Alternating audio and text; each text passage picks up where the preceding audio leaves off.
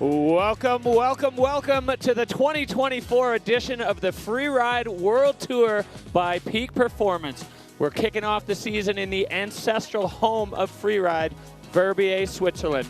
FWT Verbier Pro 2024 is here. It is on. Anna, my name is Derek Foos. I'm here with my co-host and shred buddy, Anna Smoothie, and we are so fired up to be bringing you FWT 2024.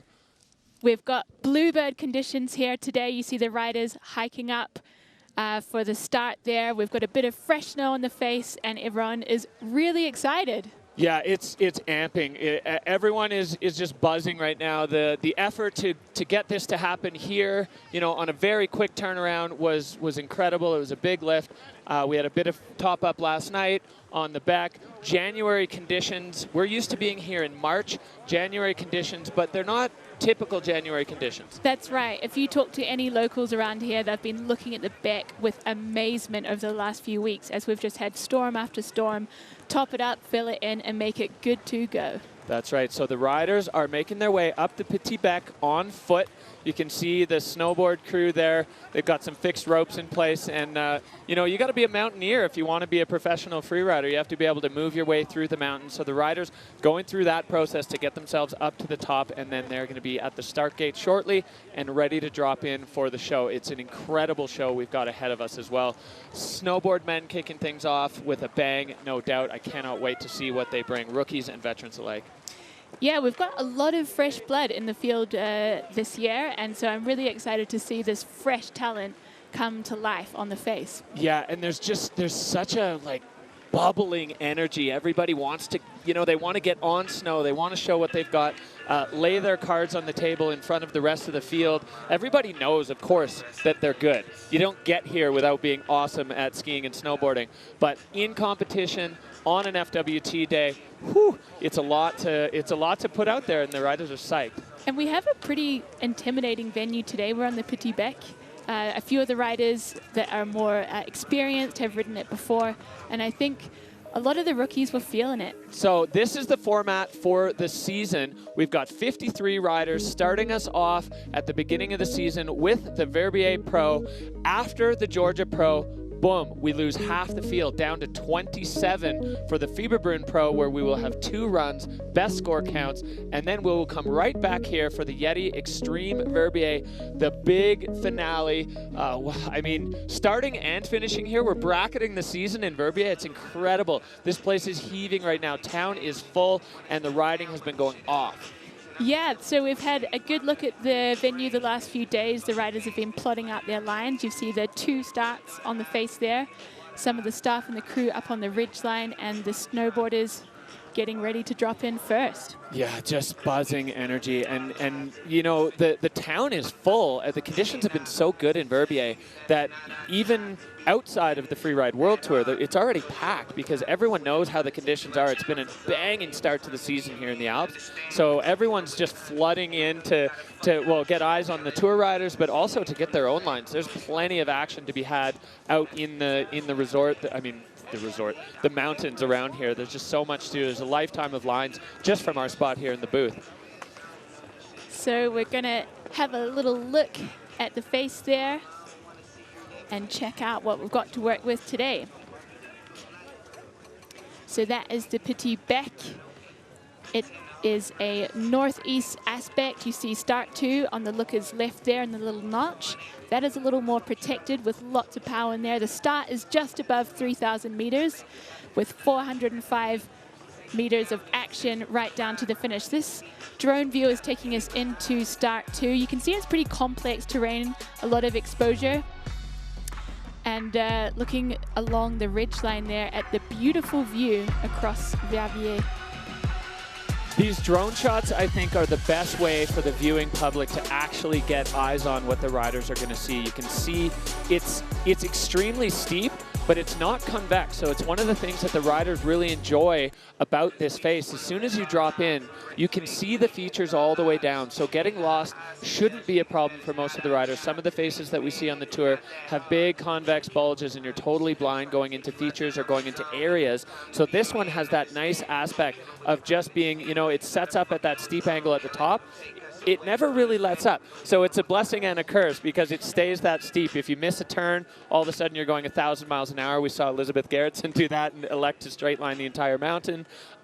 So yeah, sure, you can see all your features, but if you let go a little too early, you're going to be at the bottom on the throttle right away. So have a look at our weather today. A big golden orb in the sky. It's sitting at a perfect -3. Great for the snow conditions. We've got a wind coming out of the northwest at 15 kilometers an hour. Just a gentle breeze, just to keep things fresh. And we've got 4 out of 5 snowflakes. We had a top up last night, Anna. It's wind pack powder at the bottom, 10 centimeters of snow at the top. We saw the forerunners go, and the smoke cloud that they were leaving just made everybody go into like triple X froth mode, because you're never quite sure what the snow conditions are on the face until you see the snow, the forerunners go, and then you can actually see a board or a pair of skis moving on the snow. And watching that this morning just went absolutely electric. All of a sudden, everyone was like, "Oh, here we go! This is on." You know, the line A and line B, maybe the mellow line versus the slightly rowdier line. I think everyone was like, "Oh, it's A plus." Absolutely, those foreigners really brought the vibe up. And it was great to have a little top-up of snow overnight because we had a bit of a heat and wind event earlier in the week that meant the snowpack got quite condensed, which meant that this steep venue was going to be running even faster than usual. So the fresh snows, of course, makes our landings a little softer. I think they're still reasonably firm underneath, but it just works to let those riders link together those features and have a nice fluid line. Yeah, and I think, I mean, of course we would all love waist-deep powder for every competition, but I think that stiff surface underneath a bit of a fresh top-up is going to mean that it's consistent from top to bottom, and it's going to be predictable for the riders, which is critical when you're planning, God knows, whatever they're planning. If you have that predictability and the consistency from top to bottom, you don't have weird breakable crust, you don't have changing snow conditions down the face, then you can really kind of go into your just skiing and not have to worry about those other factors, which I think from a mental standpoint for the riders is probably pretty nice. Definitely. Planning out those 4-point landings, not worrying about punch fronting is a huge bonus. I was talking to some of the riders this morning that were starting from start 1, which was on the lookers right of the venue. And they had the huge advantage that they can see a lot of their features as they're hiking up and see them from all sorts of different angles, check the angles of the takeoff and landing as they thought, and micro-adjust their line. All right, so we are going to take a look at the Peak Performance Fun Bet. This is your chance to get involved, and here we go, Peak Performance Fun Bet. Your Freeride World Tour champion! If you want to get involved, play the Peak Performance Fun Bet. I absolutely love it. It's so much fun. It's essentially fantasy league for Freeride.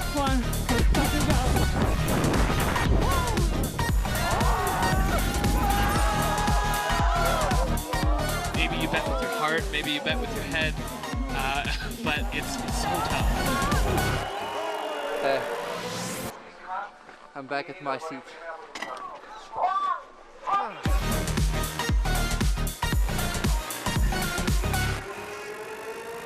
All right, well, Peak Performance Fun Bet, it's time to lock in. I'm really struggling. I'm really struggling with the Fun Bet predictions because in all 4 categories, the field is so stacked, the level is so high, everybody here could win. There's nobody that when I look at the start list, I'm not like, oh, that person's not that strong. Every single one. So it's such a difficult task, but it's a blast. We've got the leagues all across. Peak Performance Fun Bet, great way to get involved. It's fantasy league for Freeride. And do you vote with your head or your heart? I've made myself the official campaign manager for our Kiwis on tour, so they've been right at the top of my list. What about you, Derek? I always vote with my heart. Whistler Freeride Club to the end. Yeah, so have a look here. The riders really on the grind, climbing up the Petit Bec. Sometimes at the Freeride World Tour, there's a helicopter involved for the riders. Sometimes there isn't. Everyone's prepared for both. Here we've got the next generation of freeriders get set to watch their heroes. We've got to talk a little bit about Martin Bender's Instagram post with him as a tiny little baby sitting next to Raina Barkered, to Jeremy Heights. This was incredibly cute. He's absolutely idolized the riders on the Freeride World Tour. And now he's right here with them and getting best wishes from Rainer Barkered, who's no doubt tuning in from Sweden. And that was freerider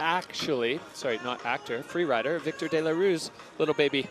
Absolutely, the next generation of freeriding. If we look at the De La Rue family, they've got it in spades. Absolutely. So here you see the whole picture, the majestic Bec des Roses, intimidating, exciting, all of the above, in condition right now, tip-top condition here in Verbier for the 2024 Verbier Pro Freeride World Tour. I mean, we're kicking things off with a bang this year. It's been quite a thing to make this happen, and an incredible effort from the Freeride World Tour staff, from everyone behind the scenes to get this going, to the folks here in Verbier in the Cat Valet.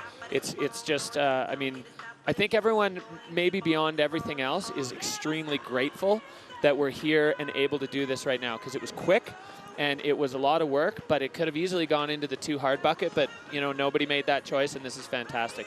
And it's just hard to walk past great conditions in the Alps. And so huge thanks to the organization, and also for Verbier for welcoming us so last minute. As we mentioned before, the town is pretty packed. It's been an amazing season, and they've still found room for 53 riders and hordes of staff. All right, so safety is priority number one on the Freeride World Tour. We're going to take a little look into what goes into keeping the riders, the judges, and the mountain safe for a competition like this. Since the beginning of the Freeride World Tour, we haven't seen much difference in terms of safety. Always been working with mountain guides to avoid any sort of avalanche dangers and soul chaussering. But where it really improves, it was with the materials, from back protection, beacon, shovel, probe, and every rider has to wear an avalanche airbag backpack. And we also provide those Reco device, which will help the riders in case of an avalanche being found like a lot quicker than without. We also provide all the riders with a mandatory safety workshop. I usually try to design those clinics that fit the personal level that the people that are trained have. The expectation from the public regarding the skills that they have in avalanche safety is fairly high, but there's a lot of young riders and they don't have that experience yet. The young riders who have little experience get their first glimpse of how to train. The riders who are more experienced and more senior get to repeatedly train those skills in hopefully very complex scenarios that I'm trying to design. Everyone involved into the Freeride World Tour is doing the clinic. It's really important that all the crew and the riders could be involved into the research. It's not only safety for the riders, it's also safety for the staff, to make sure when they set up everything that staff are well equipped. So we decide for which zones it's mandatory to have a beacon, shovel, probe, and then following that I make sure the staff that is in the zone where we need a beacon, that they do have one. As a team, we plan where it would be best to position our safety staff throughout the venue. So we have ski patrollers at the top of the venue, we have ski patrollers at the bottom of the venue, and we also have some place throughout the venue where they're able to respond quickly in the event of an accident.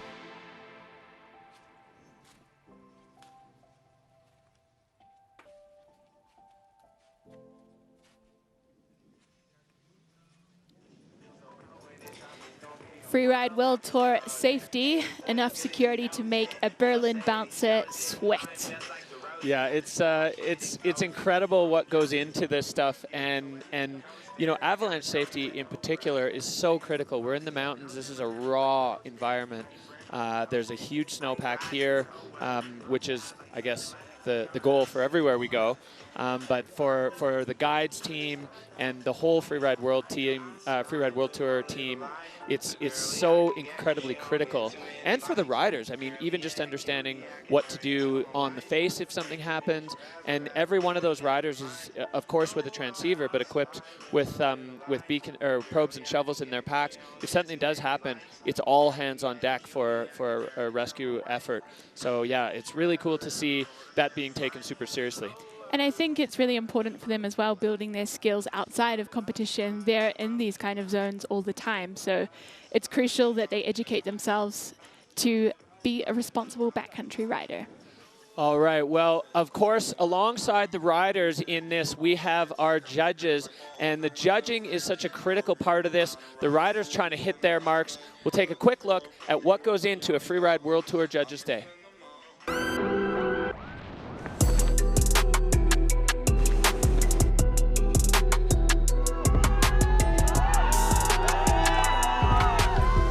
Hi, my name is Bertie Denevo. I'm one of the Freeride World Tour judges. We score riders from 0 to 100. When the rider leaves the gate, he has a score of 50, and then the score goes up or down depending on what we see. There are 5 judging criterion. The number 1 criterion is the choice of line. We'll judge whether the line was difficult or not and whether the athlete did the best out of his line choice. Then there's air and style. How big is the jump? How many are there? Were there tricks in the air? Was the rider in control in the air? How were the landings? The landings are part of the jump. Then there's fluidity. We judges are here to decide whether the athlete was really fast or kind of slow compared to how exposed or how difficult it is to ski.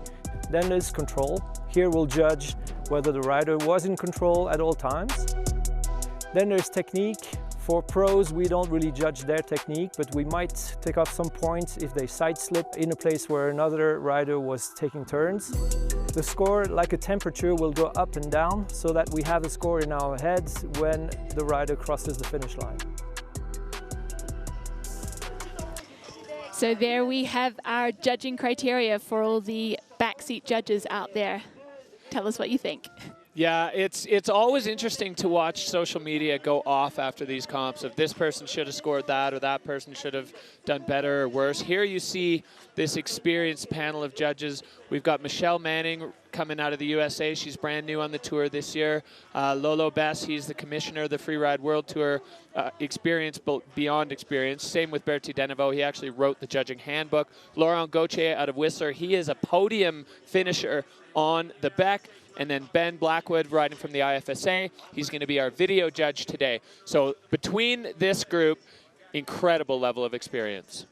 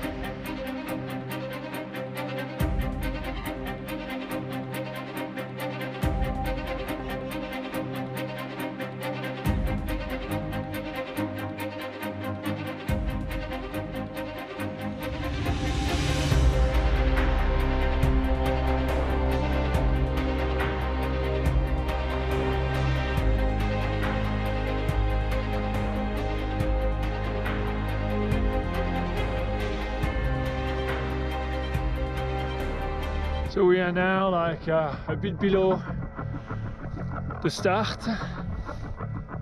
Snow is well compacted from the wind, but it's still pretty good.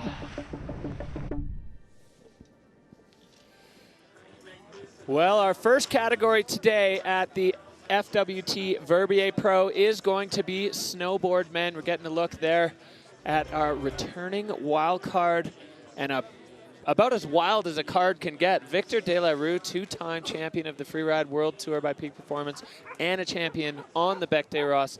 I think when that wildcard announcement went out, the rest of the Snowboard Men's field started shaking a little bit. Chills down the spine. He has just come back from a pretty epic trip with his... Here is our start list for the day. We have got our world champ kicking things off. A new rookie for the season, Hugo SRA.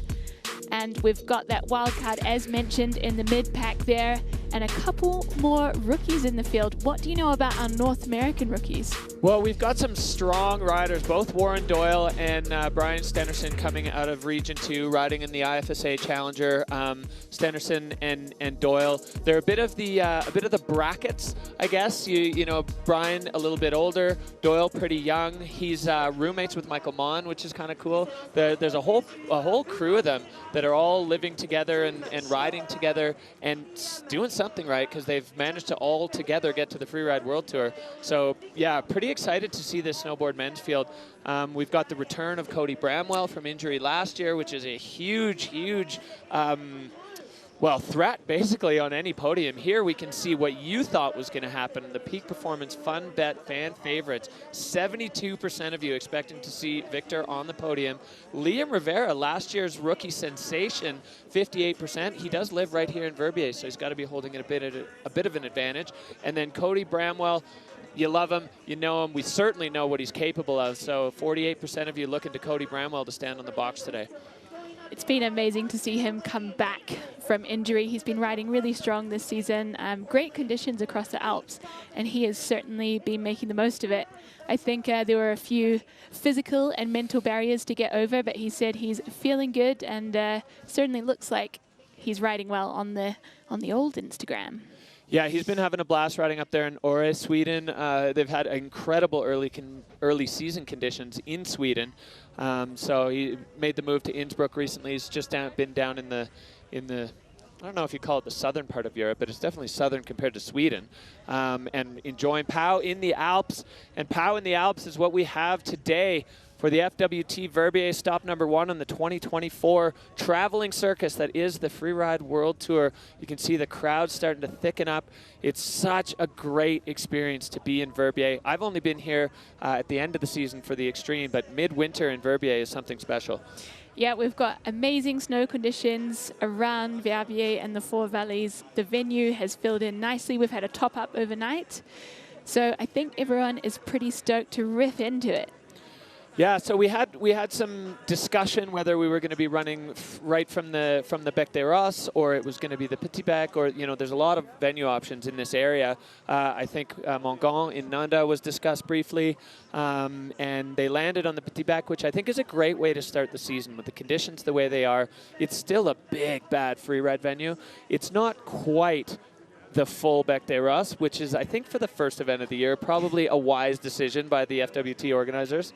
Certainly for the rookies, I think they're a bit happier on the Petit, and additionally the Big Bec was a little more exposed to that wind event that we spoke about earlier, so it was a little bit more hectic, the snowpack up higher. Yeah, we talked before about predictability and consistency, and that was one thing when the first set of guides and Lolo and Nicholas Hale-Wood from Freeride World Tour went up to ski the dogleg, and they said there were at least 4 different kinds of snow, and you never quite knew which kind it was going to be just while you were riding. So on a face that big for the first event of the year with a relatively unseasoned field here, we've got a lot of young riders, a lot of new riders. That probably, from a safety perspective, didn't seem like a great idea. And then the Petit Bec is just in absolute pristine condition. So an easy choice to go Petit Bec and still 100% FWT worthy venue. Absolutely, and we still have all of our fingers and toes crossed for a Big Bec Extreme Verbier in March. Well, you can see all over the valley here, people finding little nooks and crannies and perches to post up on, to spectate here. We've got just, I mean, there's no shortage of places to watch from. This entire col is like an amphitheater to view the mountain, the majesty of the Bec. So people finding themselves in rockwells up on these sort of airy perches. It's very cool just even to look around from our position and see where people are sitting to watch this thing. Yeah, I've seen people setting up their fondues and having big picnics. It's certainly a standout vibe here, the crowd in Verbier. Oh yeah, that's how you do it. All right, here we see Hugo SRA.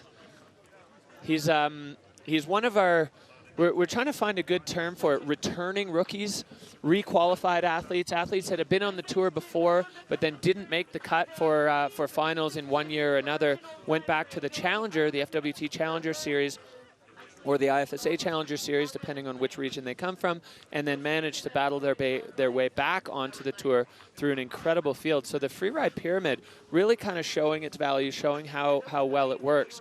And if you're unsure, essentially, we've got the juniors at the bottom of the pyramid, then the FWT qualifiers. Those riders from the qualifiers can qualify into a 3-event series in North America or a 4-event series in Europe in Region 1, which is the Challenger Series. And then that brings you to the big show, the FWT Pro Tour. And at the end of the season, Anna, if they don't make the cut, they can get back on in that same season. Yeah, they get a ticket straight into the Challenger Series, which we've seen Sibylle Blangeant do that last season. She didn't make the cut to the finals and just dominated the challenges to slide straight back into FWT24. Yeah, and I really like that aspect, that if you are a rider coming out of the qualifiers, you have to still pitch yourself against those riders who were cut off the tour.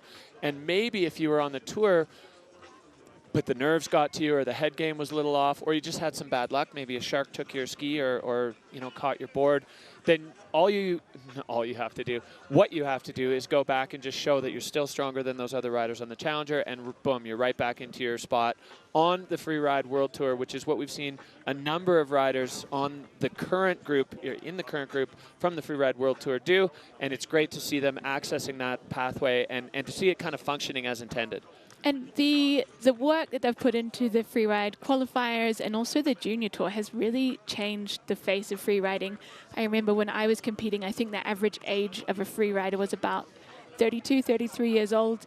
And now with these kids getting so much experience from, as teenagers, and then spending a hot minute on the FWQ before they finally graduate to the tour, it's now we have a pretty young roster. It really is, and I just came on my way to Verbier.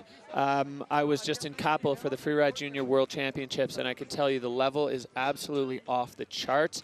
And looking around at this current crop of FWT riders, so many of them have come through that junior pathway with the stop-off at the Junior World Champs, and it's clearly now just this hotbed breeding ground for freeride talent, and there are so many of them now that are really young. Anna Martinez, you got Martin Bender, Marcus Gogan, that were really recent juniors. Lydia, now, last year a junior, now on the tour. It's incredible. Absolutely wild. We've got Manon and Astrid from La Clusaz, who have also just done a short little moment on the FWQ.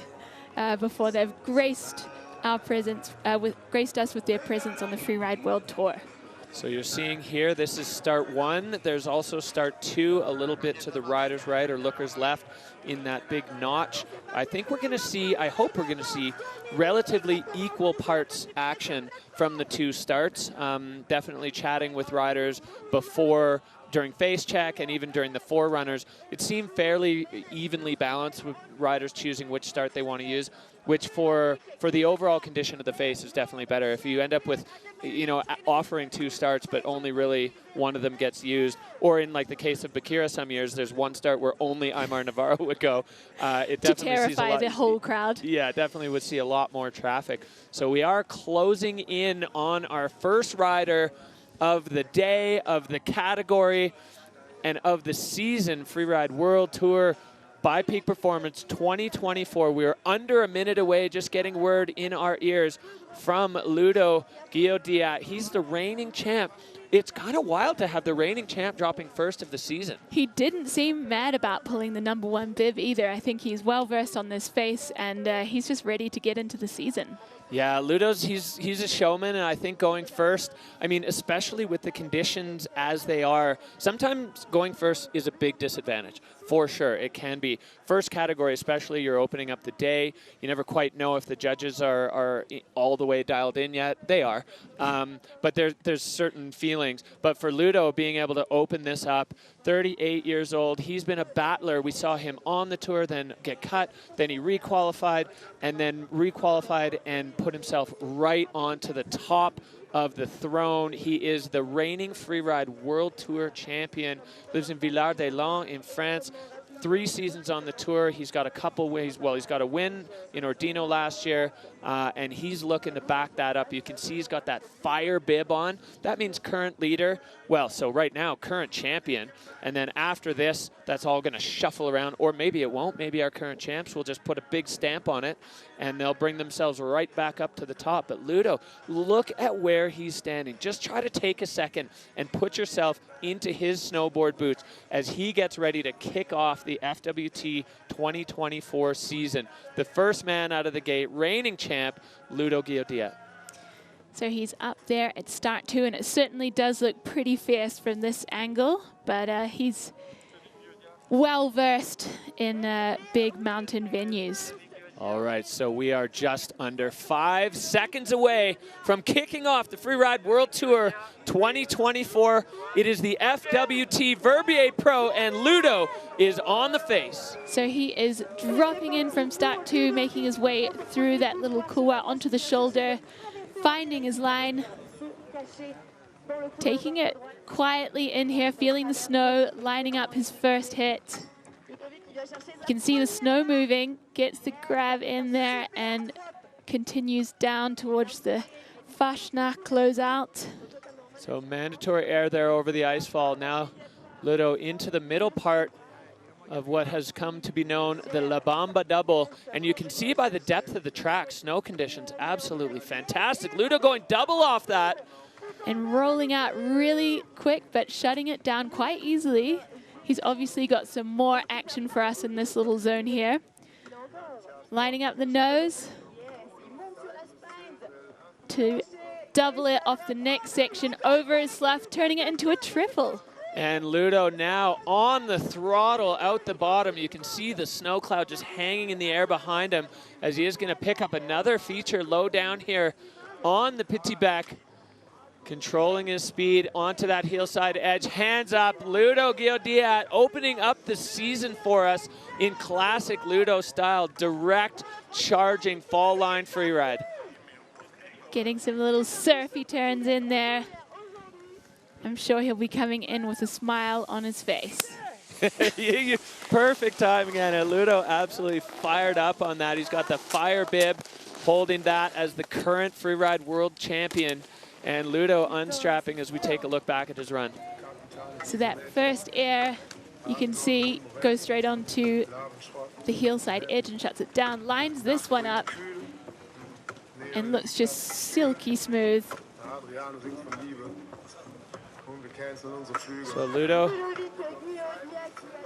regular foot rider. Do you think, Anna, on this face, because it is relatively direct, it's pretty fall line, any advantage for goofy versus regular for these riders? I mean, maybe from start 2, regular would be where it's at, just to make your way easily and have good vision finding your way through. Yeah, so you can be on the toe side going across. All right, so we're going to see the score here coming in at a 70 flat for Ludo. Shaking his head at that. Often the first rider is going to get kind of a baseline score, and it's certainly not impossible. In fact, we've seen it a lot on the Freeride World Tour where the first rider out of the gate can easily win. All the other riders, all the other lines, and all of their runs will be judged now against what Ludo just did. So they'll be either ranked above him if the judges determine the points and the scores are go that way or below, but it's certainly not out of the question that the first rider of the day can take the win. So Ludo, maybe not loving the number, but I think the score reflective of the run, and I'm really interested to see what we're going to see out of the snowboard men's field. That was super direct and a really classic Ludo style, but we have some freestyle players in the mix in the snowboard men's field today, and there are a lot of options up there. There's a lot of different ways you can approach this face. So the next man out of the gate, you see the French flag there, the Frenchman Hugo SRA, but living in Verbier currently. He's running his own little freeride team here. He spent some time in Whistler coaching freestyle and freeride there. This man is giving back to the community in all aspects, but still managing to keep enough for himself to be on the world tour. Yeah, that's incredible. And his approach to it is not specifically freeride or specifically freestyle. He's like, I just take the kids snowboarding and show them how to be safe and have fun. So Hugo SRA dropping in from start 2. Checking out his entrance here. The snow is kicking up, working his way over the shoulder and into the main action on the face. Yeah, plenty of options here. Hugo charging into that air. We saw Ludo in there. He's going to get another chip off the side of this one before coming into that Fashionat closeout and opting for the big send there. So Hugo SRA now with a stamp on this run. Second rider on the face, and we're seeing the action ramping up. That was an impressive air, and he brings a 3 into it and lines up another feature here. Going back 3 on that one. Oh, catching the toe side edge. And Hugo, unfortunately, unable to hold on. Oh, that was looking really strong for Hugo SRA. Definitely put it all on the table. Nose pressing around. He'll be disappointed in that tumble, but he certainly put together a beautiful line for us. You see the contrast of Verbier right there in all its glory with the method right at the bottom. So the spirit of Hugo SRA, he's going to be disappointed with that, but I think...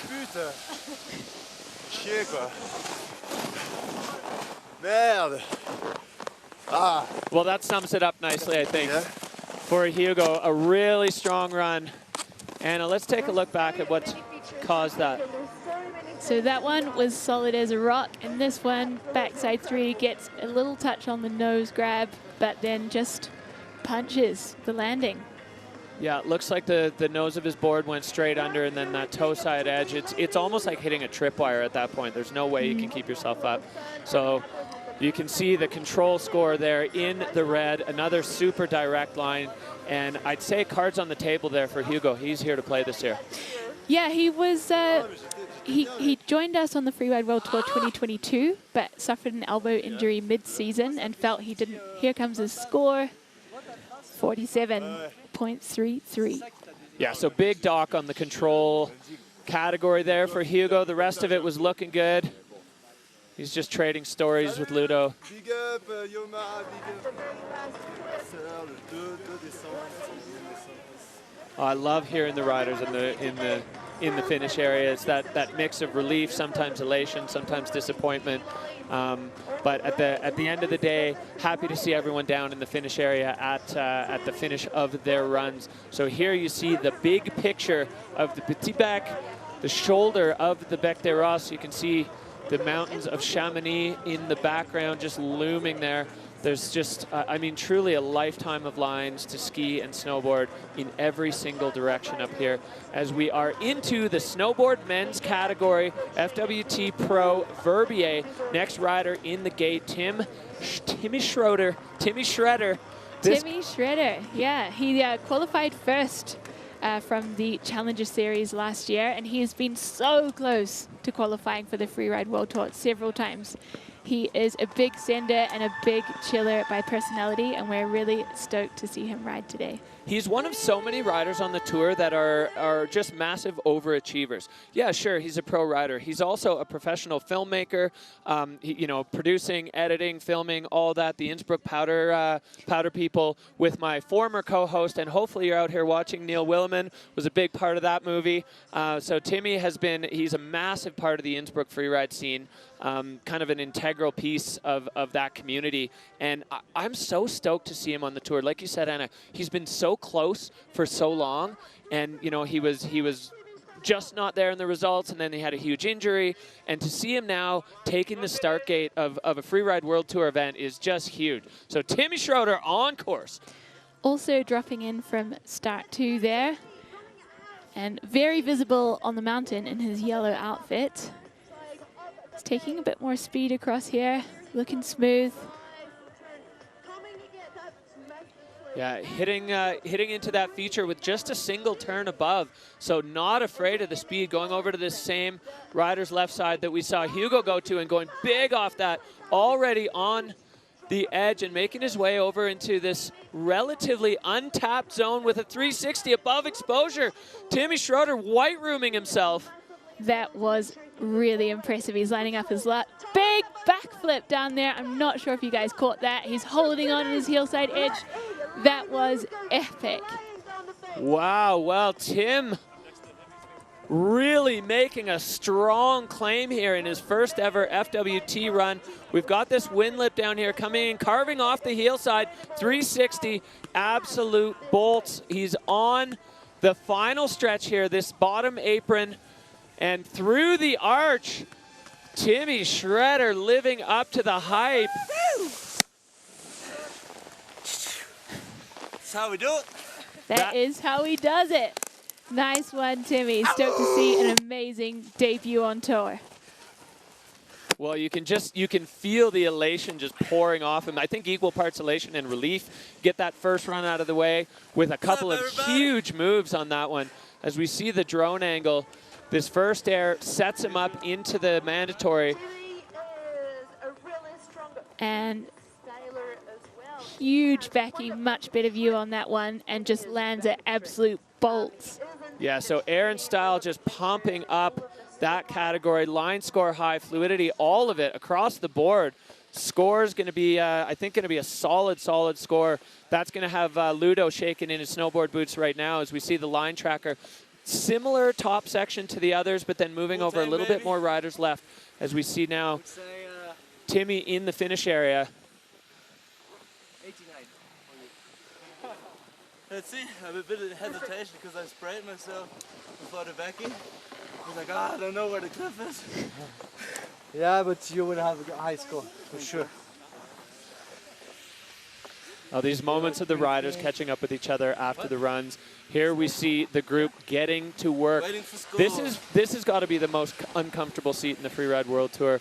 Every single rider, you know, everyone's leaning on you, all the fans, but we have the right people for the job. All of these former professional athletes, and every one of them just with a wealth of experience in the judging world.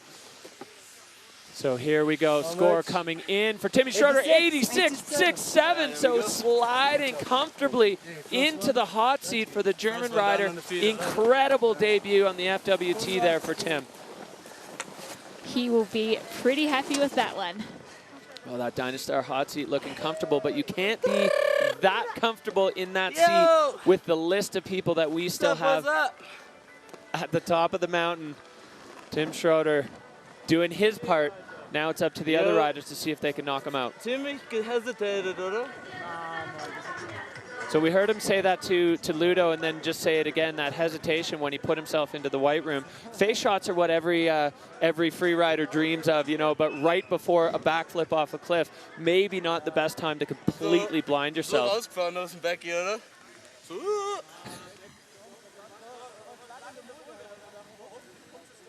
Ja. Ich wollte doch jetzt nicht voll raussegeln aus der... Well, if you speak German, you'll know what Timmy said.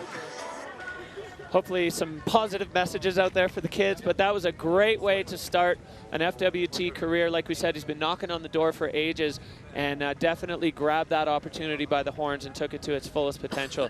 So here we have the situation. Timmy Schroeder sitting on top, Ludo Guillaudiet in second, and Hugo SRA with that fall. I think that's unlikely to hold third as we make our way through the Snowboard Men.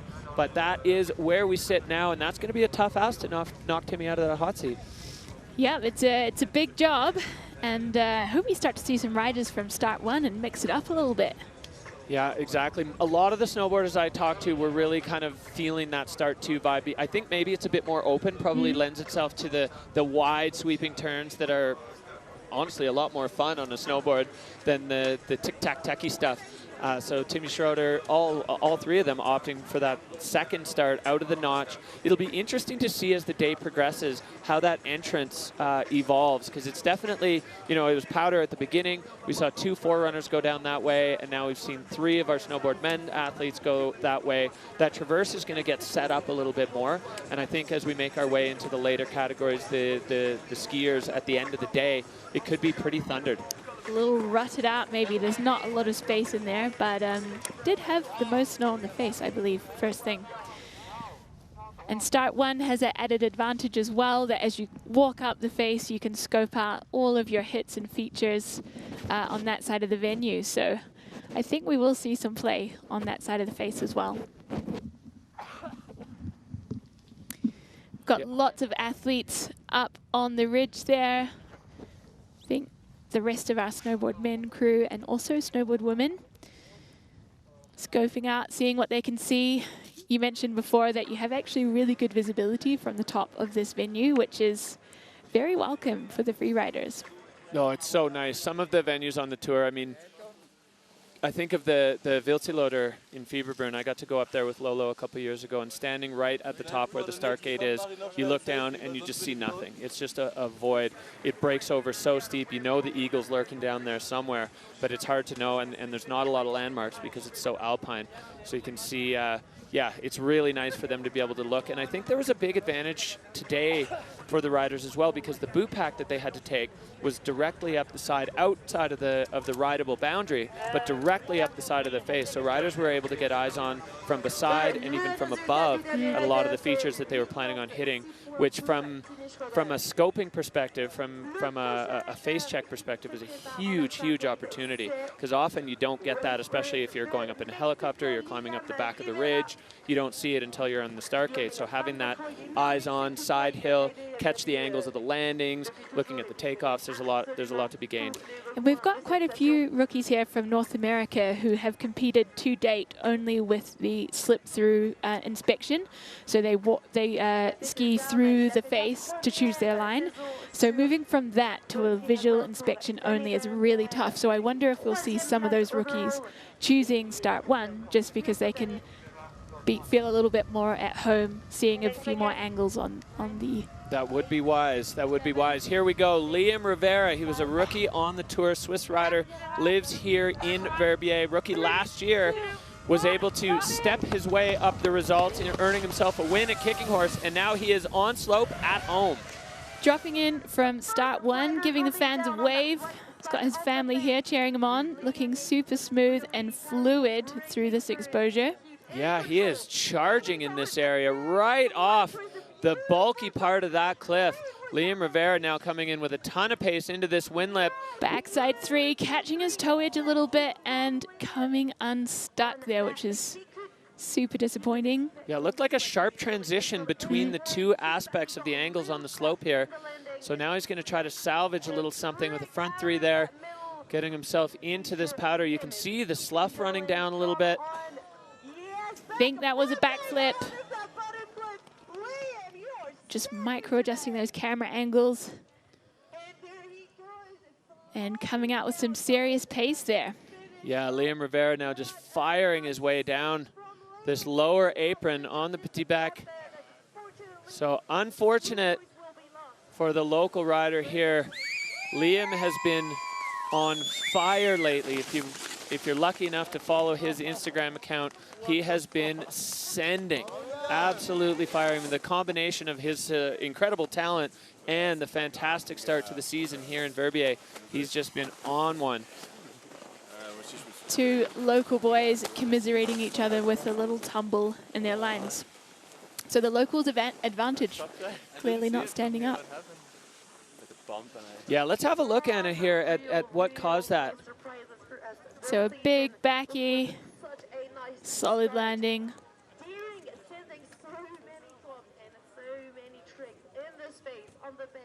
Yeah, it looks like he was on the one angle, and then where that angle connected with the sort of more fall line section of the face, that compression just looked like it kind of squashed him there, which is unfortunate for Liam. And you can see just by the look on his face that he is disappointed with that. He is a bit of a perfectionist, I would say, Liam. He can be quite hard on himself, but we know that he'll be back sending in the next event. Yeah, so the judge is figuring out exactly where to score that. He had a couple of big tricks. Yeah, a couple big tricks in there, but then a significant control issue going down in the heart of his run. So they're not going to overlook that. Certainly not. Especially when you've got the benchmark of Tim Schroeder's run, which was, you know, minus obviously the part that he was talking about before where he had that hesitation because he was buried in a powder cloud. Pretty close to perfect top to bottom.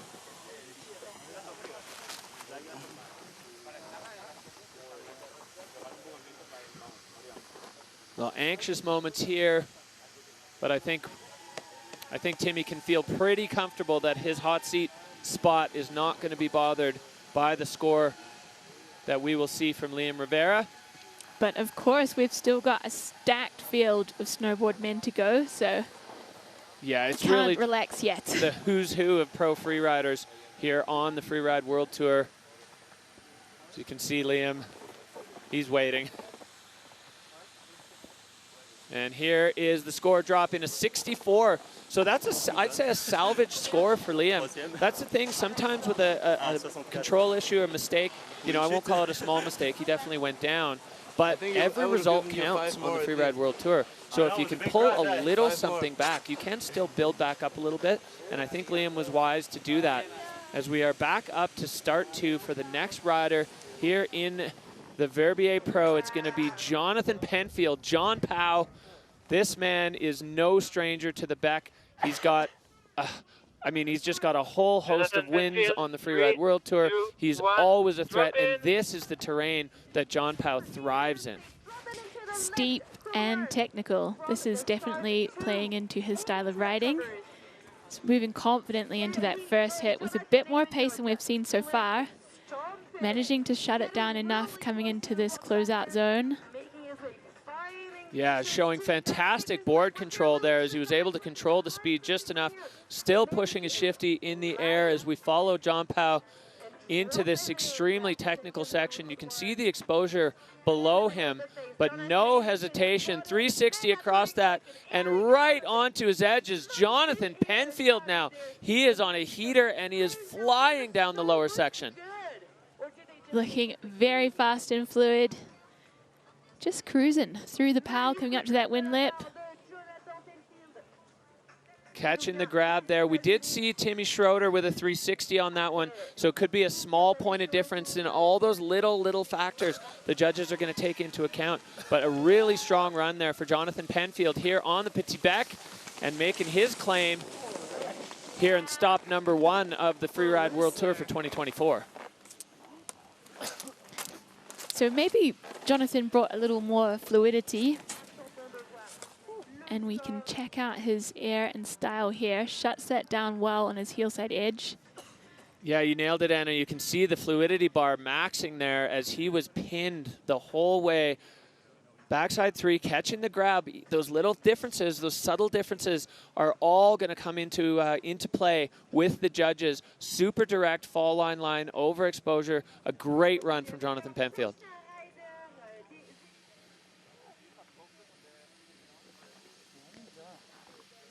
Anxiously awaiting the score. Everybody, thanks for watching. Enjoy the show. John Powell making his home in Squamish, BC. Whistler Blackcomb, his home resort right now. Enjoying the conditions when they've been turned on at home. And he was stoked to come to Europe. Score now dropping for John Powell, 82.67. So not quite enough to knock Timmy off the hot seat, but into second place currently for John Powell, returning rider here at the Freeride World Tour. He took a win last year in Fieberbrunn, and now he is sitting in second place as we are still not even halfway through Snowboard Men. So many strong riders to go.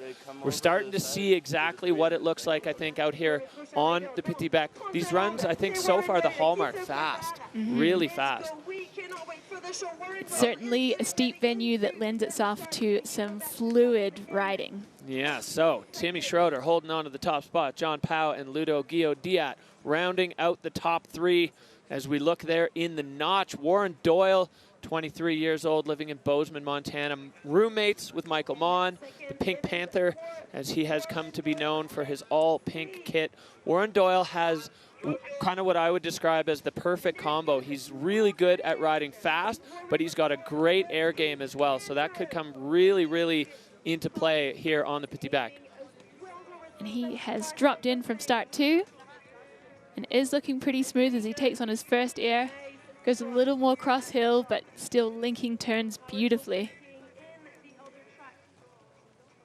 Doyle coming down into the Fashionat mandatory, keeping it nice and clean, laying on that toe side carve. Taking that one in a different direction and looking really confident as he moves down to another hip, backside 3, stomps it, goes pretty big there. So clean for Doyle. Yeah, as you said, he went off that pyramid directly fall line where a lot of people have been taking that cross court, and that lined him up perfectly for that back three. Now Doyle coming into this bottom section. And look at hands up, his first run on the Freeride World Tour. Warren Doyle definitely making his case to be here. That was a great debut here on the tour, and you can see he is fired up. Yeah. How was it, Timmy? Good. It was fun, eh? Dude, so good. Yeah, that was so fun. Yeah, so the riders just frothing on the conditions here.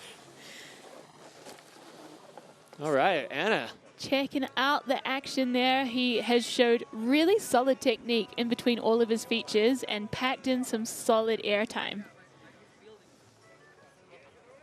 Taking a different direction on that one, which sets him up perfectly for this 360, which is just so clean. Timmy loving it from the Dynastar hot seat there. Big ups. So quite a similar line to what we've seen from a lot of the snowboard men. It's interesting as the day kind of builds and evolves to see what the riders scoped, and often they don't scope together, but they end up riding really similar things because they all have I guess a fairly similar eye towards all of this. So score here coming in 74-3-3 for Doyle. Good enough for third so far. So you can see he's pretty pleased with that. That's a great way to start the tour. You know, he may not have thrown all the bombs in his arsenal, but he's down, he's clean, and he's going to have a result that he can keep. I think that's super smart. You see he has bumped our world champ out of third position to slide himself into third. All right, well, speaking of world titles, this man in the start gate is holding 2 of them in his pocket. He's returned as a wild card, and Victor De La Rue is going to be the next man to drop. Yes, don't see, mec. The riding here in Verbier, it's steep, it's fast.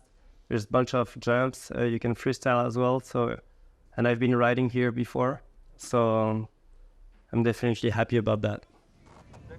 Well, he's always the man to play himself down, but he is so experienced in the big mountains. He's got a really strong bag of freestyle tricks too. Victor De La Rue is no joke, and this mountain, I'd say, suits him to a T. Really playing to his strength. He's had a win up here before, and he's coming back strong after being plagued by an ankle injury for the last year and a half. So I think he's really excited to be back with us on the Freeride World Tour. There we go, Victor De La Rue on the back. Dropping in from start 1, which has, already in the air. Half a second into his run.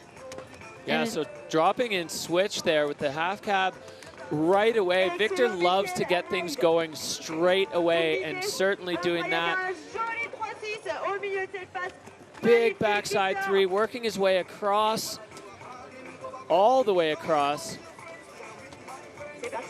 And lining up a big nose here, which he's going to pull into a double or a triple. Into a triple, fall line direct for Victor De La Rue. And he catches another one over there, jumping over that gully. That was a high-risk maneuver.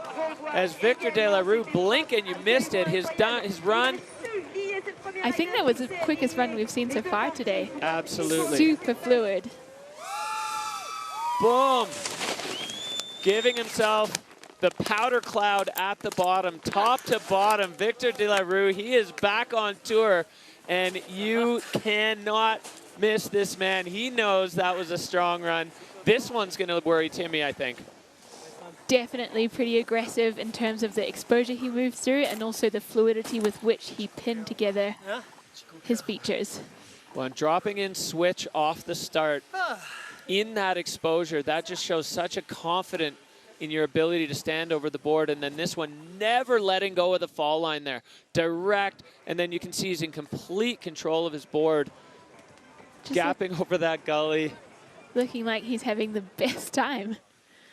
Ripping out the bottom with some serious pace. All right, well, things are stepping up here at the Verbier Pro as Victor De La Rue keeping the wristwear sponsors happy there. As the score coming in, a 93-3-3 for Victor De La Rue. Safe to say De La Rue is back and in charge right where he left off, taking over the Dynastar hot seat. Victor De La Rue with a strong statement to the snowboard men's field. That's what it's going to take if you want to be on the top of the podium right now. The big return. He is stoked, and he's got the family here supporting him. I'm sure his big bro is out there cheering him on. So it has shaken up our standings there with Victor sliding into first position, Timmy in second, and John Powell in third. All right, well, rolling through the field here as we're going to see the next man in the gate, Holden Samuels, another one out of Bozeman, Montana, part of that crew with Michael Mon and Warren Doyle. And dropping in from start two, second year on tour. Holden was on the podium in his very first event last year. He's going to look to repeat that this year as he airs into this closeout couloir. He's certainly made an impression in his short time on tour so far, taking his first air and heading over to find the next one. A big air through that closeout Fashna air. Yeah, right from the absolute highest point you could get onto on that. Now taking this one off the toe side with the backside three, bringing it around and straight onto that heel side edge. So Holden looking strong here, laying out the backflip. Perfect landing for Holden Samuels. Just looking so smooth through that whole run. That was incredible. Hold on, Holden. He is holding it down. And down through this lower apron, just enjoying. You can see it's the best way I think to describe it is shallow pow on a firm surface. Definitely looks like easy to control, especially in that lower section. Is Holden? Yeah. Oh, he is hyped on that one. A great run there for Samuels. Oh, that's so good. Stoked to see it. So taking some serious airtime and managing to hold onto that heel side edge. There we've got the beautiful backside three. And then the mega backflip. So laid out, so smooth, and a really solid landing there. Yeah, never even a hint of control loss. And you could see that reflected in those judges' category bars. Control way up, fluidity, air, and style. That was a fantastic run for Holden. What's up? Little shout out to the folks at home as he looks up to the perfect blue skies above Verbier right now. Yeah, we have got pretty amazing conditions for the riders today, and it's just so amazing. We've had challenging conditions in several World Tour stops recently, and it's just awesome to see the riders so stoked to ride. Well, you could just sense the whole feeling this morning was electric, right from the gondola ride up in the dark, skiing down that groomed run under the full moon, and seeing the mountains behind Chamonix just light up with the morning alpenglow is spectacular. And you could just feel the energy building and building. And then when the forerunners went, all right, here we go. We got the score coming in for Holden Samuels, 91-3-3. So just behind Victor De La Rue, an incredible run, quite different. And the judges deciding that still Victor's was a little bit stronger, but Holden into the 90s. So this is really shaking things up now. Holden Samuels into second. Victor still holding that top spot. Timmy Schroeder now down into third. So still plenty of action to come from this snowboard men's field, but we are into the heat of it, and we go right back up to the top. Brian Stenerson, this guy he's been on the qualifiers for ages, traveling around. He wants to give a shout out to his dog Rocker, and Stenner on course now and trucking out of start one. Getting straight into some solid airtime, looking really great with the board control. Moving fast, trying to find his next feature. Well, he is flying into this section that we haven't really seen anybody take a bite out of yet. Stenerson going full Alpine style, pinned through that double. Manages to hold that together at the bottom there. I think it was a pretty firm landing. Yeah, there's a few spots that are just a little bit more exposed to the wind, but he managed to hold it together, keep it in the fall line. I think the name of the game for a lot of these riders is going to be patience in the fall line. If you panic a little bit and put your board sideways, it's going to chatter out. So maybe taking the fastest run of the day title from Victor there. I guess so. Brian Stennerson just elated at the bottom. His very first Freeride World Tour run, 35 years old, and he is here on the tour, mixing it up with the best of them as we see what got him started here, Anna. So taking a sizable air there, looking like he's feeling really strong, taking his time into this section because it's a decent air, a straight line, and then a massive air. You can see he tries to control his speed as he comes out the bottom and thinks, nope, I can't throw it sideways just yet, so he hits the fall line. Yeah, you can see here on the line tracker, so direct. He was just pinned, barely ever even got the nose of his board out of the fall line. So that was definitely a strong start on the Freeride World Tour for Brian Stennerson, flying from top to bottom as we wait for the judges and hear a conversation between him and Victor. I guess we missed the conversation between him and Victor. Crickets as they absolutely anxiously await the scores. Well, I'll say so far, we've seen both of our North American rookies, Warren Doyle and Brian Stennerson. The visual inspection seems like it was no problem because both of them looked to know exactly where they were going, not even a hint of getting lost. Certainly in Stennerson's line, through that technical exposure, he knew exactly where he was and exactly where he was going. So testament to their ability to adapt to the new inspection style. And a 72.67 for Stennerson into 6th position. So maybe didn't pack as many features into his line, although it was incredibly fast. And the standout for me was linking together that double in the bottom section. That was amazing. Well, and the standard that Victor set in the exposure, riding switch, and still holding that same level of pace is so incredible. All right, back up to the top. Gabriel Bleton, a French rider. He qualified for the tour last year, but then absolutely destroyed his lower leg. And he's so psyched to see Gabriel back from injury and on the tour and charging out of the gate. Half man, half middle, and he is charging in. He said he's been taking it a little bit easier since he's had a lot of pins and different surgeries for this big injury he had in Chile. But that looks not to be holding him back. That was a big air he took there. He's looking fast and smooth. Yeah, strong start here for Gab as he is making his way. There's only one way out of here, right off the nose of that, landing perfectly. So going full mountain goat style into this untapped section of the Petit Bec, and he's got another big dog lined up here. And manages, comes a bit unstuck. I think he saw that rock coming at him and had to take evasive action. Yeah, wise move there from Gabriel Bleton. Carving his way through this lower section.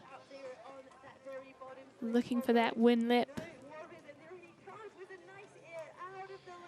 And this man, no stranger to two planks either. He was telling me he was hoping to try to qualify in both sports, which I just love to hear. He's another of these massive overachievers on the Freeride World Tour, good at everything they do. He's already been competing on skis in the qualifier series this year in Les Arcs. And yeah, solid skill set there. So checking out this replay, he's had a pretty fluid run with lots of good features, but he did have that bobble in the middle, which the judges will have seen. This was sizable air, good landing, great board control. Yeah, the line score pinned, as you exactly said, Anna. He had to just shift the board direction there to avoid plowing into that rock. This section, so impressive. It's so technical in there, and those airs are big. And I did say earlier that you can see everything, but that one for sure was blind because it's got that kind of deck takeoff that hides everything.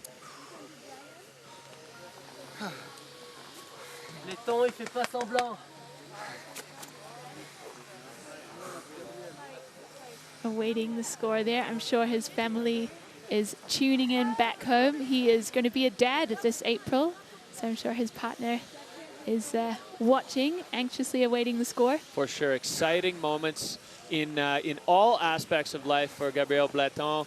Going to be a dad soon. Here we see current standings. Victor De La Rue holding it down in the top spot. Holden Samuels and Timmy Schroeder. That is your 1, 2, 3 currently as we wait for the scores to come in for Gabriel. I think those top 3 spots probably not going to be bothered as they were all absolute perfection. Gab did have that control issue in the middle. Not a big one, but on such a big technical line, it could still stand up to kind of to that midfield that we're seeing in the John Powell, Warren Doyle region as we see the score coming into 7th. So kind of right in the middle there with a 71 for our French rider. Gab Bleton debuting on the World Tour after a significant deviation for injury. So stoked that he was able to get that injury wildcard and put himself in the start gate at the Freeride World Tour. All right, we are marching on here through the snowboard men's field, back up to the top for this man. Another one we're so excited to see return. It looks like the vibes in the start gate are starting to pick up. The snowboard women going to be dropping next, and they are pumped up, getting each other all fired up. But Cody Bramwell in the gate, riding under the Union Jack, 4th season on the Freeride World Tour. We saw him in a 3-way battle for the title 2 years ago with BMO Blake Moeller and the man who is sitting in the hot seat right now, Victor De La Rue. Explosive fireworks always in store for Cody Bramwell as we welcome him back to the Freeride World Tour, getting ready to take the start here from start number 2. That's right, he had a broken ankle in Ordino, but he's doing much better now, looking solid, dropping in from start 2, Cody Bramwell. Making his way over the shoulder. Goofy riders are riding in on his heel edge.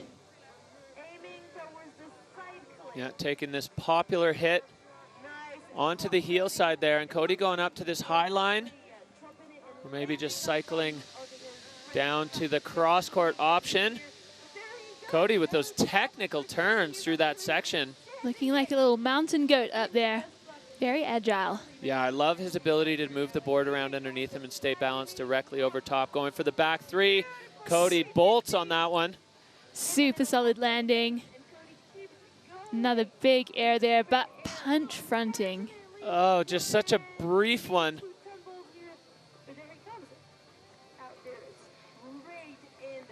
Front punching, I believe is the term. Well, that's too bad for Cody Bramwell, bringing the backflip at the bottom.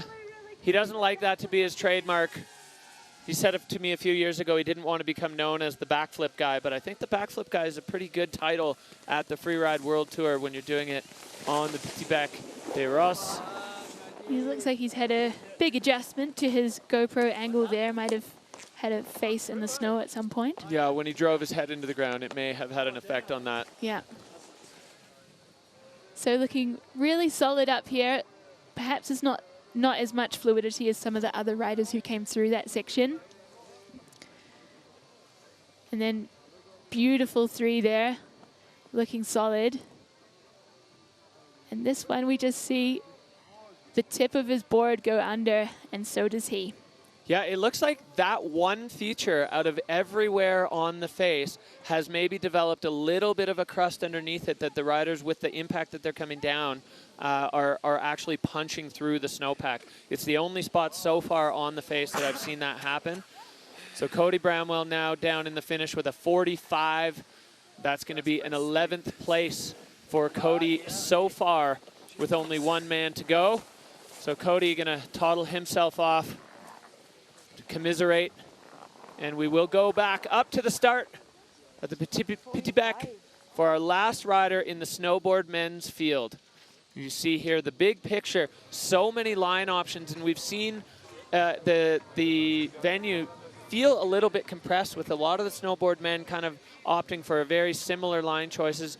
Michael Mon now, Big Mike up there in the top. He's got a bit of a habit developing of winning the first event of the season. He's done it 2 times in a row now in Bakir Barrette, getting the leg pat down from the snowboard ladies there that are up there getting ready to take their start.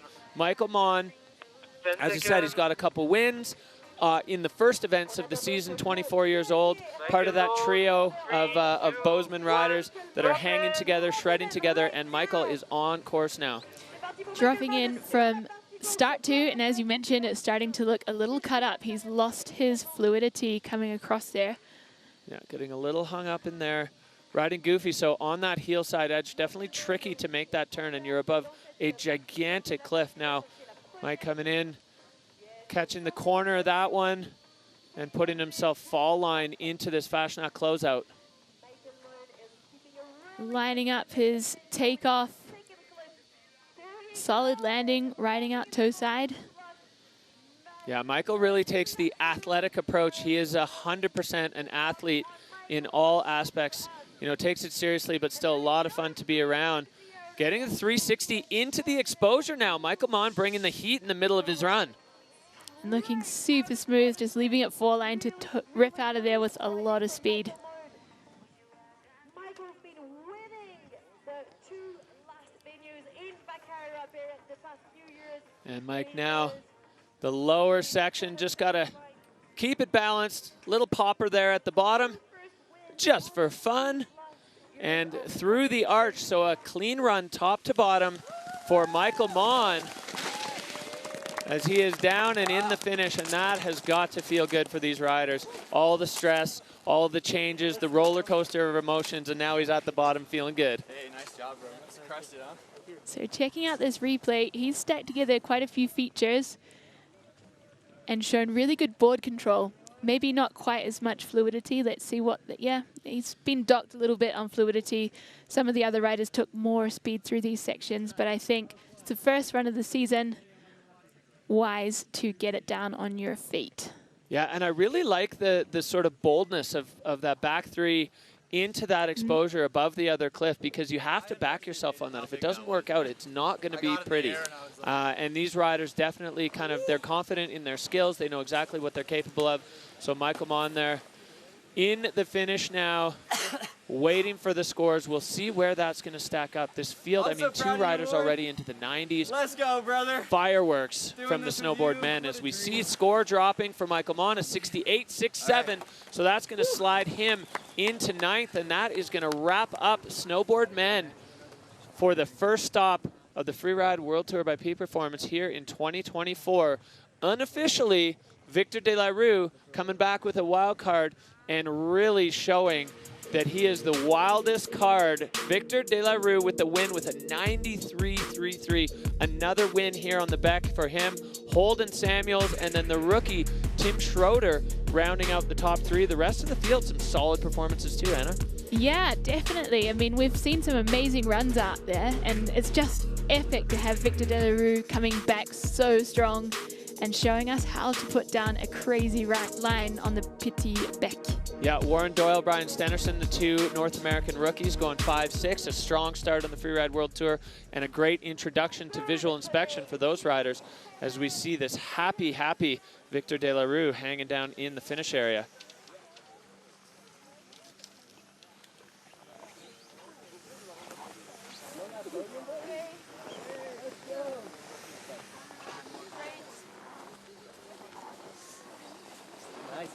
All right, well, big ups here to all the boys, the men in the snowboard field, delivering exactly what we expected. As soon as we saw the new snow on the face this morning, we had an inkling that it was going to go this way, and these men certainly delivering exactly what we hoped for. They have brought the fireworks for us, some veterans, some rookies, bringing the heat on the Petit Bec. Yeah, it's so exciting to see, and I think the rest of the fields, the snowboard women and both men and women from the ski fields are going to be fired up after watching these boys. There is our podium. Victor De La Rue in first position, Holden Samuels in second, and Timmy Schroeder in third. All right, well, incredible riding from these boys, and great to see Holden backing up his podium in his first event last year with a podium in the first event this year. So here we see now our overall rankings. This is for the season. And as you can imagine, that is the same as what we've seen for our event results. However, things will evolve as the season moves on. Yeah, and you can see where that cut line is, that qualification line. You need to be in the top 6 riders by the time we finish the Georgia Pro if you want to be moving on to Fieberbrunn and Verbier for the FWT finals. We're going to head down to the finish area now to catch up with our winner here at the Verbier Pro FWT. We've got Victor De La Rue in the finish area. Victor earning the wild card and backing it up with a win on the Bec, another one for you. How are you feeling right now after that day? Yeah, feeling super stoked because last year I couldn't ride. I was watching everybody from the couch. I was really wanted to ride with all my buddies, but no. So this year I'm back and we're starting the season here in Verbier, which is super exciting because the face is super fun and we have amazing snow coverage. And yeah, I stomped my run, so it's a perfect start of the winter. Nice one. And is your ankle feeling solid? Are you fully recovered from that injury? Yeah, feeling super solid, so mega stoked for the winter. Nice. Well, we're looking forward to seeing you on the next stops. Thank you so much and congratulations. Thank you. See you soon. Victor De La Rue with the win in the Snowboard Men at the FWT Verbier Pro, stop number 1 on the Freeride World Tour by Peak Performance here in 2024. Fireworks on the Bec.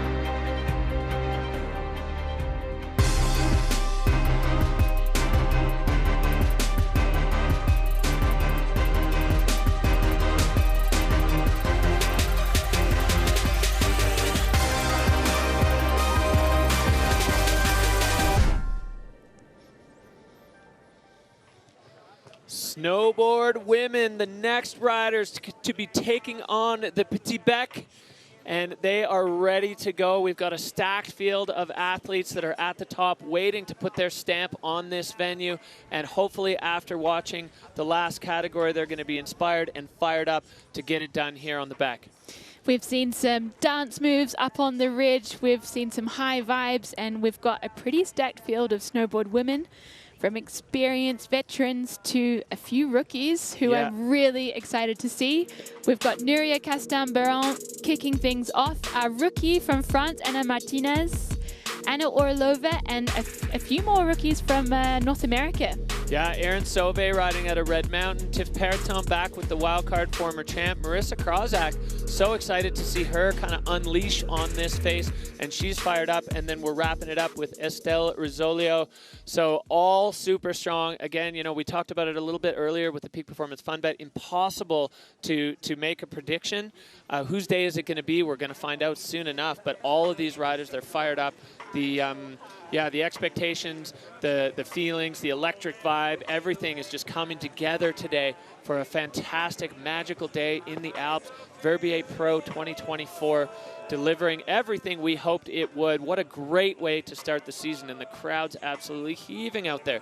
You said people have their raclettes, they got the fondue pots going, picnics, all around, an all-around good time. So have a look here at the Peak Performance Fun Bet fan favorites, 70% of you. The wild card, a week ago we didn't even know she was going to be competing. Then unfortunately Katie Anderson blowing her knee. So Katie, we miss you here. Can't wait to have you back on the tour. 70% voting for Tiff Periton to be on the box. Anna Orlova with the 69.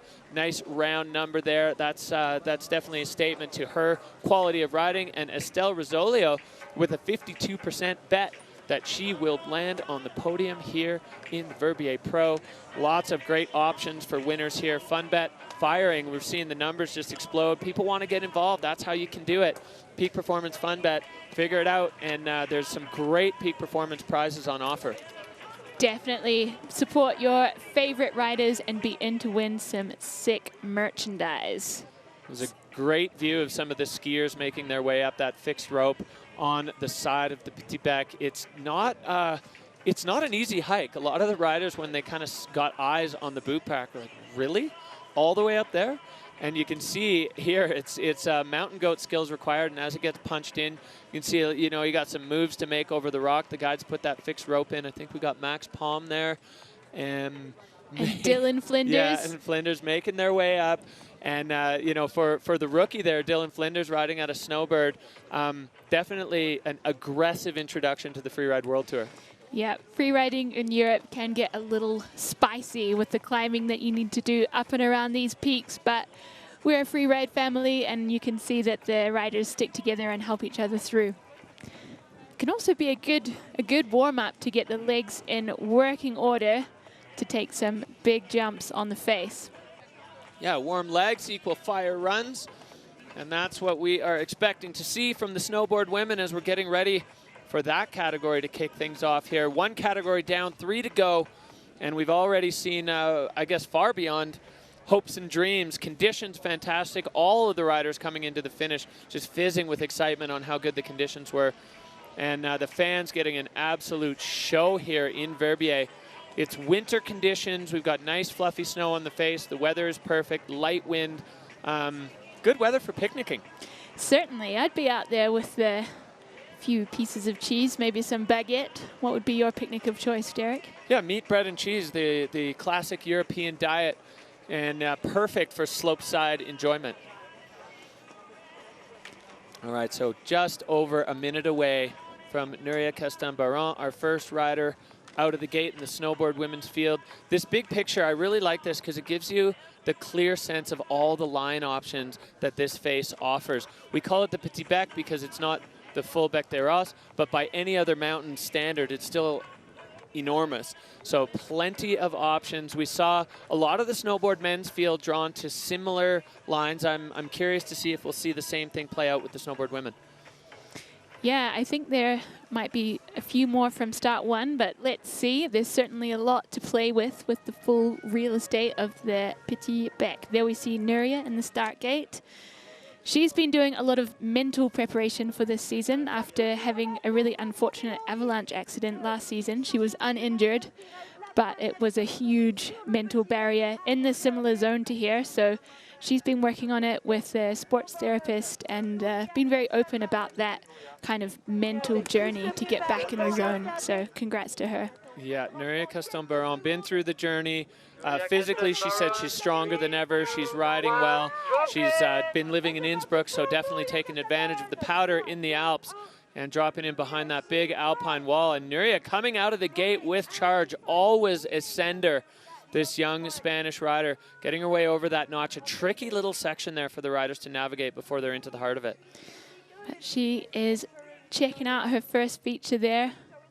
So riding goofy, tricky to start on the heel side edge and catching this one. You see now the tracks from the snowboard men are going to start to come into play as what was powder earlier on is now starting to be a little bit more ridden, a little bit more kind of bedded in. So it'll be a little bit firmer and definitely running faster.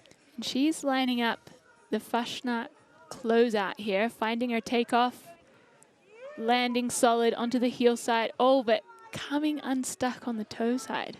Yeah, it looks like as she was laying into that toe side edge, her board just dropped about a half a meter and maybe into somebody else's track or a bomb hole from a higher feature that was taken by an earlier rider.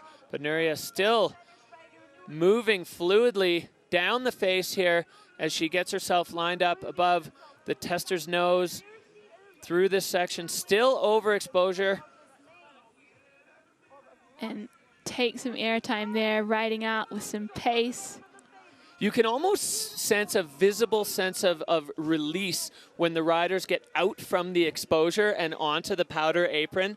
You can see the shoulders come down a little bit of like, you can release some of the tension because there's no more rocks underneath you, and you could really almost see the body language of Nuria there. So just motoring her way down the shifty at the bottom as she drops below the ridge, and she's going to carve through the finish gate. You can see that's been kind of rippled from some of the other riders throwing the board sideways in the finish. Scream of relief from Nuria. Yeah, she's done amazing to get herself into the start gate and put down a run. Having a big smile. Trying to catch her breath. It's so physical riding down this huge mountain as we take a look back here at Nuria's run. So really speed checking at the top here, catching a little air, looks solid here, and then this one lands well, but this toe side turn just gets hooked up. I think you're right. I think she caught someone else's tracks there. Yeah, and it was just an unexpected step down, and then once you step down into that track, the edge grabs. And your face is on the snow. Yeah, and holding on, I got to give her credit. I think that's probably due to a massive amount of sit-ups and squats that she was able to hold on to that by just being physically strong. You can see the line tracker there. Nuria just catching her breath. Physical work, walking all the way up and then shredding all the way back down. Now waiting for the scores. This is going to set the bar for the snowboard women's field, this first score. So it'll be a bit of a baseline score, and we know there was an issue in Nuria's run. So a 68, you can see, come saw on that one. But that's going to be the bar now that the other riders are aiming for, and perfection is going to be the game today for the snowboard women, as for all the categories. If you can lace a perfect run, you're going to be sitting pretty in the results. As we look back up, start 2 over that huge exposure. And this young lady, a rookie on the tour. She is a former Freeride junior world champion, Anna Martinez, riding out of Chamonix, France, 23 years old. First season on the tour. She's so excited to be here. And a true Chamonade. She is a steep and fast rider and has been, had a really strong career on the junior tour before qualifying for the world tour off the Challenger Series. Yeah, and straight into the guts of it off the top out of start 1. Catching a quick feature directly out of the gate, and now just into this extremely technical section. With the camera view, you can see how much exposure, and riding above these rocks, kind of popping out the side of that, and smooth and clean now onto the heel side edge, zooming onto this lower section. That was an impressive work that she did through that technical section, and she's still needs to get some airtime in her run. She's lining something up here, looking solid, controlling her speed because she's got more for us in the bottom here. Yeah, and again, just putting herself above the exposure, not afraid to get amongst it as she's got something lined up on the toe side edge, skipping over the first one, off the second one, right away, kind of taking it as a sideways then fall line double, but so exposed and technical and not shying away from continuing to stack features. Anna Martinez with a little bit of a butt check there off the heel side, but not much dock and fluidity there as she continues to make her way down the lower apron here on the Petit Bec and now into this glorious powder field. Cruising some powder turns there, looking for the win lip. Quick method there. And cruising down to the finish. Well, I think that was safe to say that was a pretty Chamonix-style run, working her way through some really technical, steep sections, through rocks and exposure, catching some airtime. Yeah, and every single part of her line was above the biggest cliffs and the biggest rocks. You know, when you were catching up to her, she had an interesting take on the freestyle. Oh, we'll have a quick look back here before we dig into that. So this is the top section of her run, just working her way with no hesitation through that exposure, catching some airtime there. And you can see how steep it is when they're on a toe side turn and the hand is actually brushing the slope. So sliding her way into that and then releasing the edge to the fall line and popping off the second one. Technical moves there for Anna Martinez. And right off the guts of that one. And then unfortunately, the board just bounced up a little bit. I think the hips were a bit behind the feet, and it popped her down just for a sec. She was able to bump right back up out of it. But yeah, she's interesting take on freestyle riding has Anna. Yeah, I mean, she certainly has some freestyle moves in the park, but her take on freeride is pure freeride. So coming into second place there was 64.67. Yeah, going all in on the freeride, and definitely, I'd say, very close to an extremely high-scoring run. But control matters, and the judges, they miss nothing. They're watching through the highest-powered binoculars you can get out there in the world. So we go back up to Anna Orlova, local in Courmayeur. She's been loving the POW conditions there. She's been on the World Tour for 4 years, second overall last year, dropping in on that heel-side hedge, another goofy rider. It looks like people are getting a little more caught up on that shoulder there. I think it's getting kind of rutted out. But she is into the guts of it, lining up her first air on the hillside, switching around. Oh, I like that airplane turn, actually changing direction in the air and almost incorporating the cliff into your turn shape. It feels great to do that, but also allows a little bit more control on the exit. So a little bit of a hang up here for Anna as she points it right down the heart. That looks like it's not an air, but it is actually a nice fall. Anna, unfortunately, unable to hold on to the landing, kind of bouncing her way down through the snow underneath that closeout air. That is not the landing she was looking for, but she continues on, catching some good air time. Yeah, even with the tumble, just holding the fall line there, and it lined her up perfectly with her next feature. Maybe it was all part of the line, all part of the plan. And Anna Orlova lining up this last one. Quick slash to control the speed as there is more to come. Clean and fluid through the bottom for Anna Orlova.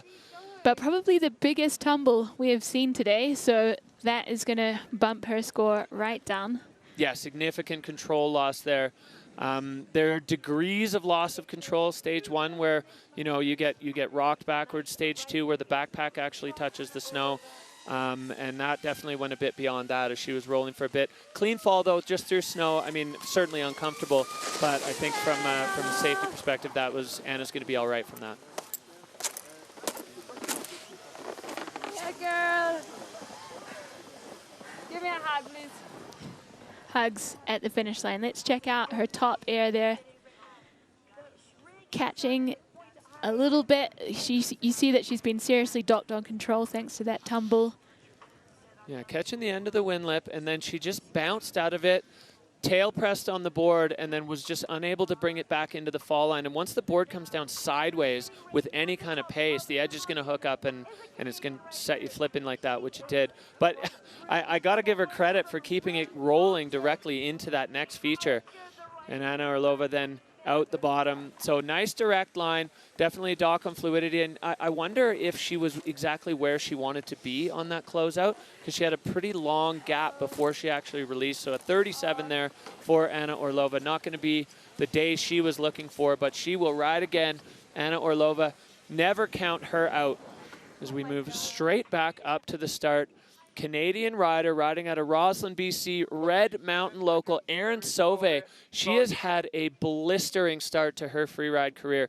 She kind of dabbled in, and last year, she won a lot of 2-stars, was barely able to get into the 4-stars. Then she won those and then ran the table at the Challengers. First. Erin Sauvé now on course here. The Canadian rider, very first run on the Freeride World Tour. Dropping in from start 2, getting over that shoulder with not too many issues. And building some speed into the guts of the face. So once again, start 2 proving popular, and Erin Sauvé opting to skip that upper one, which has been kind of hammered, and get herself a couple powder turns, and now traversing out over the La Bamba double. We didn't see a ton of action out here before, so definitely a wise choice, I think, as she's going out into an area that hasn't seen nearly as much traffic. Yeah, she's going for the powder turns. Maybe following our Forerunners track through here. Yeah, you can see the slough pouring off that, and pointing it into the fall line. Erin kind of getting bumped to switch there for a second. Yeah, unfortunate to have a bit of a sit down there, but she is still on the tools, catching some air, working her way through the face. Yeah, so evolution of conditions here as we get a few more tracks on the face. It gets rutted and bumpy. Erin airing over from the top one, over the second step of that double. So a strong recovery move here. And as we've seen in the other categories as well, a little issue. There's still a lot to be made up for Erin Sauvé. And with Anna Martinez having a pretty big issue and Anna Orlova fully going down, there's definitely places to be had even with a small control issue on the Petit Bec here. Erin catching the grab on the wind lip now as she makes her way down the final section of her very first Freeride World Tour run. We had a quick word from her coach earlier that she had to be really convinced to get into the Freeride game. Yeah, multiple times. So she's catching the stoke from the crew at the finish. So checking out the action. This closeout, she just maybe is a little bit back on her board as well, and it bounces out from under her and she has a wee sit down. Not as significant as Anna Orlova's, but yeah, and then pushing up the Erin style bar a little bit on that one with the grab. Line score pretty high. Not a big dock in fluidity, for sure control, and then putting herself into this one, jumping over that second band of rocks. So definitely a salvage run after that issue, but she put herself right into the heart of it. You can see on the line tracker, we've seen very, very little traffic over in that rider's right section. So we're seeing the score drop here. So that's going to 32.33 for Erin Sauvé. So that's going to slide her into 4th so far in the snowboard women's category. big hugs from the hot seat there. Yeah, so Spanish rider Nuria Castelbaron holding it down in the hot seat. She was the first rider on the face, and she is sitting in first, but she's not going to be sitting comfortably still with the field of stacked with talented riders still up in the start area, and this is a big danger to the hot seat. Tiffany Perrotin, she is a freeride world champion. Last season she didn't make the cut, but she is back thanks to a wild card, and so stoked to see Tiffany back on the Freeride World Tour. Riding for France, but a local to Verbier. She definitely knows this terrain, and she is taking a unique line in there. Yeah, skipping that upper section that we've seen cause a few riders some trouble, and riding the fresh powder now all the way across again. We just saw Erin Sauvé in the same section. Tiffany on the toe side there, so comfortable on that extremely exposed traverse. You can see we've got safety team all over the venue that are able to react to anything that might come up. She's looking like she's going into the same closeout. You can see the slough pouring off. That's where the snow goes. That's where the riders have to go, as Tiffany wanting to line up her turn shape to air out the bottom of that. And a cleaner landing, but still a little bobble, but looking strong. Yeah, Tiffany coming down onto this pyramid nugget right off the nose of it. Stomps, that was a beautiful air. Well, Tiff Perrotin now putting together a solid run, coming straight off the end of that, bolts again. So this is a great, great run from Tiff Perrotin. I think this will put a bit of heat on the hot seat, this run. Yeah, 2022 world champ, got her way back here onto the tour, and she's gonna make the very most of it coming into the wind lip, tweaking out the method there. And the final stages, I always hold my breath in this part of every rider's run, as you just want to see them clean through that arch. Once they get through the arch, the judging is over. But a fall even 5 meters above the arch is still going to be docked huge in control. So hold your breath as they come on the final bit. All right, well, we re-look here at her in the exposure, Anna. Yeah, and let's see this landing. A bit of a hand down, but definitely looking solid. And yeah, this was absolute bolts on the landing. Yeah, probably a stage 1 if I was a judge, which I'm not, so don't quote me on that. And then another one straight off the end, really, really solid landing. You can tell she's been doing her training. She was so balanced over top of the board, never even a hint of an issue. Getting the grab there, so Erin's style points. Every little bit counts in the Freeride World Tour And Tiffany Perton definitely making a statement here. We'll see how that stacks up to Nuria's run. She had that slight little hand down, but the rest of the run really strong. That line, She looks stoked. the line I did was so scary up from the top. Yeah, I'm still kind of shaking. Yeah, no more. All right, here we go. The score dropping for Tiff with a 62.67. So she slides herself into that bronze medal position. And Nuria fends off another huge, huge attack from the snowboard women's field. Tiff Perton, former world champ, now sitting in third in the snowboard women's category. So that's the situation as it stands. Ana Martina in second, and Nuria Castelbaron, the Spanish rider, on the top. There are only 2 riders to go, so the worst we could see Nuria finish right now is in third place as we go back up. This is start number 1, and this is our wild card, the true wild card, pro rider Marissa Krozak. She's been working in the film world. She dabbled in freeride early in her career and then switched paths completely to ride in front of the camera, and she's been making a big name for herself. We saw her natural selection, got the wild card for the tour, definitely feeling a little bit nervous, but right at home in this big terrain as she goes completely a different direction and right into the air off that first feature. So definitely making hesitating no time in getting into the meat of her run. Yeah, dropping in from start 1 and looking super confident, lacing some nice turns through this technical and steep terrain. I've already seen some airtime. I'm sure there is plenty more where that came from. Yeah, Marissa looking so solid on the board, and this angle gives you a real perspective on exactly how steep it is. Airing off the wind lip now, she's kind of joining up with some of the other tracks that we've seen. A little bit of a release now as she's picking up speed coming down. There's a bunch of features stacked up underneath, so Marissa opting to choose for the nose of this pyramid directly off the tip of it, straight onto her board. Looking solid and lining up. Oh, cruising around that one, just getting the pow turns. And it's looking dreamy down there. So not so many features stacked in this run, but a lot of fluidity and great board control. Yeah, ridden really well. So line score definitely is a factor in here as Marissa picking up a handful of speed now into this final windlet feature. Yeah, so it's always a balance between fluidity and line score. You know, if you release a little bit on the line score aspect, you can ramp it up on the fluidity, which is, I think, exactly the option that Marissa Krozak took. And really steep exposed riding at the top. So it'll be interesting to see what the judges do with that. Maybe a few more features in Nuria's run, but I think overall a bit more charge from Marissa. Yeah, this is her first air. She got straight into it, catches the grab, and just makes some beautiful turns. Yeah, snow conditions absolutely magical here on the Petit Bec. Right off the nose of this one, you can see there's that set track, so kind of absorbing the takeoff a little bit as we see kind of even Steven all the way down through the judging criteria. Line score a little bit lower, which is as expected.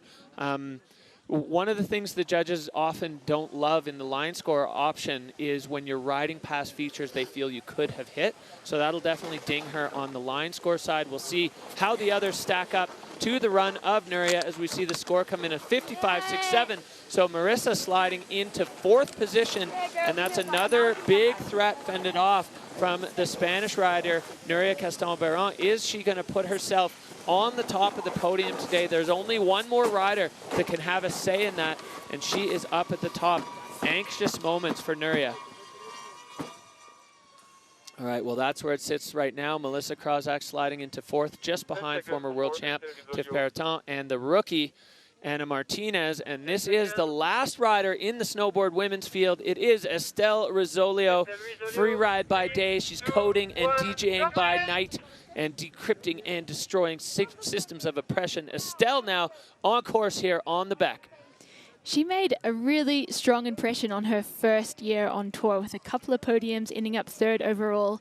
She certainly proved that she can play in the big leagues. Yeah, one of the things that stood out in Estelle's riding to me often last year was it was checkers or wreckers. She would go huge and she was on the podium, or she would go huge and we'd see her tomahawking.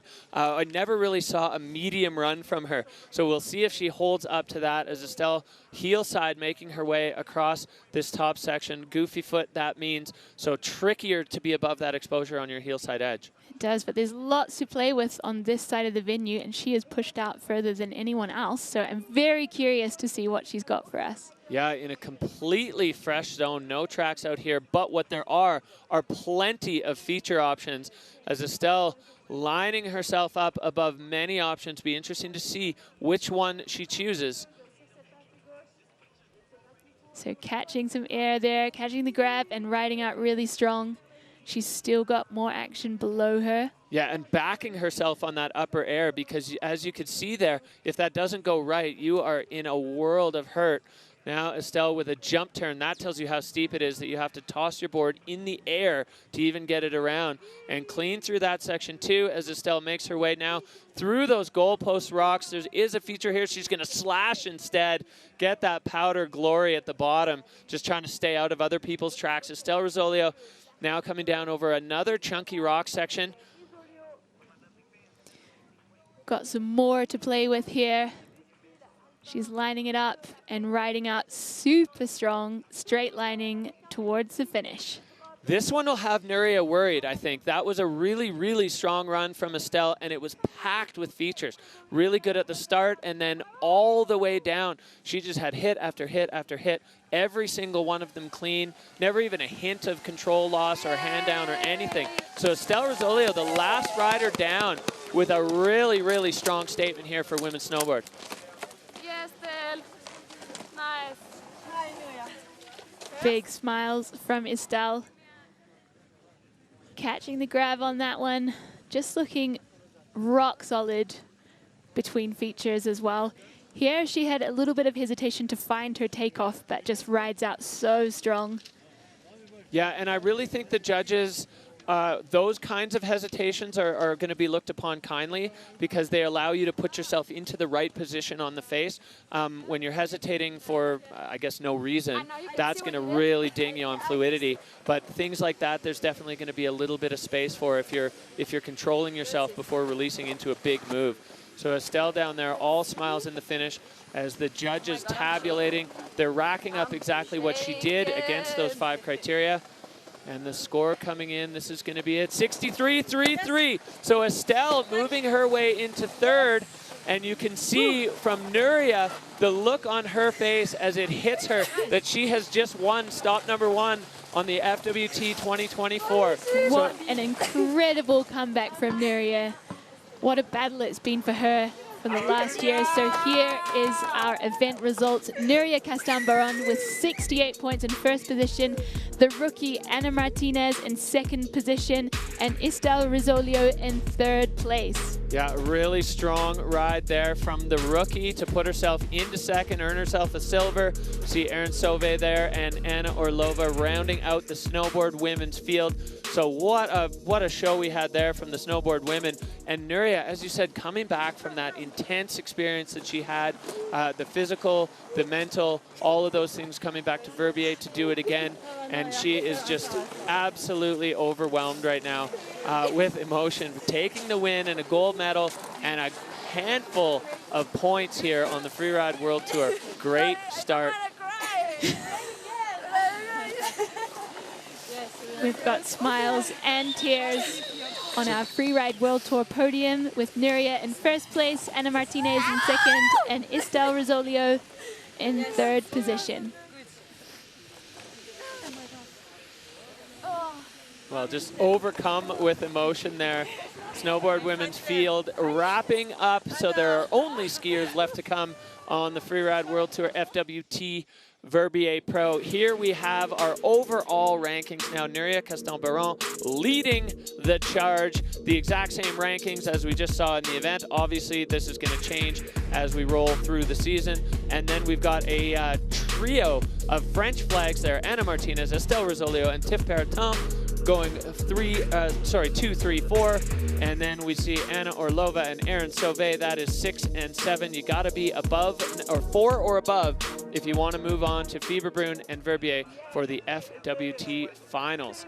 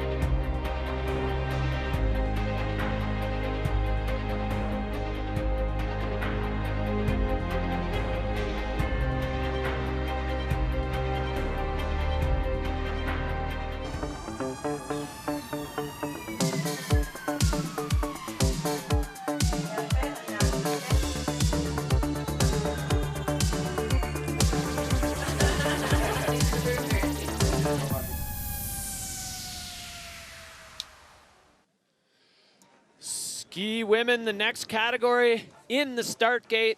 The first skiers we're going to see take to the Petit Bec today. And here is who we're looking at. The first rider out of the gate from right here in Verbier.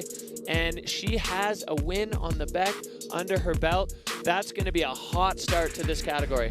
That builds a lot of confidence. She's also won on this particular venue, so a big advantage for her. We've got Hedvig Vessel coming back with her return to the tour and a bunch of fresh rookies who I'm really excited to see. And our current freeride world champion, Justine, rounding off the ski women category. Yeah, going the exact inverse of what we saw with Snowboard Men, where the champion went first. Here we have the champion dropping last. Justine Dufour-Lapointe looking to back up her win last year. Here we have Peak Performance Fun Bet fan favorites. This is what you think is going to happen. Percentage of you that think one of these riders will land on the podium. Hedvig Vessel, the overwhelming fan favorite, with 80% of you voting for her to be on the podium. Sorry, voting that you will see her on the podium. We don't vote for who gets to be on the podium. Justine Dufour-Lapointe with 59 and Sybille Blangeon with 38. She's the only rider here that's got a win on the Bec. So it can be a very, very interesting day here for the ski women as we get set to kick things off here on the Petit Bec. We've definitely seen significantly more action out of start 2 than we did from start 1. And it looks like Sybille opting for the exact same thing. She's a young rider out of right here in Verbier, totally comfortable. She's sleeping at home in her own bed, re-qualified through the Challenger Tour. And Sybille coming out of the gate hot. Super hot as she drops in there. She knows the venue, she knows what she's doing. She is lining up her first hit and landing solid to catch coming into the Fashnacht closeout. Yeah, lining up the angles. You definitely want to get this right. There's a good spot to land, but there are a few not so good spots to land. She finds the good spot. Local knowledge coming in handy, getting all the way over here onto the rider's left now and lining herself up above this one. Nice and clean for Sybille again, above big exposure, tracking those turns, staying strong on the downhill ski. You can see by the angles her skis make that it's so steep.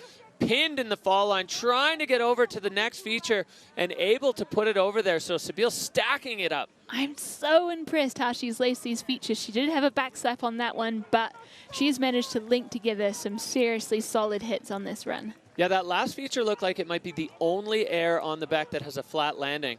And she got a little bit compressed there into, you know, a low-grade backslap, I think. We'll have to, we'll re-look on the replay. But Sybille, the first rider in the ski women's field, screaming across the finish line. An absolutely stacked run. You could see she had to work sometimes to get across to the next feature. The speed really picking up after each air. Hope she is happy with that one. She's really kicked things off with a bang. So looking at the pace she brought into this face, I was really impressed with the aggressive start. Yeah, right off the guts of that. Just getting her feet over the bomb hole, pushing out onto this left feature.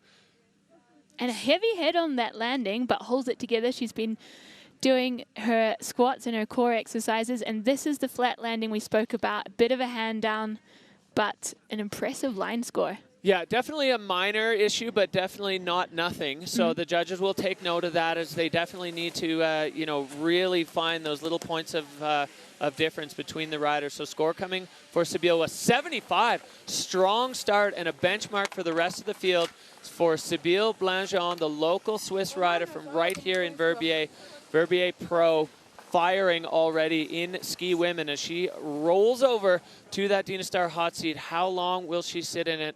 That is going to be determined by the rest of the field as we are underway now with ski women, and we are looking back up at start number 2. Our next rider, we were talking about fast runs. Molly Armanino may not ever leave the fall line. She's speedy. She's always finding the little nook and cranny straight lines. Big boosting airs. Molly, always so exciting to watch. She came on to the Freeride World Tour with a bang last year, right away just staking her claim as one of the women to watch. She is a really explosive rider. She's got half a toe, but full speed. All gas. And Molly staying on the rider's left side of that early feature and getting into this completely untapped zone. You can see there's no track there.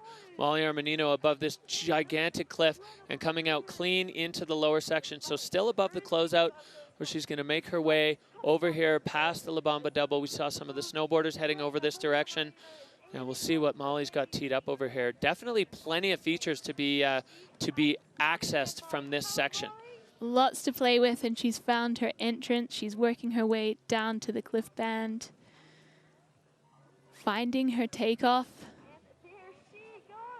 Looks like she's making it into a double. That was amazing. The airplane turn double, so technical there for Molly Armanino, as she was, you could see her kind of lining it up, and I wasn't sure if she was going to slide down the channel, but no, airing into the closeout, and still more to come as Molly stacking up multiple features in the fall line.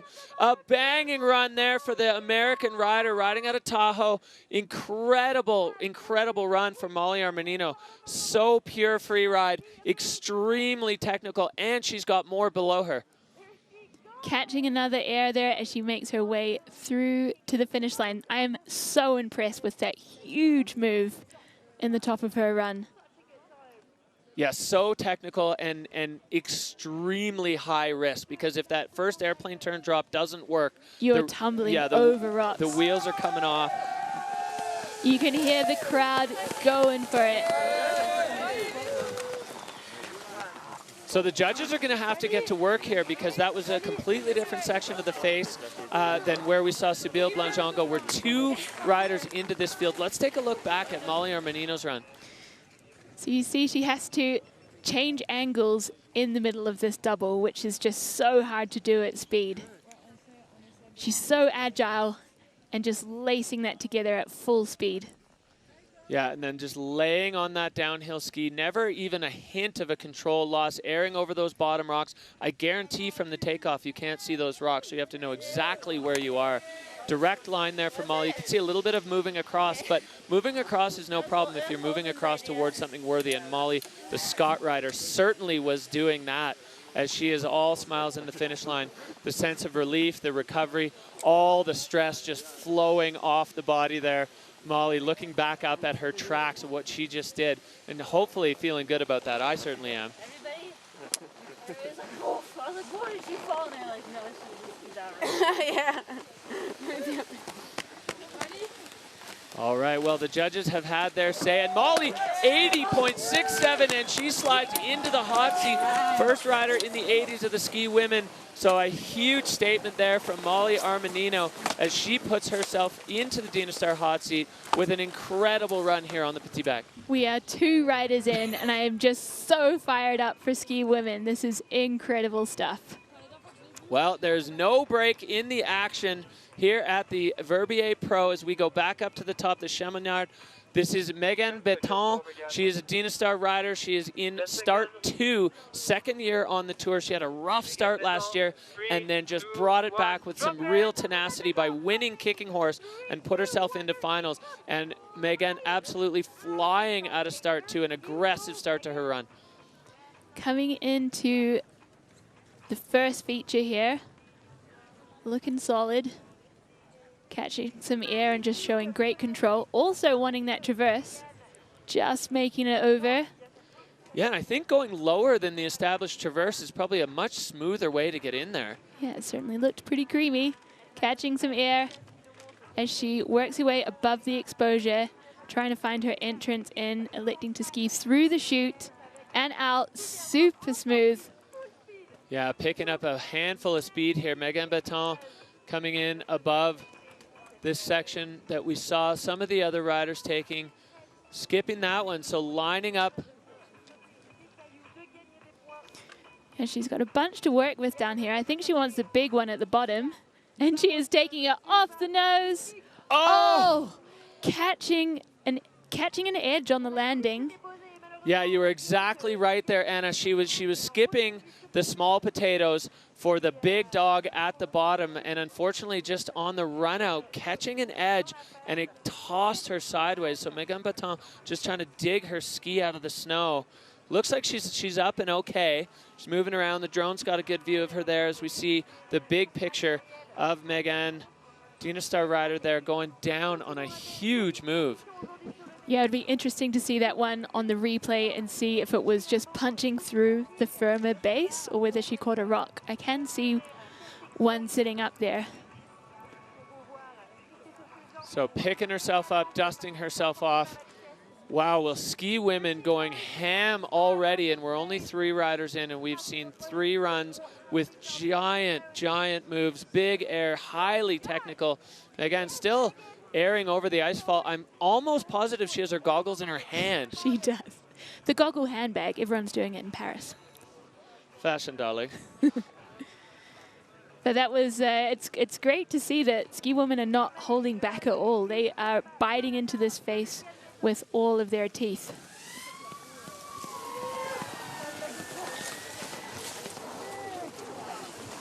So GoPro gone off the helmet. She went down hard there. Oh, no. But she went down swinging, and that is a huge testament just to the level here. As we take a look back, Anna, maybe we'll see exactly what caused Megan to go down. So here she goes. I think it was just landing a bit heavy head rather than a rock in the landing. Yeah, I think you're right in there. One foot just got a bit twisted up.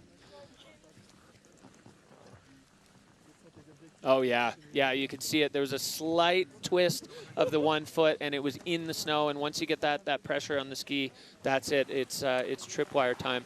So Megan Baton with a strong start and a rough finish. Score comes in for her 22.67 for the Chamonix rider, but she's going to come back. You know, we saw already this story play out before. I can predict how this goes. Megan has a tough start and then comes back sometime a little bit later in the season with a huge performance to put herself right back in the mix. So that is going to be it for Megan Baton. Addie Rafford, we're going to see her now coming at a start too. A huge splash as a rookie as she came on tour last year and won her first event. She's been busy both in her ski career and her film career. Her and the Milkbox Girls putting out a fantastic film at the start of this season. I was lucky enough to get to see it at the beginning of the season. Very cool what they're doing with the kind of blending skiing and art. And I love Addie's style. She's one of the most stylish riders on the tour. And she's always kind of looking for the big moves, but never, ever, ever without the full package of steez. 3, 2, 1, drop in! So she is dropping in from start 1. It's great to see some play on this side of the field. She has been ripping around Verbier the last 10 days. So I think she knows the snow and she knows where she is going. Addie Rafford now, no tracks in this section. Hopping over that little rock and then catching the big dog at the bottom. Clean, fluid, smooth riding. That's kind of the trademark that she's become known for. Into this wind lip. Catching some air into the next bowl and finding her next feature. Yeah, now coming down into this lower one, lining it up, spinning. Can she hold it? Oh! Addie Rafford going for the 360. Sick to see it in contest, and I hope she brings it back. I'm sure she has got that one on the next move. Oh, it was close there for Addie. You could see all the body language, everything leading towards that little bit of a wind-up, and such a strong effort there from Addie Rafford. No shortage of lightning and electric moments from this young rider as we see her making her way down the bottom. Another one. If you're going to go down swinging. There's, there's a lot to be said for that. So we see Addie Rafford crossing the line. Not quite the connection on that one that she was hoping for, but big respect for the send. Absolutely. That was so big. You like almost got it. So let's check out the replay. This was such an aesthetic cliff that she aired there, the slough pouring over, Catching some airtime in the shifty into the next section. And then she was close. She was so close. Just the hip maybe a little bit inside the feet. As you could hear Molly react at the bottom when Addie crossed the line. That was so big. You could see the rotation was right, directly perfect with the angle of the slope. It was so close to having that. Addie Rafferty's with a 31.33 there and a big 360. Love to see the freestyle creeping into the women, not creeping, thundering into the women's field here as Addie Rafford throwing down and making a statement of what she's here to do this year on tour. Can't wait to see it. I'm sure the Milk Box girls are going bananas right now. All right, well, we are back up. This is another extremely exciting young woman, Manon Losky, 21 years old. She qualified for the tour last year, and then she was injured, so not able to take the start. In the meantime, earning herself that Red Bull helmet. She's a peak performance rider. She is another one, similar to Addie, stylish in everything she does. She's got a bunch of big tricks on lock. Will she unleash them on the Bec? We'll see. You know, World Tour debut. There's a lot of balance. Are you gonna come out and just throw all the cards on the table, or are you gonna take it a little bit easy and just get a result under your belt? We're gonna see what Manon elects to do, but whatever it is, I'm excited to see it. I am she's so highly anticipated to come on the tour. She's been in the La Clusaz Freeride club since she was 14 with the Freeride legend Seb Michaud, and she is oozing talent. She's an explosive rider, and I'm just so stoked to see her finally on tour. Yeah, I was lucky enough to get to watch her ski at the World Juniors in Kappel when she was there, and she had an absolutely fire run there with a big 360 at the bottom that didn't quite go her way, but right then and there, kind of the whole freeride community, at least in the junior world, was like, wow, there are big things to come from this young lady, and we're going to see her unleash on the Freeride World Tour coming up shortly. Oh, you can hear the drone firing up. That's a good sign that we're about to see Manon Losky debut here on the Freeride World Tour. She's been ripping around with Addie and the rest of that crew. It's great to see all of these riders. You know, they don't know each other previously, but they probably followed each other on Instagram, and then they're just, boom, fast friends, locked in. And Manon now on course from start 2. Dropping in here with some serious pace, lining up her first feature. Solid landing. You can see her exceptional technique. Yeah, really aggressive start here for Manon as she gets down into this rock band, moving her way into the exposure on the rider's left side of the face. There's nothing small below her, lining up, making sure she's in the right spot as she has put herself into a serious situation here on the Bec and landing super clean there. Manon getting on that downhill ski as she fires into the lower section. This big open powder face just looks like an absolute joy to ski for these riders. The only track on this section right next to the boot pack. And it looks like she wants to take a chunk out of this big buttress here. Going huge and managing to hold that one together. That was a huge air from Manon. Wow, looking up from the screen and out at the actual face behind or in front of us. And Manon now, big shifty, tweaked out off the wind lip. So going into a completely untested area on the Petit Bec and firing top to bottom. Manon Losky. Oh! But she is through the judging line. What an entrance. So mega. That bottom section, or that section inside, is really lumpy. And you can see she fully let her guard down. If you're going to do it, that's the time to do it as we look back on Manon's run. Right from the top, she was into the guts of it. Sniper landing there, just riding out with perfect turns. And this was another sizable air. She seems to only go really big. Yeah, so, you know, we've been anticipating Manon Losky coming on tour because of her freestyle game, but she just went all in on freeride there, opting to give the Bec its kind of classical painting. And Manon Losky with the pure freeride line pinned top to bottom.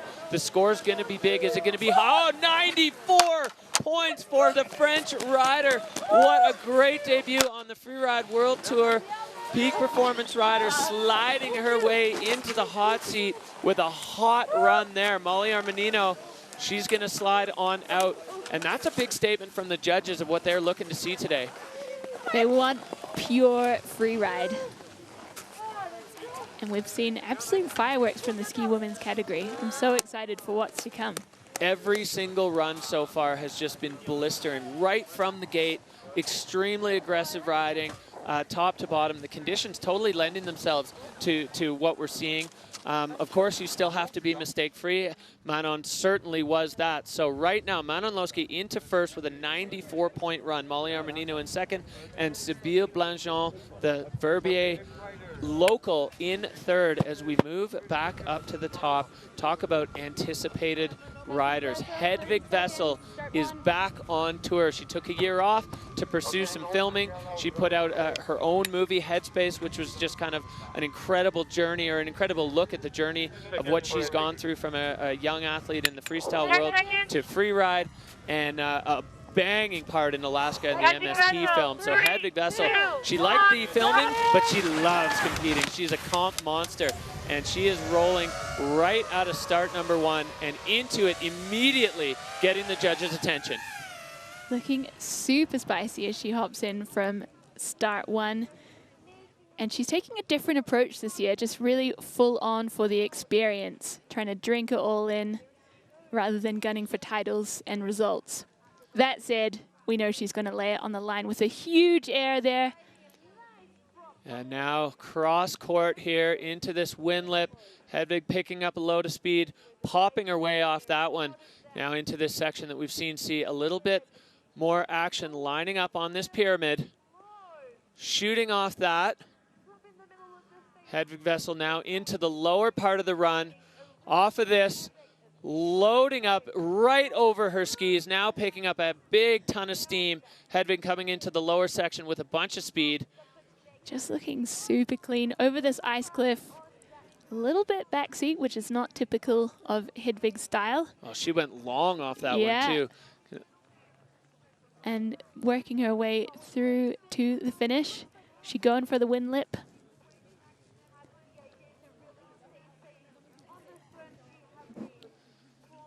And under the arch, Hedvig Vessel, if we're quiet there, it's just because we're holding our breath. We don't want to see these riders at the end. So big hugs for the two peak performance riders there. Trading stories. Checking out the action. Everything so smooth and technically on point from Hedvig. Yeah, the line score high, fluidity high. All the judging bars. There's Hedvig. You saw her taking on a completely different section of the face than we saw Manon Losky go over there on the rider's right, out in the powder, and long off this ice fall. You can kind of see her, you said, coming off her heels there a little bit, but she was able to get her feet back under her enough to land clean. So there's the line from right to left from the looker's perspective. The score dropping 77-6-7 for Hedvig. So she moves into third. Molly Armanino holding on to second, and Manon Losky fending off a huge challenge from Hedvig Vessel. She's getting her campaign started off here in Verbier. She, as you said, she's come back with just a whole new mindset. Hedvig kind of felt like she was so focused previously on results and winning and everything that she almost felt like she missed it. You know, missed the experience of being on the Freeride World Tour. So now drinking it all in, putting herself into third, currently in a very strong field of lady skiers.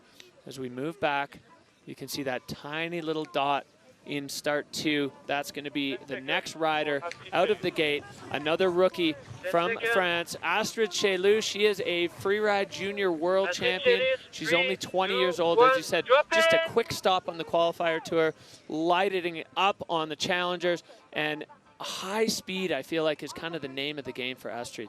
Yeah, so she's also alumni of the La Clusaz Freeride Club. She's been in there with Sid Michaud since she was 13, and she's riding in super smooth, looking really strong, and heading over to the looker's left of the venue.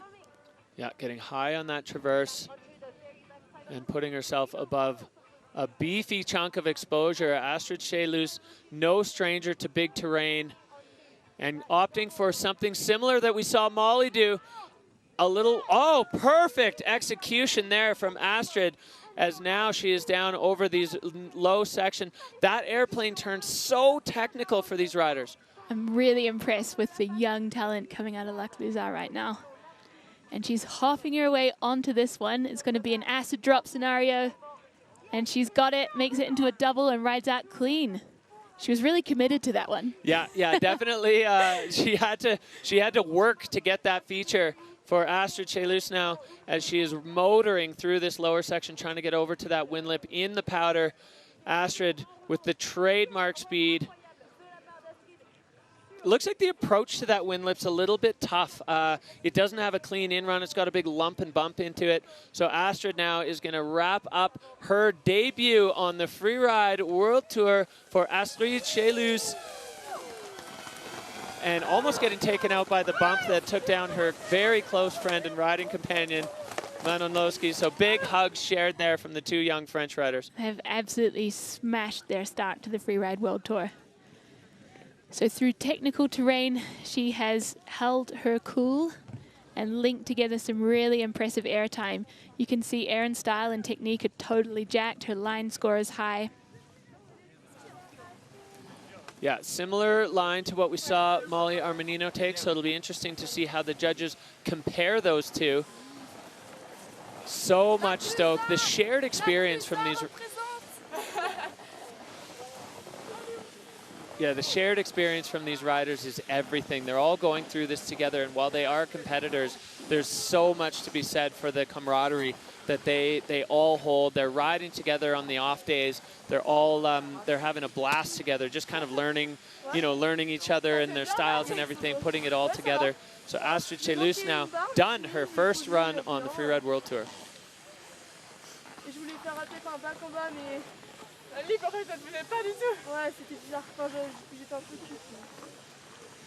And we see coming in 75.67 for Astrid. That's going to be good enough currently for 4th spot.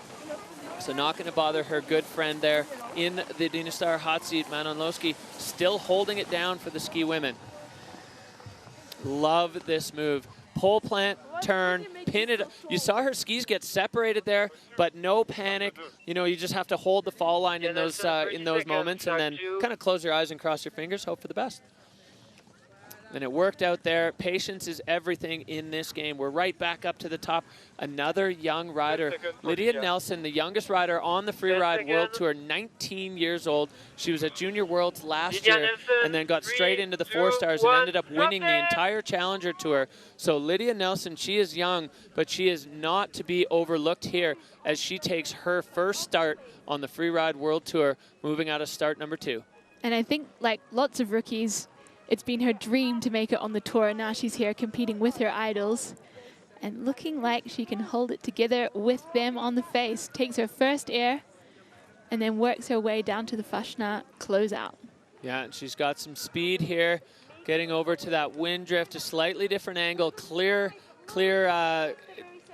connection with the landing there, as Lydia now moving underneath that second stage of the La Bamba double, and plenty more features as we see Lydia coming down to the pyramid, taking it off the nose, over, a little shifty there, staying in the fall line. Nice run here so far from the young American rookie. She's got more action at the bottom of the run.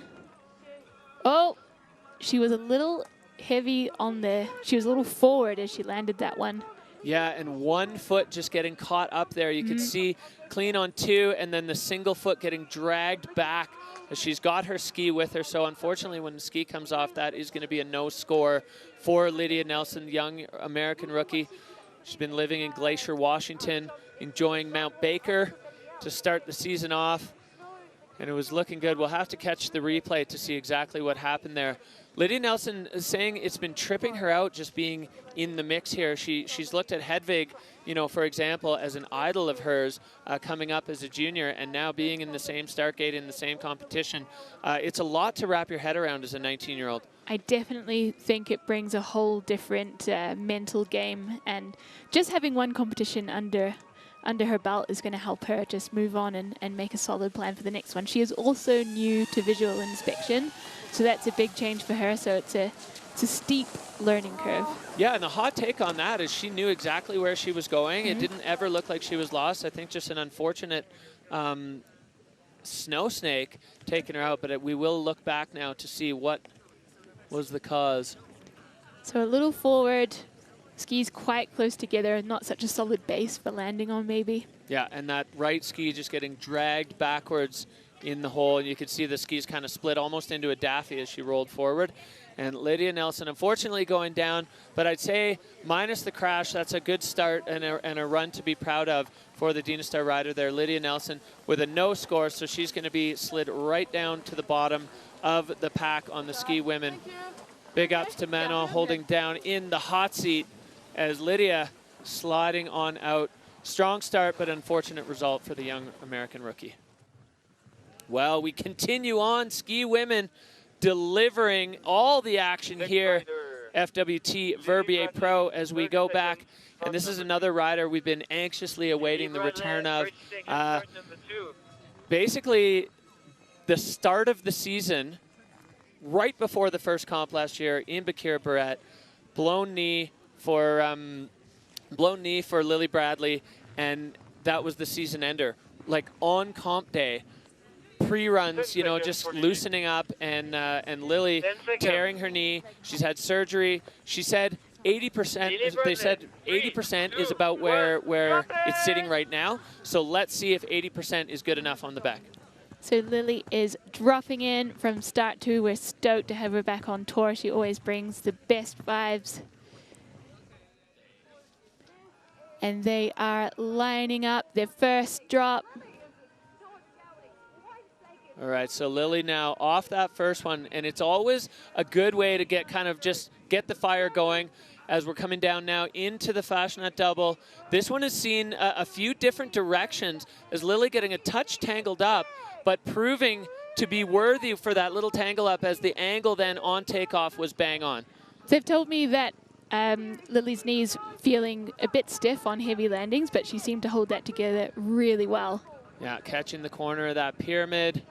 It's got to be unnerving as a rider coming back from injury, and while they've been skiing, it's never a full test until you get into comp run.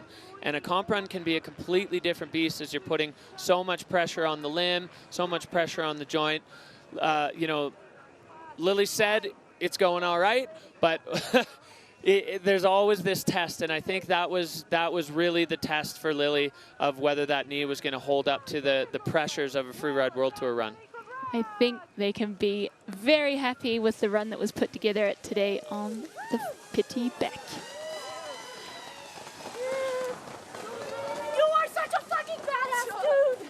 Oh my god, I was freaking out watching you run. That was so sick. So here is Lily making it through the Fashna closeout. Bit of a stage 1 on that one. Clean the rest of the way. You can see fluidity a little bit down for Lily Bradley there. The rest of the run super solid though, and a great return to form, I think, for Lily Bradley. Very impressed. And sorry, go ahead. Well, I was going to say she brings quite a lot of freestyle elements to her run, so it's amazing to see her put together a full free ride run. Nice job, man, on that fucking rift. Thank you very much. Well, and this is just a testament to the whole thing. As soon as Lily was across the line, they're just screaming for Manon's run. So stoked on each other's performance, and that, I think it just tells the tale of the camaraderie of this Freeride World Tour family. All right, we go back up to the top again. Scott Ryder here, riding out of Poland, a former Polish slopestyle champ, Zuza Witek Zuzana, 31 years old. She's back on the Freeride World Tour representing Poland, and she's so fired up. Moved to Switzerland 5 years ago to ignite a freeride career, and I'd say it's been meteoric, her rise up the ranks through this whole thing. Safe to say that freeride career has been pretty lit. She has got a bit of a locals advantage here, dropping in from start 1. Also taking that spicy approach like her big vessel. Looking smooth, Strong and solid. I love that start, getting the judges' attention straight out of the gate and putting them on notice that you are not here to mess around. So Zuzana Vitek over some big exposure right now. Is she going to bite off this big dog? She is, and stomping, clean, controlling speed, flying off the next one. Zuzana Vitek with a hot start to her run. She is flying out there and lining up another huge air. 4-point landing, looking super strong coming out of there. Yeah, taking that one cross court, lining up the angles. It's so important. This isn't one smooth face. There's a lot of different features and a lot of different aspects where things are slightly changed angles. So we're seeing Zuza now come into the same section. We saw Manon and clearing Manon's bomb hole, roasting off that air. A huge, huge launch from the Polish rider as she's going to catch the bottom section of this windlip. She had so much pace coming out of there. Zuzana Vitek with a big statement here in ski women. That run was an absolute heater. What a return to the tour. Oh, and Zuza is fired up on that. She's all smiles. Big hugs for Manon. Potentially nervous moments for Manon as we just saw another fantastic run on that section. I love the way she started that. Yeah, there was so much fluidity between each feature, no hesitation. Let's check out the start there. Just getting a little air under the belt to kick things off. And then just charging into these airs. Beautiful control after landing and going long on every jump. Yeah, you could see on at least two of them, she was able to go right over Manon's bomb hole. And so you can see just right there, the fluidity is high. The line score is going to be absolutely jacked. An incredible run for the Scott rider there. As the judges having their say, a 97.67. That is an unbelievable score for the Polish rider. You can see it in her face. She is blown away. So happy and well-deserved for Zuza. That was, again, pure free ride on the Bec des Ros. The judges know what they want to see, and that was it.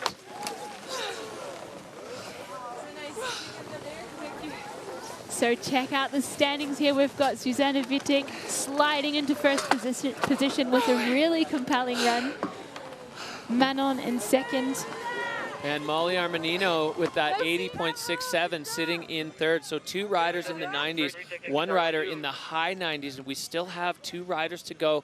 So we are not done yet. We're going straight back up to start two for American rookie Taylor Dobbins. She's, again, just fitting the mold of classic freeride overachievers. She qualified for the tour and passed the bar in the same season, grinding out law school, all while competing on the FWT qualifiers. And now she is here on the tour and pinned out of start two. Making her way over the shoulder. It's definitely getting kind of funky in there, but she is having no issues. Bringing some speed into that top hit. Yeah, Taylor Dobbins with authority on this upper section and looking like she is just charging into this Fashionat closeout. Couple nice technical turns, lining up the angles, trying to avoid the bomb holes as this one's seen a lot of action. Nice, clean landing there for Taylor Dobbins. So great start. Another Region 2 rider who's looking, at least so far, have no problem with visual inspection. She knows exactly where she's going off the nose of that one. And front punching. That is really unfortunate. She's lost. She's having it. She's still going. Oh, and the ski making a direct connection there with Taylor after a big tumble. She's moving.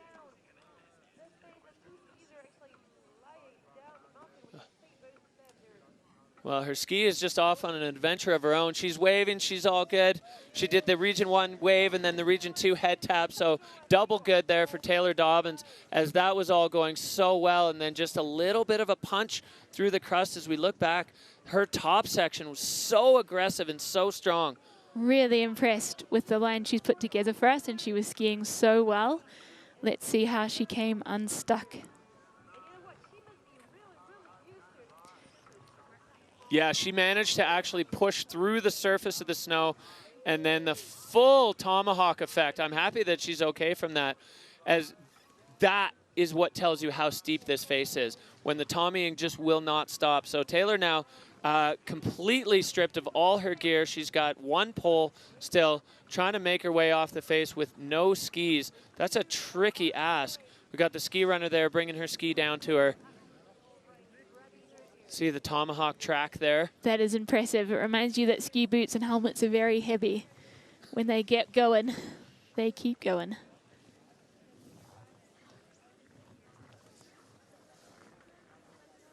Touching the knee.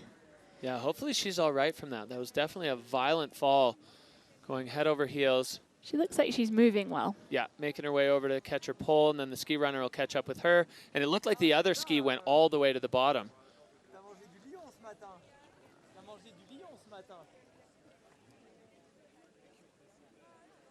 That looks like a fun way to go down. Tough start on the Freeride World Tour for Taylor Dobbins. But I think, again, you know, we saw this with a couple of other riders. We saw it with Megan Baton and with Lydia. Strong statements in the top halves of the run. Really good, strong, aggressive riding. All three of those women taken out by the punchy snow conditions. So there are features on the face right now where there's a little bit of inconsistency, especially if you're coming in with impact. And I think she can be proud of herself. Like that was an impressive run to me. She did come unstuck, but she looked super solid. She looks like she has a place here on the tour and that she can be extremely competitive. 100% agree. Yeah, there's no shame in going down swinging. Hell no. And Taylor definitely did that. And the top 3/4 of her run was absolute fire. So there's a lot to be taken away from that. Obviously, it's not going to feel great to just have throttled yourself down the back and gotten completely ransacked. But we live, we learn. As long as she's walking away healthy, and we'll catch up with her after to make sure that that's the case. Taylor Dobbins going down, swinging on her Freeride World Tour debut.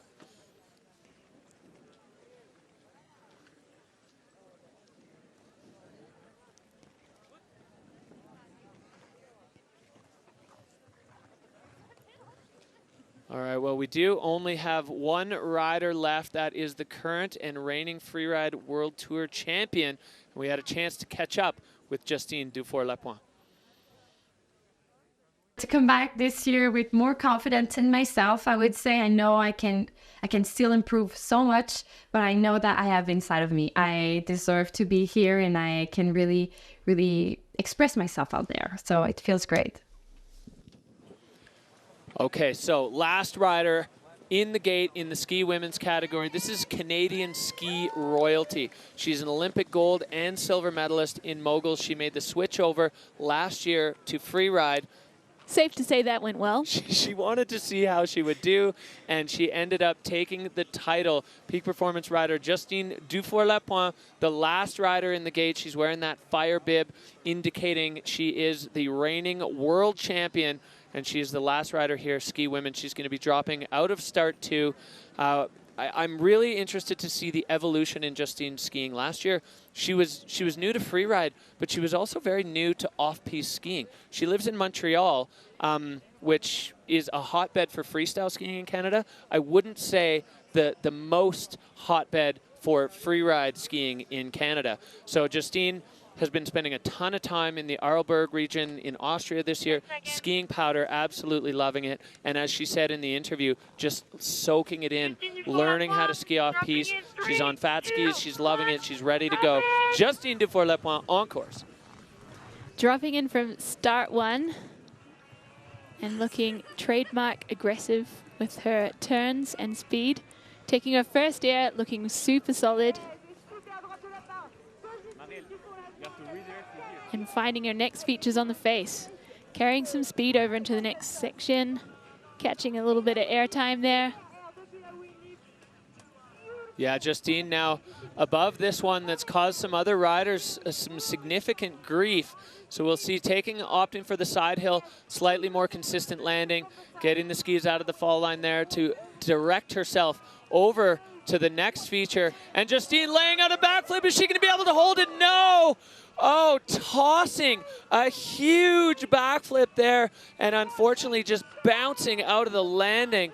Wow, well, Justine is not here to mess around. That was enormous. That was huge, and she's blowing us a kiss, so I think she's quite all right. Like many riders, I think you're happy to go down swinging rather than put down a mediocre run, and that was certainly far from mediocre. Holy cow. So Justine Dufour-Lepont, I mean, we know she has the freestyle. She's got the pure free ride too, going right off the fall line, the highest point, getting a little rattled by some of the tracks there, but she's so strong. She threw it. She was oh so close, and those lower features definitely seem to have a little bit of punch to them. Yeah, as we mentioned, we've had some heat and some wind earlier in the week, and that means that the base is actually quite firm. We've had 10 cms of snow overnight, but some of the landings in that lower section are very firm. Yeah, maybe almost not quite firm enough as the feet going through the crust, but Justine definitely making a statement that she is looking to bring those moves onto the big faces. Wow. Love to see it. Love to see it, Justine. Yeah, so that is it for ski women. Justine's waiting for the ski dude to come down and fetch her ski, which is probably still stuck in the hole that she made when she landed. I wonder if the ski men are going to be taking a little bit of notes from the way some of the women have been getting kind of tossed around on those lower airs. Yeah, I think they will have been watching with anticipation. Some of them tune into the live stream from the top. Others call their friends who are watching from the bottom. Oh, that's veteran. Various ways to get the beta up to the athletes at the top.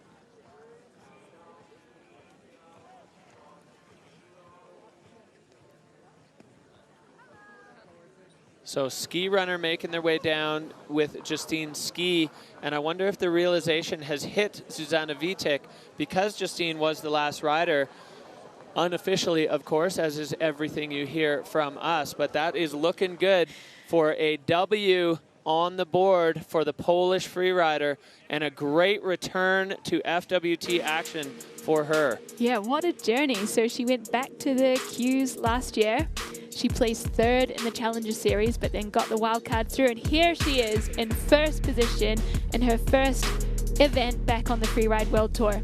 With a huge score, 97.67. Manon Lowski with a 94, and Molly Armanino rounding out the podium with that 80.67. We see the boss there, Hedvig Vessel in fourth, Astrid Chelus in fifth, local rider Sibylle Blangeon, Lily Bradley, Addie Rafford, and then we're sort of down to the crash line there from Megan down to Taylor Dobbins, where those riders throwing down hard and not quite having their way with the Bec today. Yeah, a couple of punchy no scores there. Certainly the ski women have brought the heat.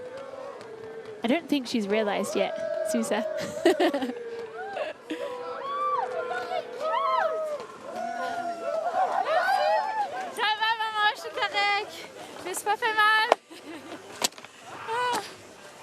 Well, all smiles there from the reigning champ,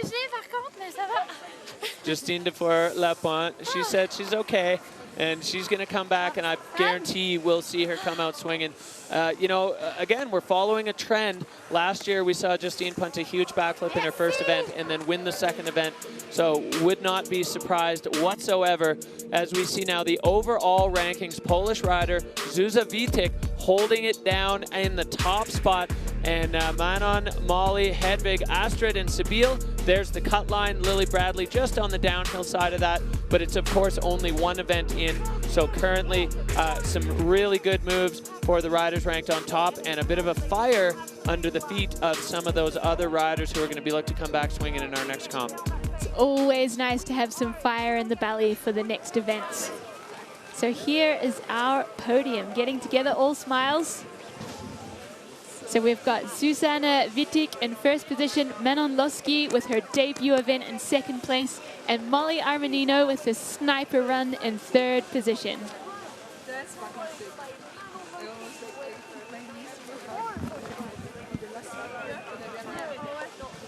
Well, what a great start for the ski women's category. We've had the snowboarders run, and the ski women now just putting on an absolute show for us. As we look at the big picture here, the Petit Bec de Ross, the backdrop for this incredible show, FWT Verbier. We're going to go down to our ski women's winner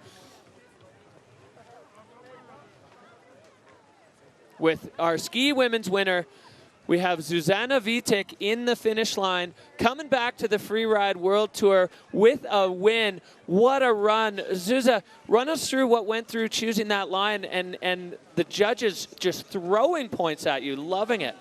Crazy, actually, yeah, I'm like so stoked. I know it's like classic, something to say, but I'm like more than you can imagine, more happy you can imagine. And yeah, actually, every time in the air I was surprised. It was bigger than I thought, like classic in my case. But I'm super happy that I stopped it. And yeah, and I really, you know, first time I arrived here, I saw this line, it really inspired me. So I decided to stick with my first idea. And I'm super happy I did, and yeah.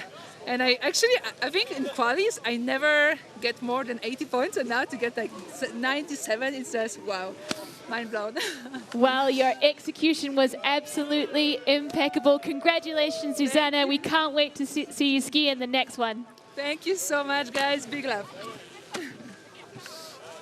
Well, incredible riding there. Zuza Vitek taking the win in the ski women, the debut here on the 2024 Freeride World Tour, and wrapping up an explosive category from the ski women.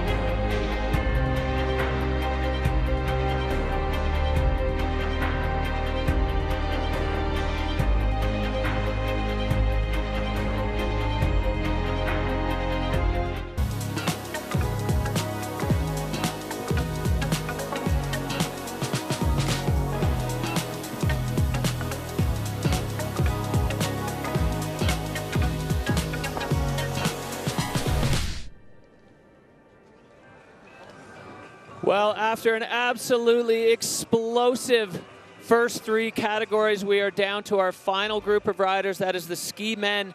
We'll be taking to the Petit Bec. Next up, the first rider out of the gate, an exciting rookie out of Japan, hailing from Niseko, Tenra Katsuno. Another rookie backing him up, Dylan Flinders, Marcus Gogan. And then the champion of the Freeride World Tour 2023, Vale Rayner, dropping fourth. And it really is a who's who of riders here. Looking at this start list, so much talent on tap. Carl Regner Eriksson, the Swedish rider, back for another swing. Max Hitzig, we've seen explosive action. The young Canadian rookie Wei Tian Ho looking to make his debut on the Tour. 2022 champ Maxime Chablot. It just keeps going and going and going. Thibaut Magnan, the Spanish wildcard, and then Christopher Trudel, two-time FWT champion, will round out the field here in ski men. As we speak here, see Max Hitzig just watching the live feed, maybe lining up the features, making sure that he knows exactly where he's going. This man's performances since his debut on the tour have just been electric, and we cannot wait to see what he's going to bring today, what all of them are going to bring today. The ski men's field, like every other category, so stacked. So here we go, the Peak Performance Fun Bet fan favorites. You didn't make the cut if your name's not Max. Max Hitzig, 49%. Max Chablot, 46%. Max Palm, 44%. So even voting there on the Peak Performance Fun Bet fan favorites. That is who you think is going to be on the podium here. The Maxes have it. They've certainly earned it too, with some explosive runs in recent seasons. So the crowd absolutely firing here at Verbier for the FWT Verbier Pro. You can see all along the col here, crowds gathering, finding their little nooks and crannies to hang out in as all the action coming to us from the Petit Bec, the shoulder of the Bec de Ross, legendary mountain here for these riders to take on, and an intimidating way to start the Freeride World Tour here for the 2024 season for a lot of these rookies. And Anna, I think a factor that we haven't been talking enough about is how many of these riders never got to ride the Bec last year because the final event was canceled. Yeah, so we almost have some non-rookie riders that are in the same position as our riders that are having their debut today. So it's really leveled the playing field. Of course, there are some veterans like Christopher Turdell who have skied it more times than he can count. But there's lots of people it's their very first time. So I think there was a lot of chatter in the riders group when the Verbier Bec stop was announced, and there are a lot of riders shaking in their boots. Yeah, big time. Definitely some nerves, some anticipation, some excitement as well. A lot of the riders, I know Marcus Gogan was really pumped up to get a taste of it last year and was extremely disappointed when it was canceled in the end. So all of them going to get to take a big bite out of the Bec de Ross today on the Petit Bec. And our first rider out of the gate, this man, Japanese rider Tenra Katsuno, hailing out of Niseko. He's just recently arrived in Europe. He's been very busy skiing powder and filming with the Blank Collectives crew over there in Niseko. It's so exciting. I got to meet Tenra years ago at the Junior Worlds, and he is such a talented rider. He's got a deep, deep bag of tricks, but also his actual ski technique is so solid. Honed in powder, but it's working out on the qualifiers for him. I would say it's been perfected in the hard pack of New Zealand as well. He was sent down there as a 16-year-old, speaking almost no English, and this is where he discovered Freeride and built up this immense skill set that's about to be unleashed. So Tenra Katsuno dropping in from start 2. Well, Tenra with an aggressive start. This start 2 has seen a ton of action. You can see some rocks already getting exposed there as he makes his way fast and fluid above the exposure and popping into the fall line there for Tenra. Looking silky smooth because this snow is looking quite cut up, taking a feature that no one has yet and linking together, clearing that rock in the landing. That was absolutely huge. Oh yeah, Tenra getting an extra feature and getting himself perfectly lined up. A quick 360, almost looked like it didn't even affect his turn shape. And Tenra with a big backflip now, stomping it clean. What a debut on the tour, and he's not done yet. Now, still some action to come on the lower section of the Petit Bec as he makes his way towards the Windlip. The Windlip hasn't been functioning as much as a big money booter as we have seen in years past. Really hard to hold the speed, but Tenra floating a 360, just popping it around at the end. It kind of looks like some of the riders are expecting a little bit more air off it, and then the in-run just saps the speed. Yeah, I think it needs to be buffed out a little bit before you can carry speed in for some serious airtime there, but he still made good use of it. Well, what a start from the young Japanese rookie. First run on the tour. The snow was awesome. Something you need to know about Tenra is the time he's spent in New Zealand has given him just a little twinge of a Kiwi accent. Which I love, and I love the way he has laid it down on his first run on the tour. That was a beautiful back. He's so relaxed, so laid out. The snow was awesome. The statement from Tenra Katsuno as he makes his way through the finish line and locks in his very first run on the Freeride World Tour. I'd say from the moment we saw him as a junior, it felt like it was destiny for him to be here and for him to bring that performance to his very first run. Absolutely incredible. The judges rewarding him with an 86.67. They are going to run out of numbers with scores like that going down already from the first rider. But I will say, at least in my opinion, extremely well-deserved. I couldn't agree more. Really stoked for this kid to put down such a solid debut. Well, he is hyped on that. And that was only the first rider. We have 22 men in the ski field here today, so expect non-stop action from top to bottom. Every single category has delivered that, and we are straight back up to the top. The Utah native, Dylan Flinders, he was injured last year. He didn't get to take the start after he qualified out of the Challenger Series in 2022, unable to start. thrown the injury wild card back on tour. Dylan Flinders, Dina Star rider. He's, again, he falls into the category of wild overachievers on the Freeride World Tour. He's a professional downhill mountain bike racer in his spare time, suffering a big injury actually this summer in Schladming on the downhill bike, but he's all recovered and he is fired up and ready to launch his Freeride World Tour career here in Verbier. Dylan Flinders, 3, 2, 1, drop it in! Getting the last good vibes from the top, from the crew at the top, and then firing in from start 2. Taking an alternative line here, taking some air into this tiny chute. Oh, I love that. Not so many tracks over there. And Flinders, you know, he's coming from Snowbird, Utah. He likes to ski powder, roasting his way over that high traverse above the La Bamba, and now right into the meat of things. Instead of a double, just taking the whole thing as a single, absolutely pinned for Dylan Flinders. And looking like amazing control in between each feature. Yeah, so strong on the skis as he just billy goats his way down, popping his way, a big air off that lower one, kind of giving me Leif Muma feelings here with that pristine ski technique. Dylan Flinders roasting his way down the Petit Bec for his Freeride World Tour debut. Yeah, he's got some nice turns on him, bringing some speed into the wind lip, floating the 3 around. Yeah, just adding Very those smooth. air and style points. Every little thing matters. And a face shot at the bottom. Dylan Flinders starting his FWT career in style, and he is fired up. Whoa! Yo! Whoa! That was so sick! Relief! Relief! Oh, whoa! The relief, you hear them say.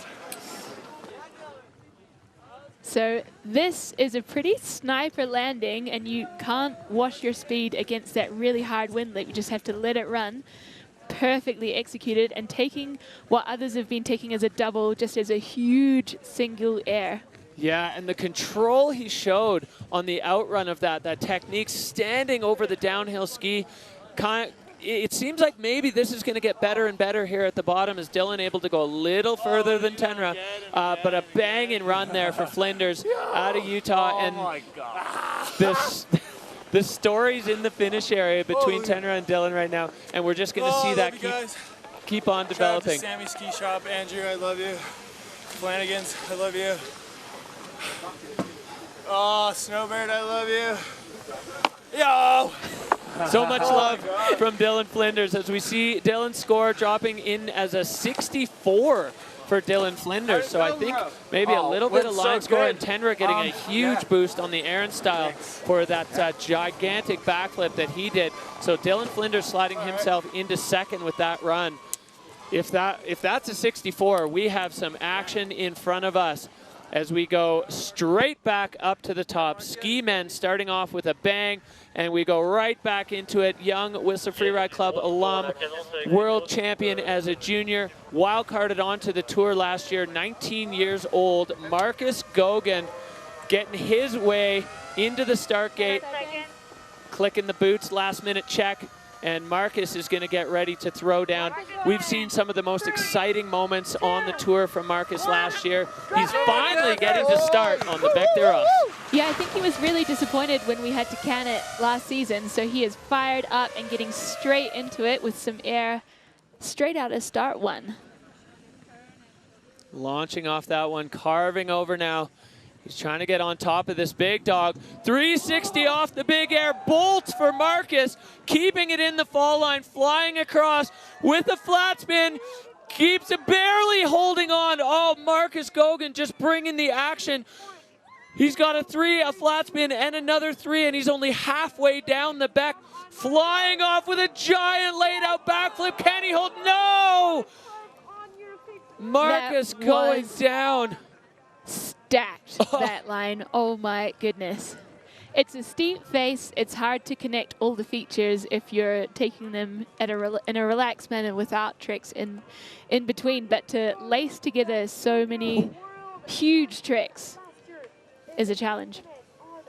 Well, that was just mind-blowing from Marcus. More features than we've seen anybody put together, and all of them with huge tricks.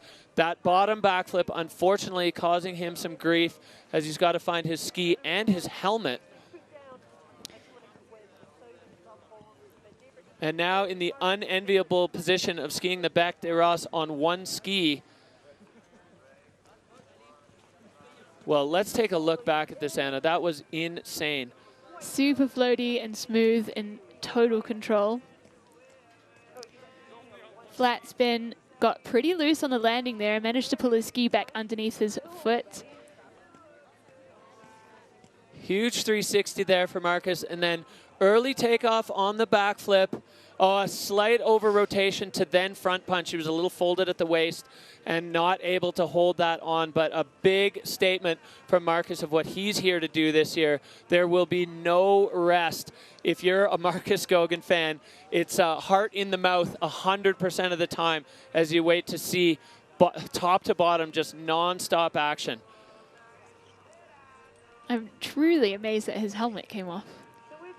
Yeah, he definitely got pretty thundered there on the landing, as that was just, I don't even know how to describe that. It was so action-packed. Every single feature had something. All of them were really big. Unfortunately, the backflip, which is kind of bread and butter for Marcus, but that air, we've seen the punchiness of it take a few riders down, and unfortunately, Marcus not able to pull that off.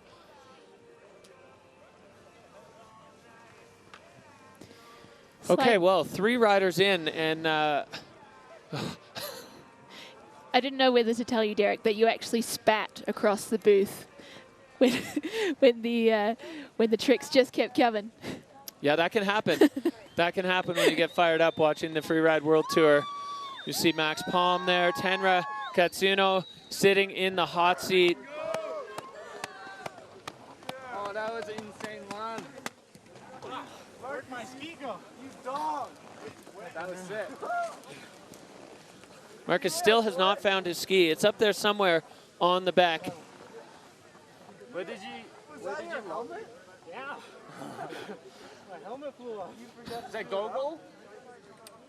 Everything came off of Marcus Goguen, but we go straight back up to the top to the reigning Freeride World Tour champion. This is Vali Rayner, another peak performance rider and Scott rider. He's a sponsor's dream here on the tour. And of course, there's nothing that gets the sponsors fired up more than an FWT title, and Vali holding on to that. He's got that hot bib on with the flames on the bottom. This is your reigning champion. He's going to be looking to back that up this year, no doubt. Mr. Consistent, Vali Rayner. We got a chance to catch up with him and dig into what makes him tick. I think the key to become world champion is just not to have too much thoughts about it and don't plan it too much. It will happen sooner or later. Well, there you go, kids. Don't make a plan. Tell your mom that. Yeah. Words from the champ. That's the key to doing it. We're seeing the rest of the field up there. Jackson Bathgate getting ready for his debut. But right now, it is the time for Valentin Rayner. Vali absolutely consistent. Last year, he was put in the unenviable position of having to requalify, or sorry, previous to last year, of having to requalify. And he took those lessons that he got out of the Challenger and applied them absolutely perfectly and went from not able to requalify to World Tour champion. So a real sort of testament to some tenacity, some grit, and a real openness to learning of how to get it done. Definitely, and I made a joke about his suggestion not to plan to become world champion, but I really do think it's important to balance the extrinsic and intrinsic motivation from an athlete's perspective. If you focus purely, if you be too calculating and just look at the points you can generate from each feature, you might not be following your heart and really going for how you can express yourself the best. Whereas if you ski what speaks to you, you're going to have fun that's going to be communicated to the judges, to the fans, and usually scores quite well.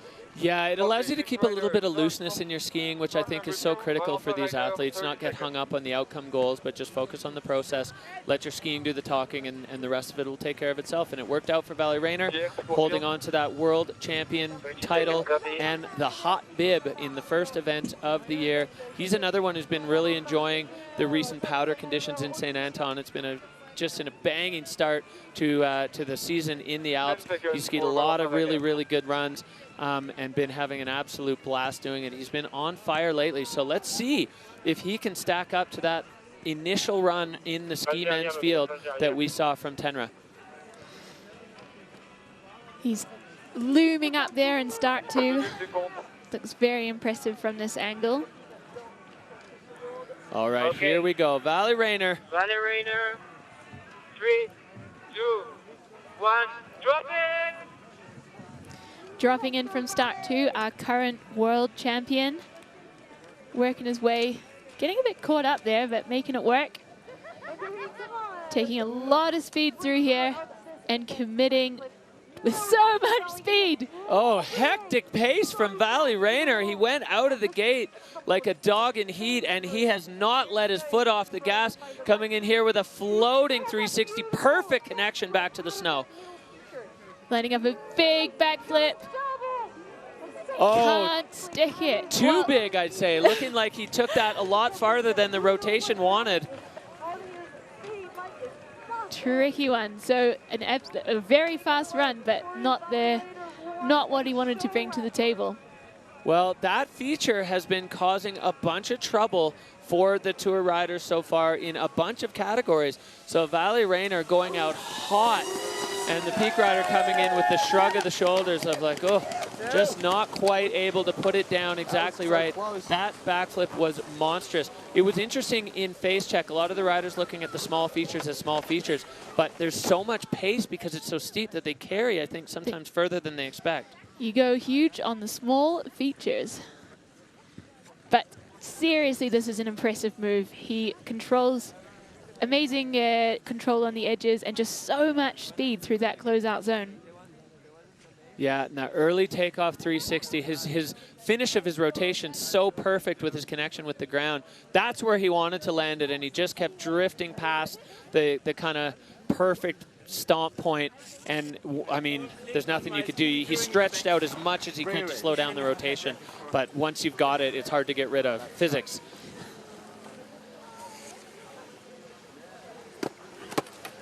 All right, well, Valley Rayner dropping in a 55-point score there. Good enough for third place currently, but in this field, hard to imagine that's going to hold. So the ski men bringing the thunder here in the Verbier Pro. FWT riders absolutely just stacked up at the top of the face.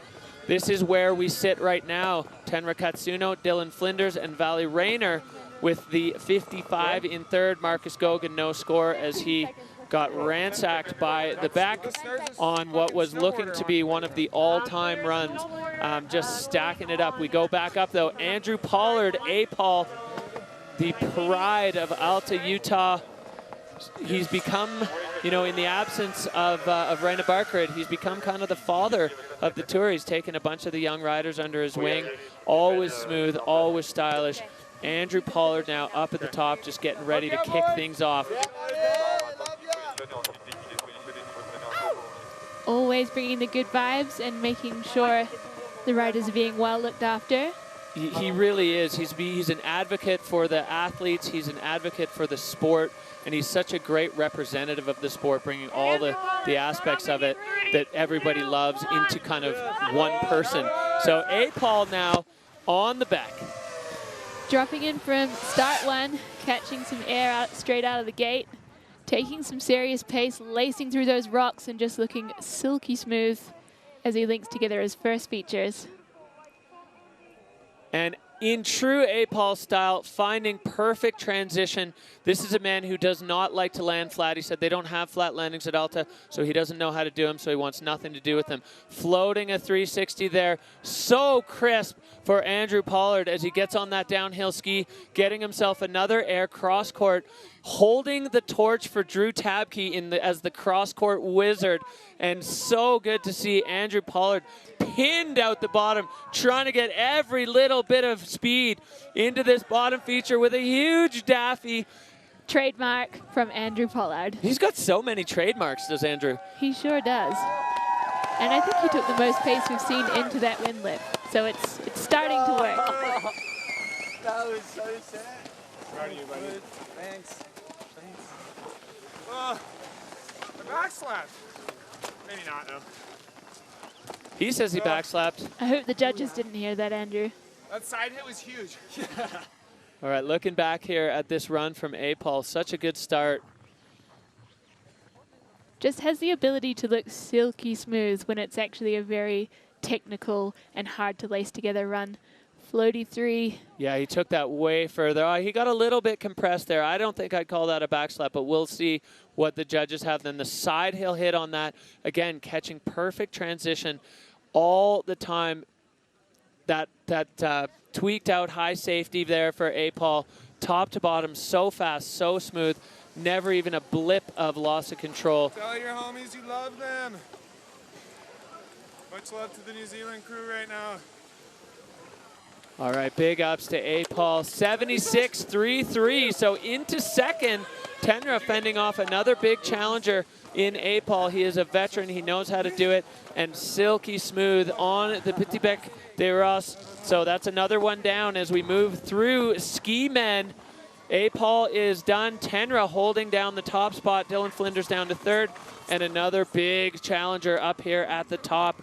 Max Palm, the Swedish rider, another peak performance athlete here, getting ready to throw it down. He's made a habit of winning the first event on the tour. 2 years ago as a wild card, a single event wild card that translated into a full tour wild card with the win and the first double backflip we've ever seen landed. And last year in Bakira backing it up. So we'll see if he can three-peat opening the season with a win. Max Palm way over on the side. Yeah, going for the pow turns off start one. And just cruising through some serious exposure here, looking to find his line. Coming into a big zone. A huge 360 for Max Palm. He cannot hold on to it.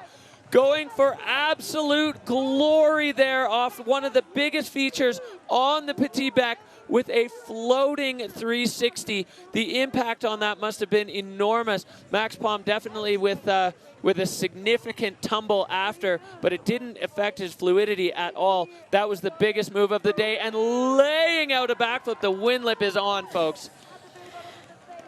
That was enormous. I think that was the slowest 360 rotation I've seen because the feature was just so enormous. Wow. Well, Max Palm really putting one down. Him and Marcus have been spending a ton of time together, and both of them taking their crazy pills, going for just the monstrous moves here on the Bec. We have got to catch this one on replay.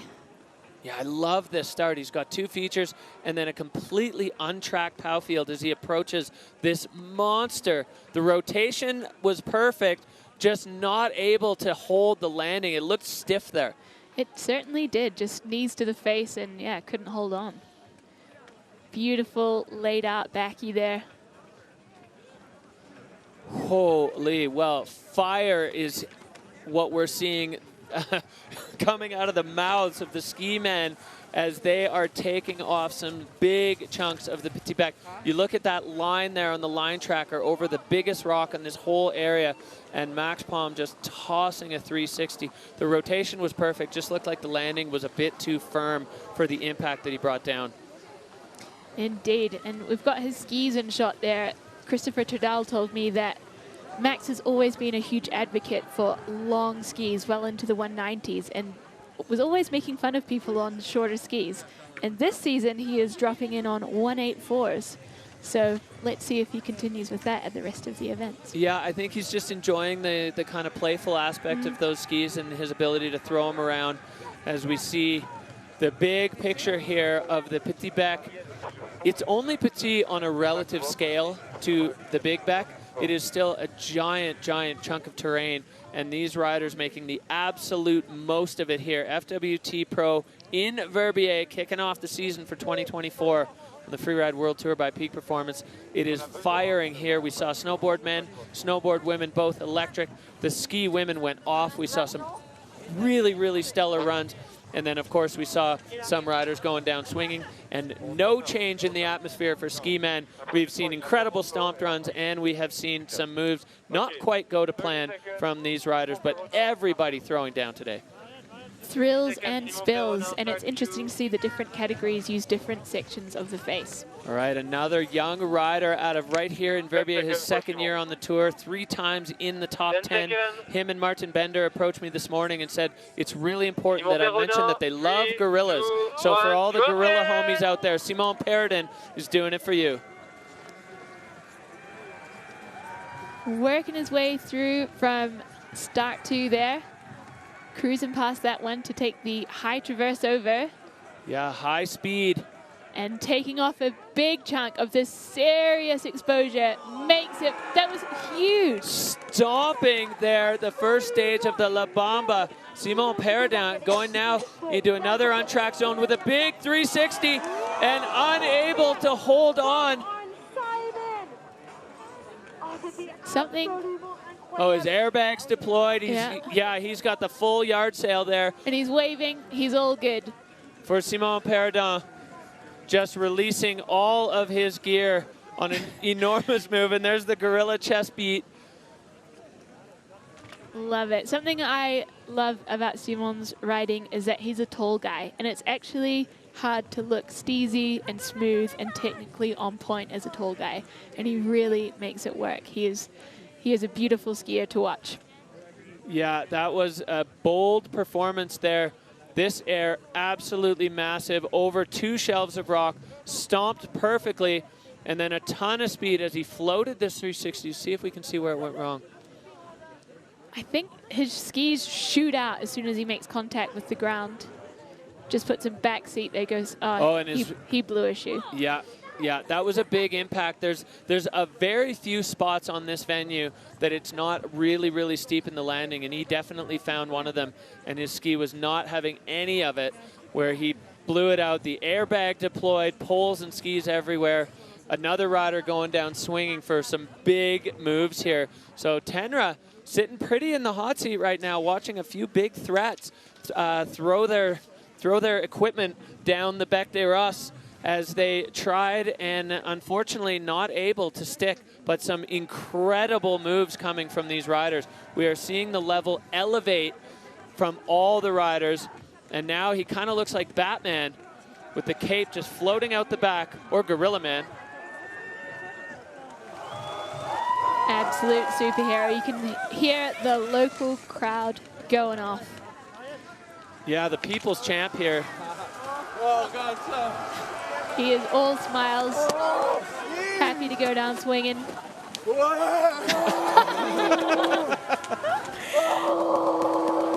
There is the gorilla. One animal. Love to see it. Yeah, you got to respect the send there. The tall man for Verbier throwing it down on his home turf for the home fans. And we are back up to the top. Another member of the Overachievers Club here, Colton Schaff. He was the champion on the Challenger Tour in Region 2 last year.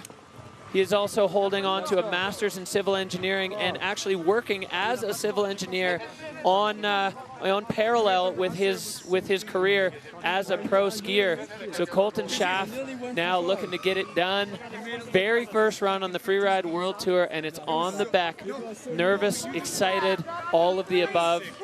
Colton stoked with his line and really happy to be here with the crew. Dropping in from start 1, taking the same air that a bunch of riders have taken just to get a little bit of air under their feet before they get started in earnest. And it's looking a little bit chopped up in this section at this point, but he is looking solid with his technique, carrying some speed. Going to this cross hill wind lip, tweaking out the Eau Claire grab, and now coming in with some pace here, Colton. The 360, clean landing, nice connection back into the snow. Now this one's gonna get our hearts in our mouths as we've seen backflips go wrong here, but Colton holds it strong. A great run for the American rookie.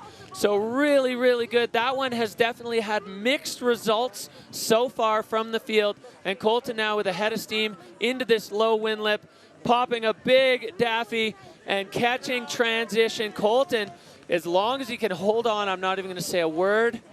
All right, he's through the finish.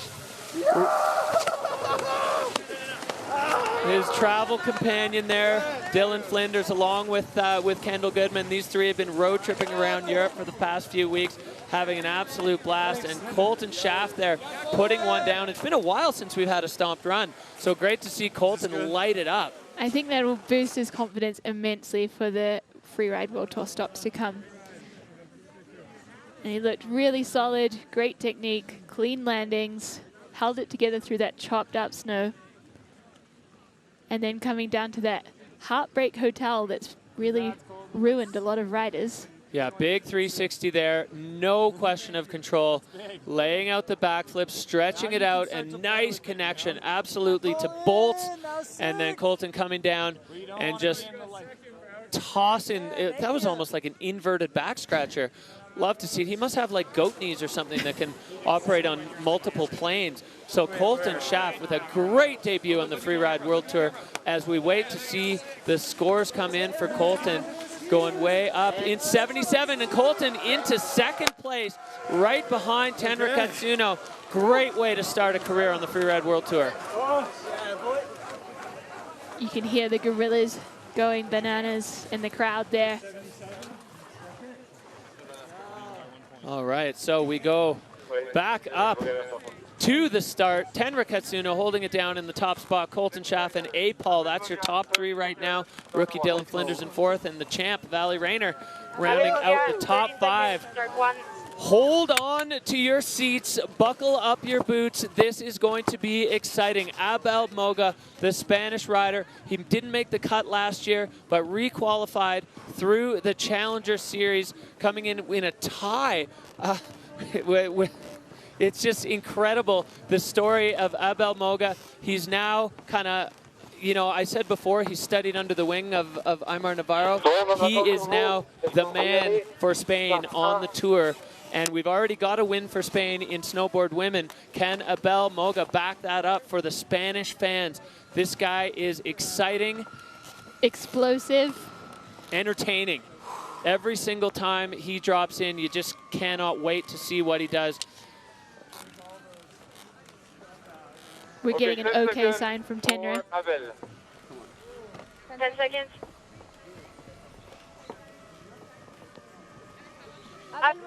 Dropping in 3, 2, 1. Yeah. So Abel Moga dropping in from start one, hopping into the face there, finding his line, making some nice turns through this chopped up section, lining up his first hit.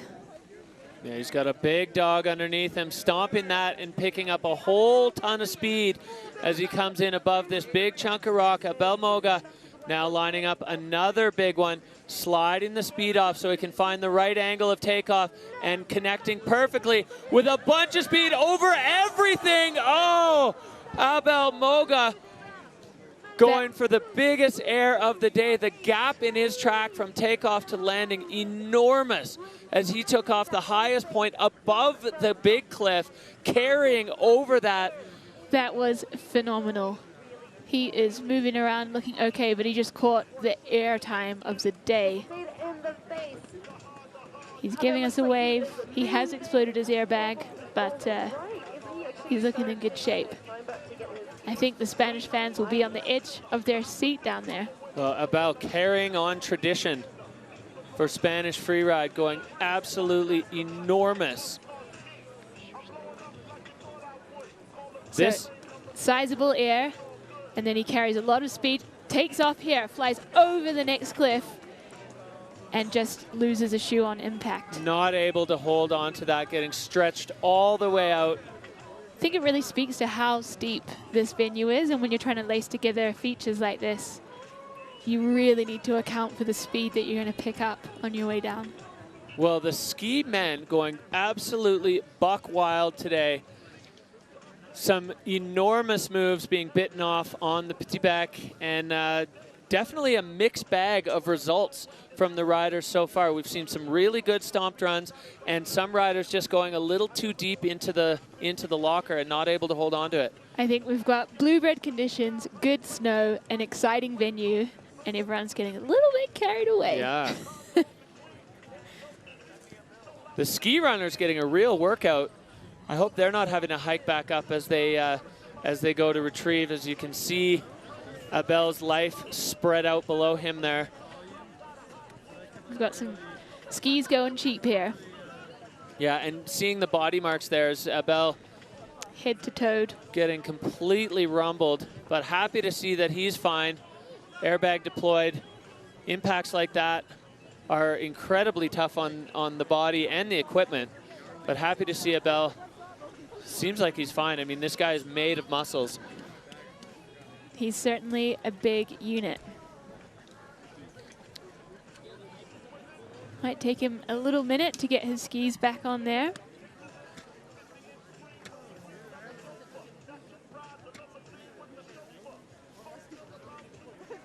Yeah, ski runner giving him a hand there. Yeah, I think that is Finn Billis's Kiwi buddy Hugo, being one of our ski dudes. Excellent. Big shout out to the ski dudes. I mean, they're standing up there and then called into action and definitely seeing a ton of work from the ski dude community today, collecting the gear from some of these riders who are just going absolutely buck wild on the face. Abel Moga now making his way down, cape out, as we saw from Simon Perrodin. So another big challenger fended off there from Tenra. A clean run is what it's going to take to do it. Riders definitely getting hungry for some big moves as we move through the field. And we have another rookie on the tour, another rider who's been knocking on the door for a while, young Kiwi rider Ben Richards. I've been looking forward to seeing him make the tour for quite a while as he's made his way through the qualifiers and challengers. And he is here now, based in Squamish for the winter, but he is here and he is ready to debut on the Freeride World Tour.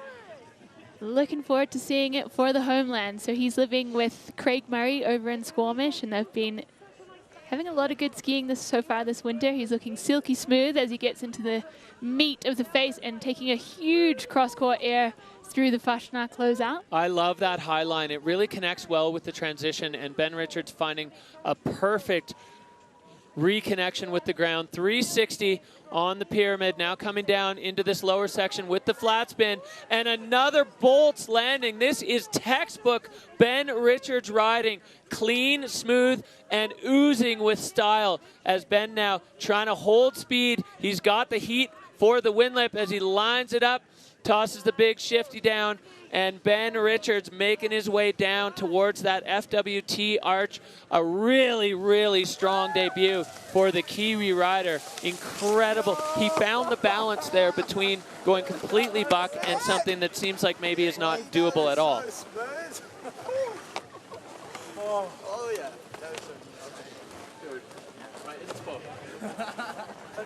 So let's check out the action. Looking silky smooth throughout the whole line, lacing everything together. Decent air time. That connection was just perfect. Fluidity, air and style totally jacked with the video scores there. Yep. Boosting the 360 and then straight into this flat spin.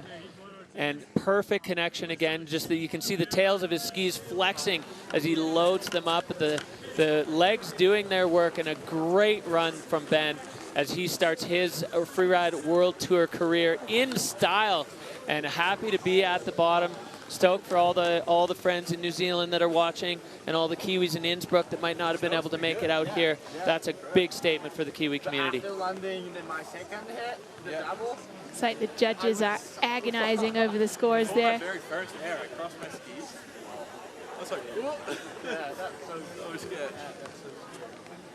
All right, here we are seeing the score come in for Ben, 85.67. So jumping in just behind Tenra there to move himself into second. Great statement from the Kiwi rider, trying to find his way out of the camera shot there at the bottom. That's okay, he wasn't confused on his line, doesn't matter what you do in the finish. All right, well, we go back up to the top of the Petit Bec. We go from rookie to veteran. Peak performance rider Carl Regner Eriksson. Carl has been a mainstay on the tour and always a threat for the podium. Fired up and ready to go. Smooth, stylish, technique absolutely precise. There is no doubt that if you're sitting in Tenra's seat right now, you are worried as we see Carl take the start from start one. Dropping in there. Looking cool, calm, and collected as he makes his way through the exposure, lacing some turns. Finding his first cliff. Goes big there and just looking strong as an ox. Yeah, clears the rock well. There is a nice landing there, but you do have to clear a little bit of a dip. Now Carl coming into this low section, this bend, letting the slough clear as he takes it fall line, huge, and another perfect connection. So Carl Regner Eriksson, blink and you missed it. A high-speed, classic free ride run there for Carl as he's pinning it into the windlip, holding onto that downhill ski and laying out a big backflip, perfect landing. So Carl Regner Eriksson with a big statement here on the Petit Bec. Fluidity, incredible, features huge. Oh, all right. Good to see you. Yeah. Good to be down. Oh, hello. Oh. All right. So taking a big air there. Really solid skiing. Beautiful turns. Working his way into this exposed zone and then taking some serious airtime over his slough into the fall line and pacing it out. And floating a big backy off the bottom windlip. Solid run there. That was great from Carl. I'm so impressed with him. It just year after year, he delivers with a consistency that never seems to change. He's always in the mix, always a threat. You know, he's one of the few riders on this start list that have actually ridden the Bec before. So he's got definitely a bit of a veteran's advantage there as the score racking up, and he's into third with an 81.33. So another big threat fended off from the young Japanese rookie, but a big result there for Carl as we've seen some big dogs go down hard today. Carl's going to have a keeper result from that, although there are still a ton of riders left at the top, and all of them want a piece of that podium. So no guarantees yet as we're just around the halfway mark here at Ski Men. Tenra, Ben Richards, Carl Regner Eriksson. That's your top three. Colton Schaff and Apol into the 4 and 5 position. And we're going to go back up to another one. I mean, I almost feel like I just keep repeating myself that this one is a real danger. But every single rider that we see drop out of that start gate is a huge, huge risk for the man sitting at the hot seat right now. As we look over here, Carl exchanging hugs there with Marcus Gogan, telling stories about how it went for them. They had quite different experiences, I'd say, on the Bec. I would say so. And Marcus will be really happy to see his compatriot come down in 2 riders' time. But first of all, we've got a big heavy hitter from Austria. Yes, that's right. It is Max Hitzig. Max made an explosive debut as an event wildcard in Fieberbrunn 2 years ago, winning the event and winning it, I'd say, comfortably on that run. And Max now a mainstay riding out of Germany. You've seen here all of the riders up at the top, some of them watching the feed, some of them just trying to figure out what's going on. Max with that freshly minted Red Bull helmet, picked up from F1 superstar Yuki Tsunoda. It was one of the best Red Bull helmet deliveries I've seen. They do always a good job on that. But Max Hitzig, he's so exciting to watch. He always looks really calm and collected in the air. You never really see him put a foot out of place. I wonder, you know, we've seen 2 different approaches today. The completely balls out haywire approach and the slightly more reserved, and I can't really call Tenra's run reserved. But dialed in. Yeah, dialed in. It was stickable. So let's see what Hitzig does. Usually he kind of finds a balance between those 2 things. It looks haywire for other people, but he never makes it look haywire. I don't think we've ever seen him wind down the windows. No, he's silky smooth in the air and, yeah, has incredible air awareness. And I am very grateful to his family for convincing him to start his free ride career. He was just an enthusiastic free ride skier that did not compete until his mum told him that it could be fun and he could consider it. And then we saw that impressive rise to the Free Ride World Tour. Yeah, and every single time he takes the start, there's some highlight reel moment. We saw it in Kicking Horse with one of the biggest backflips we've ever seen on the Freeride World Tour. We saw it in Fieberbrunn with a transfer that we've never seen anyone do before, and then it immediately translated. We saw one of the riders on the Challenger event directly after try it. There's just so many moves that he has done in his very short FWT career that have been truly pioneering on the faces that he's on. So let's see if he's got something in his eyes that we haven't seen yet on this face.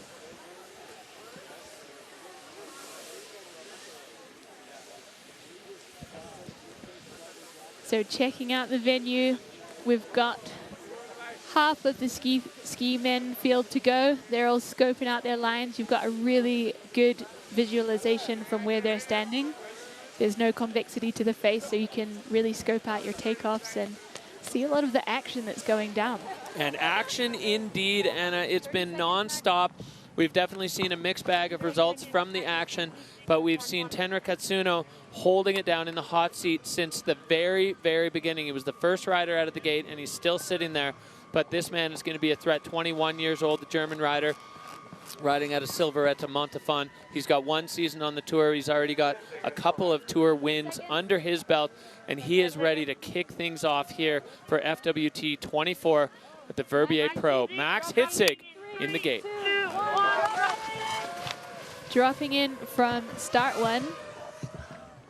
Checking out his first little bit of air time there. It's getting cut up, but that is no problem for a seasoned skier like himself. Taking that one pretty deep. He's just so strong. You hardly ever even see his legs bend.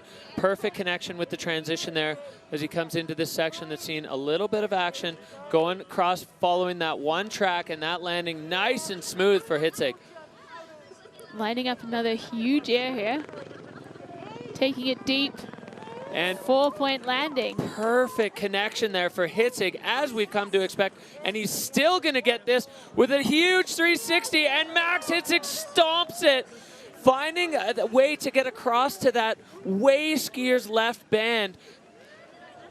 Getting the Cossack in at the bottom. Hitzig untroubled by gravity or impact or physics or anything. The Freeride robot, we've been calling him, because he just exudes perfection every single time he drops in. It almost looks too easy, and look at his face. He is elated to be done and at the bottom with a run like that. Powerful relief there. The last one.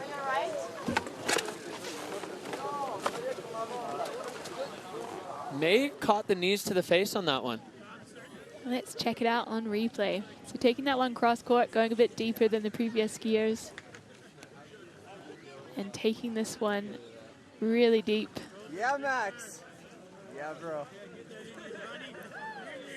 And then taking all the speed into this 360. Perfect connection. Yeah, it looks like he kneed himself in the face there. I thought he was covering his face because he was so happy. I think he was holding his face because it stings when the Gore-Tex slaps you on the lips.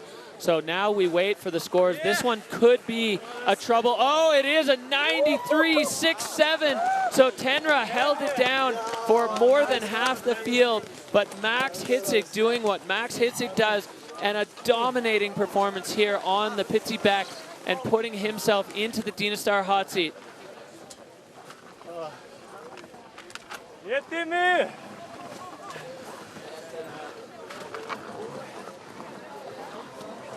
No time for the hot seat. Yeah, he's off for a cuddle with his mates. Find his way. So a little shuffle there, a big shuffle in the podium standing so far as Hitzig taking the lead with that 93.67. Tenra Katsuno now still in podium contention in second, and Ben Richards in that third spot as we go back up to the top. Whistler Freeride Club's own, Whistler's own, Wei Tian Ho, 19 years old.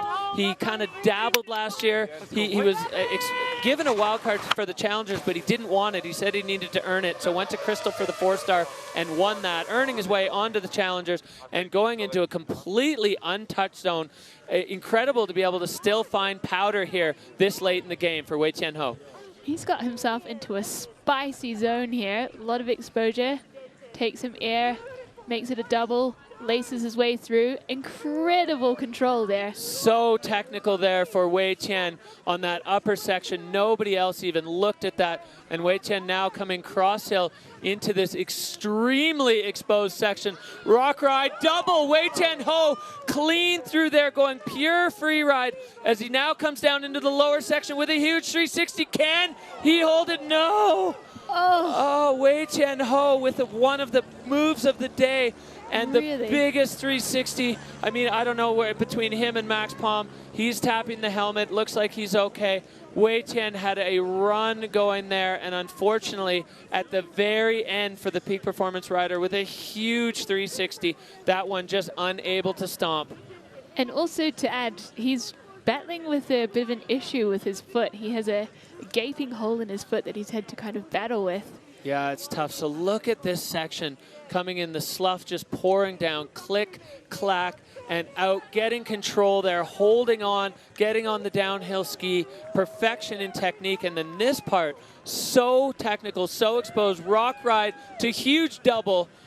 That was a lily pad that he hopped on and off of there. Really incredible control. And then this 360 just going too far, and that landing so stiff. Wei Chen unable to hold on. So close to perfection for the young Whistler rider. Big hugs for Hitzig. Whoa, these riders really putting it all on the line today as they go buck wild trying to earn a Freeride World Tour podium. Marcus coming in. That's a bit of a shared experience for those two guys. All or nothing. Wei Ho and Gogo, they had a rough time on the face today, but put together an incredible show. Yeah, and definitely a statement from those boys that when it comes together, it's going to come together big time as we go straight back to the top. The action never stops here at the Verbier Pro. This is 2022 World Champ Maxime Chablot, another one who kind of falls into the category of Hitzig. You very, very rarely see him fall. He's always crisp and clean. He's so strong. You know, he's trying to balance being a pro skier and a professional kiteboarder. And so far, the balance seems good. He's a 3-time World Junior Champ on the kite. He's a Freeride World Junior Champ and Freeride World Tour Champ. On skis, he's pretty much awesome at everything he does. And Maxime Chablot is on the back. Multi-talented, dropping in from start one. Catching some air there. And making quick work of this techie section. Yeah, getting himself into a serious piece of terrain, airing over the whole double bottom step. Catching some air into the next section. So Chablot bringing the trademark heat, winding up for the big 360, dialing that in, back to his feet, cross court now, laying out the backflip, and Maxime with a slight bobble there, but able to hold on. That was the same run that saw him win here in the Extreme Verbier a couple of years ago, and Maxime Chablot going right back to the well. Carrying some speed into this final wind lip. Cheeky little 360 there. And a pretty solid run from him. One tiny bobble in that landing, but as we said, that feature has been wreaking havoc with a lot of riders so far. Yeah, definitely. You saw him just put a foot out to the side. He didn't go down, but there was definitely definitely a little something there for the judges to pick up on. So we'll see what they're going to do with that. But all together, a solid run there for Chablot. So airing, that was a really sniper landing that he scoped out there to Yeah, not I like catch that the one a next lot. shelf. And it's nice to see him getting more into the free ride vibes here on the Petit Bec, because he seems to prefer, from a personal perspective, the more freestyle-oriented zones. But he certainly brought the freestyle components to the Bec. Had all the elements. That landing still punchy. We saw it take down Justine, and Max just able to push his feet through that little bit of breakable crust there and muscle his way out of that. So Maxime Chablot with another strong run. Seeing kind of even Steven here on stomped runs to outrageous crashes from the men's field here. That was scary, especially the hike up. Well, that's just a little bit of a look inside the mind of Maxime Chablot. The hike up, the scariest part of that run for him. Once he's got his skis on, the fear kind of goes away, the stomach settles, and he's able to put down runs like that on repeat here on the Freeride World Tour. So right now, the score to beat, a 93.67. I'd be surprised if Chablot was able to knock Hitzig out of the hot seat on that one, but definitely going to see him in the mix with that run. The judges are doing their work.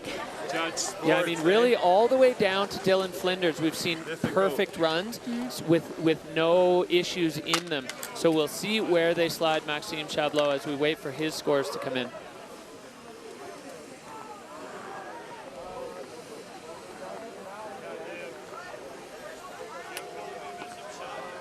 this has got to be the most stressful time for any competition rider. You're waiting for that score to drop. You've done your part now, and it's in the judges' hands. That's a judge sport. It takes time, and we can't rush the numbers. That's right. Yeah, the judges putting their time in and putting Maxime Chablot into 4th with an 81.67. So a big score there for Chablot. Not quite in the mix for the podium, but we've seen Maxime often. He's a slow burn rider. He'll start with something that he would describe, or he has described, as slightly mellower, and then ramp it up as we get to the venues that he likes a little bit more, or that he feels fits his style a little bit more. So that will push Carl Regner Eriksson down into 5th position, as we're a bit over 2/3 of the way through the ski men's field now, and we go straight back up to the top for another exciting rider. Blake Marshall, another one making his way off the tour with the cut, and then back to the challengers, and the Kiwi rider Blake Marshall back on tour and back on course right now. Dropping in from start 2, getting a bit hooked up there. I think there's some rocks poking through and a lot of rutted snow. Yeah, hopefully that's not going to rattle Blake's confidence. Looks like it's not, as he goes straight back into the fall line. Pinned now down into, oh, he's looking at a high take on the Fashionat mandatory and going a completely new direction. 360 over the rocks. Blake Marshall now stuck in the fall line as he flies off this bottom feature. And he can't hold it. That was spicy.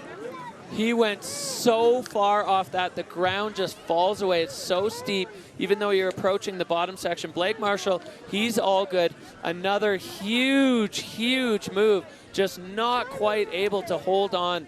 This has become a recurring theme here, a lone ski or a bunch of skis just scattered, strewn down the face as Blake Marshall hung up in the fall line and then just not able to get, well, any direction, so having to go right off the top ropes.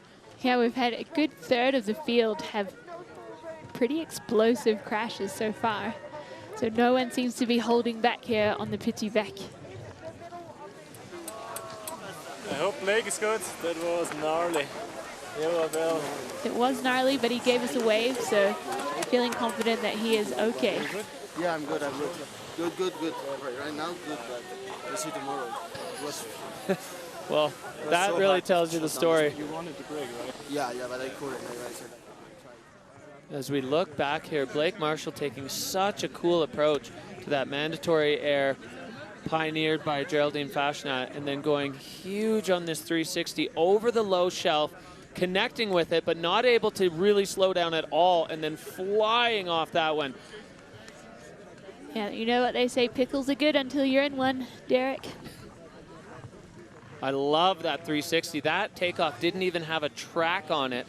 So Blake Marshall, even this late in the game, much like Wei Tian Ho, finding a different approach and a different option on the face, but not quite able to hold on. Speed control really, well, critical, I'd say, on the Bec today. But how to speed control if you're just hopping from pad to pad? This is the thing on this venue. It's so steep. There's not much space for braking. Yeah, no time to slow down. All gas, no brakes. Blake Marshall getting huge cheers from the homies at the bottom. Big hug from Max Hitzig. The shared experience of all of these riders putting it on the line for glory. Oh, wow. Oh, wow. Oh, it sucks. I was like in the air and I was like, come on. If I land this is it. Oh. That's just too big. You heard it from the guy. That sums it up. I think that was a better explanation than we could ever give. Just a little too big there for Blake Marshall. Rolling on with ski men here at the FWT Verbier Pro. Back to the top. Another exciting rookie out of Region 2. Kendall Goodman riding out of Utah. Another snowbird local. Kendall, the absolute epitome of style. He got his sponsors to make him this custom kit in, as he said, the custom size that he wanted. Giant pants, giant guy, giant style. This might actually be a pretty good tactic. Maybe if you have really big pants, they'll do a little bit of braking so you don't have to deal with the speed you pick up on the way down the venue. Well, so looking forward to Kendall debuting on the Freeride World Tour, getting straight into it off the top and into a spicy section. There's only one track off that. Kendall making short work of the upper section here on the back. Already putting his print of ski style onto the face, looking silky smooth. Chucking in a shifty there, building some speed into the next section with a big flat spin. And perfect connection. So Kendall Goodman now on the downhill ski, moving over to this next feature, flying off that right into the pocket. Kendall now with a ton of speed, and he's still got more to come. The nose butter off that feature, unbelievable on the Bec de Ross. We've only seen it once before from Marcus Cedar, and Kendall Goodman bringing the trademark style that he has become known for onto the Petit Bec. He's got one last move on the windlip, but Screaming Seaman, get out of here. Kendall Goodman, top to bottom, well, I won't say it yet, and top to bottom for his Freeride World Tour debut. He had a flat spin, he had a nose butter 3, and a Screaming Seaman off the windlip. Absolutely true to form. Big hugs for his homie, Dylan Flinders. These guys have been riding together, touring around together, and great to see Kendall Goodman lighting it up here at the FWT. So on the replay there, putting style into every move he makes. This was so smooth. Perfect landing.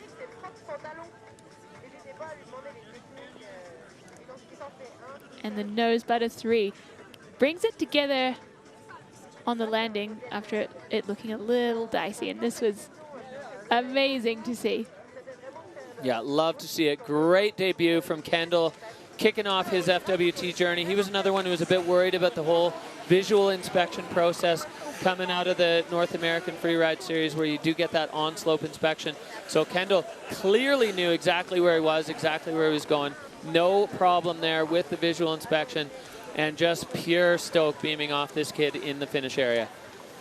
Yeah, lots. Here comes the score, and it is ringing in at 79.67, sliding him into 6th position. A great start there for Kendall Goodman as he makes his Freeride World Tour debut. And there are no stops to the action. This field absolutely stacked from top to bottom, start to finish. As we head back up to start number 2, we are going to see the young French rider Oscar Mandin. Oscar made his debut last year on the Freeride World Tour.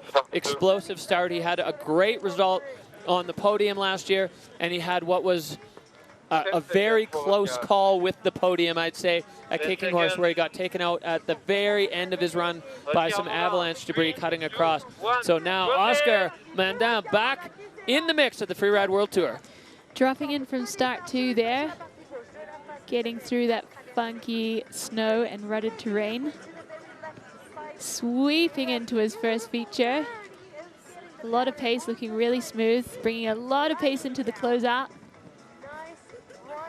Oh, and taking it cross hill, so he's able to get up on top of this huge feature with a massive backflip. Oscar Mandin, the incredible control to be able to even get over there and then to lay out a huge backflip with a 360 now in this lower section, and it takes another one down. This has been our most controversial feature on the face, taking out so many riders.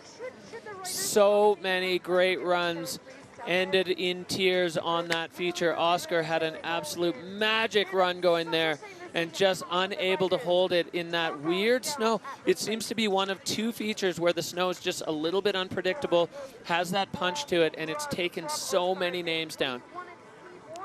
A little bit of frustration there, which we'll give that to you, Oscar. Oh yeah, with a run like that. Let's have a look here up at the top, Anna. So floating the 3 around, connecting, but just going over the falls. I think that snow is just funky. You can lose a ski tip and go over the falls.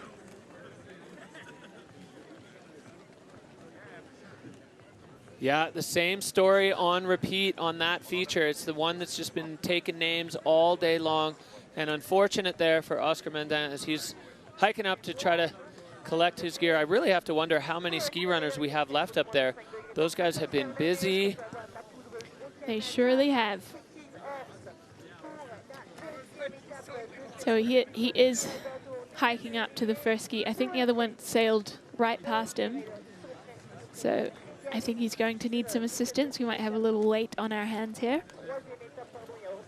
And Oscar actually joined the World Tour last year on a wild card and had a really impressive debut with second place in Becerra Barrett, showing that he really earned his place on the tour. So really excited to see how he progresses through the season. Yeah, it's a great statement when you're given a wild card. If you can back it up with a podium result, it really kind of tells the tale of a good wild card selection, and Oscar was certainly that, earning himself that podium result and then making it into the FWT finals last year. Super strong rider. I always love to watch him ride. He's got the backflip dialed. His backflip on the upper section of his run, so big and so perfect. So really, really unfortunate to see it come undone on that lower feature that's taken so many great riders down. Hitzig looking comfortable in the hot seat with a blistering run. Trademark. Well, Oscar and Marcus have now one pair of skis between them. I don't know if Marcus's ski ever resurfaced. Oscar going to make his way down. We can't quite see if his ski is in the discovery zone. But another rider in that unenviable position of riding the Bec on one ski. He's making it work. Strong legs. So strong, yeah. These riders they're so well conditioned, they're so strong, they're so talented. Ah, there it is. Excellent. Reunion of Oscar Mandin and his left ski. Good to see as we are making our way through the ski men's field, the FWT Pro Verbier. Proving to be extremely exciting. Perfect, thank you. We go back up to the top. Jackson Bathgate, another Whistler Freeride Club alum, and if you're familiar with the name from the Freeride World Tour, he is the twin brother of Cooper Bathgate. So both twins now taking starts on the Freeride World Tour. Jackson battling through a bunch of years of injuries, some lower back stuff, and now, you know, he was able to kind of get himself healthy last year, put another bid in on the Challengers, and Jackson is on the Freeride World Tour for his debut, the 2016 Junior World Champ, now touring with the big dogs. Dropping in from start one, and it is getting pretty rutted through here, but he looks like it's no bother for him. Finding his takeoff there, taking it cross court. Looking smooth. Heading down for some fresh pow turns. Yeah, holding a bunch of speed here as he is above a serious chunk of terrain. Lining up, he definitely doesn't want to land on those rocks that have been exposed from some of the earlier riders. Taking it as a double. Nice clean connection with the snow for Jackson Bathgate as he's got another chunky one airing all the way over, and Jackson Bathgate with a clean landing as he's now enjoying the powder at the bottom of the face here, making his way through the apron on the Petit Bec. Carrying a lot of speed through there. Getting the powder turns in and electing to skip the wind lip. Yeah, it would have been tricky from all the way riders, right, to go all the way across. All right.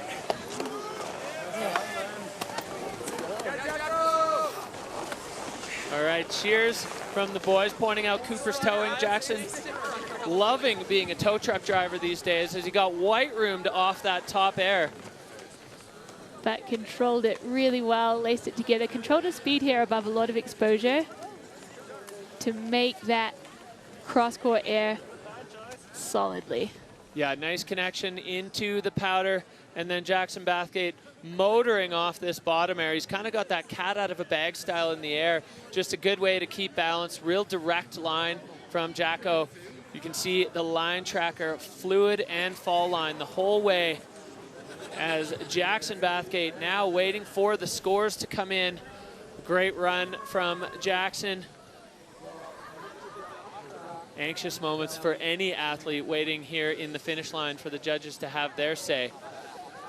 And we've had some pretty heavy hitting lines before him. Here comes the score. So 71 for Jackson Bathgate, moving him into the top 10.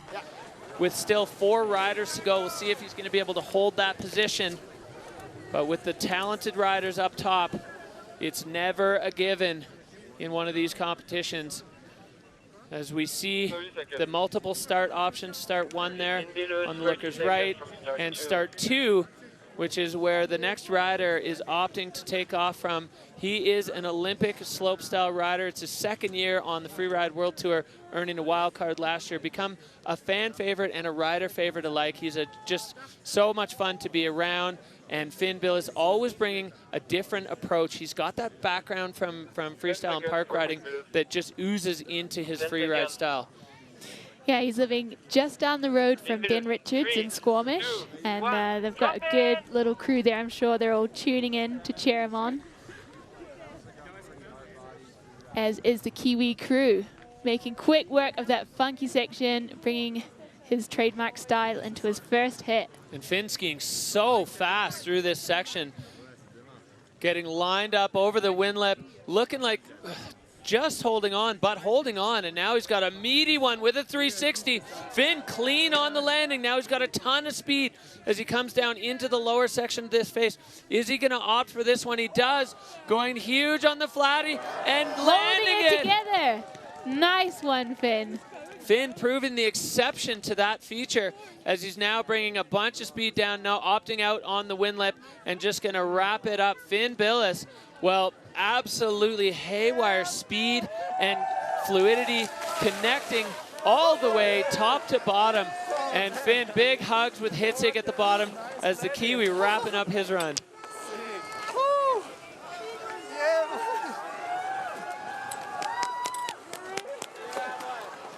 Big cuddle from Ben Richards. Good job, brother. So sick.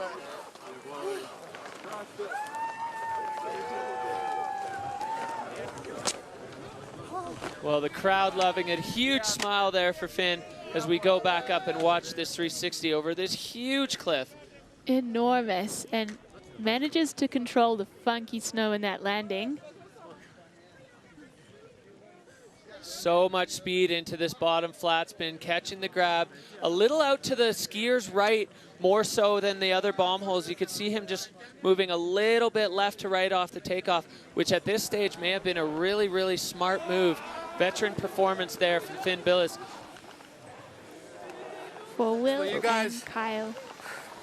And Finn Billis moving into 2nd with an 89.33, and a big shout out to the Kiwi community, suffering some heavy losses recently, and Finn recognizing that and shouting out to all the crew at home and around the world in the Kiwi freeride and ski community. So huge for that, and a great score. Finn Billis just bumping now Tenra out of that 2nd place spot. So shake up in the podium as we move our way through the ski men's field. Finn Billis putting himself into podium contention here with the 89.33. Tenra Katsuno now down to 3rd. Ben Richards into 4th as we look at all the NSs on that list. So many riders coming undone on the Bec today, but we go straight back up. This kid, another junior world champion. You can't shake a stick in this field without hitting a junior freeride world champion. Another part of the Gorilla squad, along with Simon Perden and whoever was in the Gorilla suit at the bottom. Martin Bender, an explosive young talent from right here in Verbier, and he is making his freeride world tour debut at home. That's right, dropping into start 2. We have all been anticipating his arrival on the Freeride World Tour. Explosive riding and explosive personality. Looking silky smooth there, coming down to the Fasnacht closeout. Yeah, Martin taking a slightly different angle, nice clean landing into the transition and getting way up high on this feature. 360 perfectly over the rocks and into powder, and able to connect these 2 sections of the Bec that we haven't seen go together. Airing in, airing out. Martin Bender making a strong case for himself. Still plenty of action to go with a huge 360. Oh, Martin Bender getting the trajectory off and somehow comes out of it on his skis. In true gorilla form, I would say. Really strong. That was another amazing run put together that just came a bit undone. Floating a backy there for the fans. Yeah, I mean, Martin's going to have a huge control dock for that, but I think there's still going to be a lot of scoring opportunity for him to get a mid-pack result out of that, because the rest of his run was fire, and he is stoked. Your home mountain, you're making your tour debut, all the friends are there, the gorilla's there. Loving it. Well, what a strong statement from the young Swiss rookie. Look at this, holding on to that big bump ahead of time, and perfect amount of distance to clear that rock. And this one is huge, but just lands on the edge of that rock and bounces his way between the next two. Yeah, trajectory a little bit off on that one. You can see he comes out of the 360, sees the rocks there. There's that other one that actually formed a bit of a lip that he just plowed into. And I don't know what happened behind that powder cloud, but he came out of it in the fall line with all his equipment. So Martin Bender, cat-like in his run on the Petit Bec, holding it down for the Verbier crew and throwing it down to start his Freeride World Tour career. This is going to be a weird one for the judges because there's a huge loss of control, but the rest of his run was so hot, they're definitely going to have that big balance. He's going to get a huge dock for control, and probably a little bit for line for lining himself up directly into a bunch of rocks. Yeah, the judges don't want to see that. They don't want to see injuries. Yeah, the #1 rule of Freeride is don't scare the judges.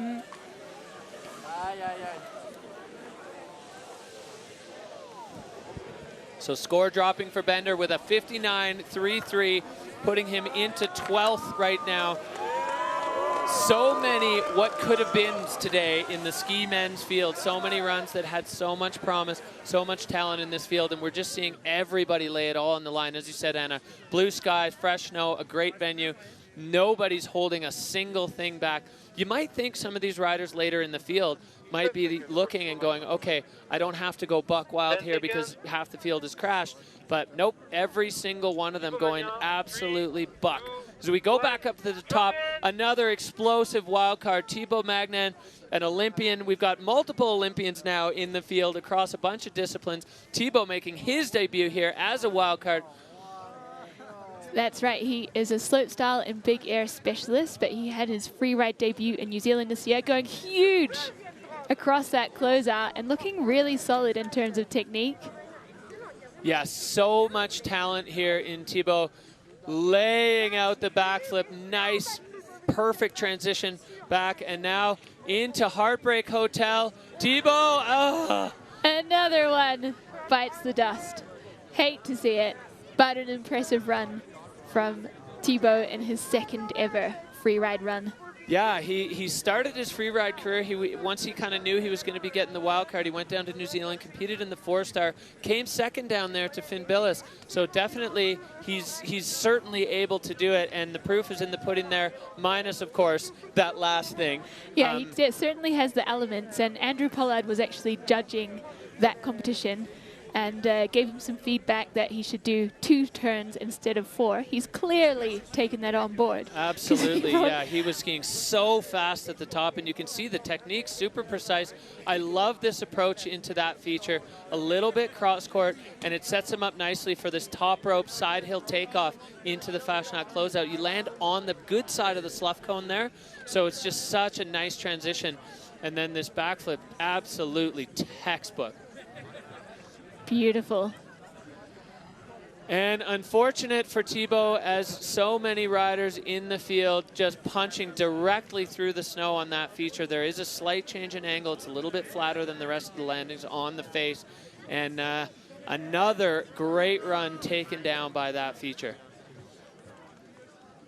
So he is riding for Spain, but he actually grew up in Switzerland and spent a lot of time in these mountains. So I think he's well versed in the Freeride conditions out here. For sure, yeah. You could clearly see that the second he left the start gate. Comfortable in Freeride terrain. Thibaut Magnan, we're going to see him come back swinging along with a whole bunch of other riders that are going to be hungry to put one down. Oh, little bobble there at the bottom as Thibaut shifting it out. You can see the fans in the foreground. the pros in the background as Tib making his way across the line.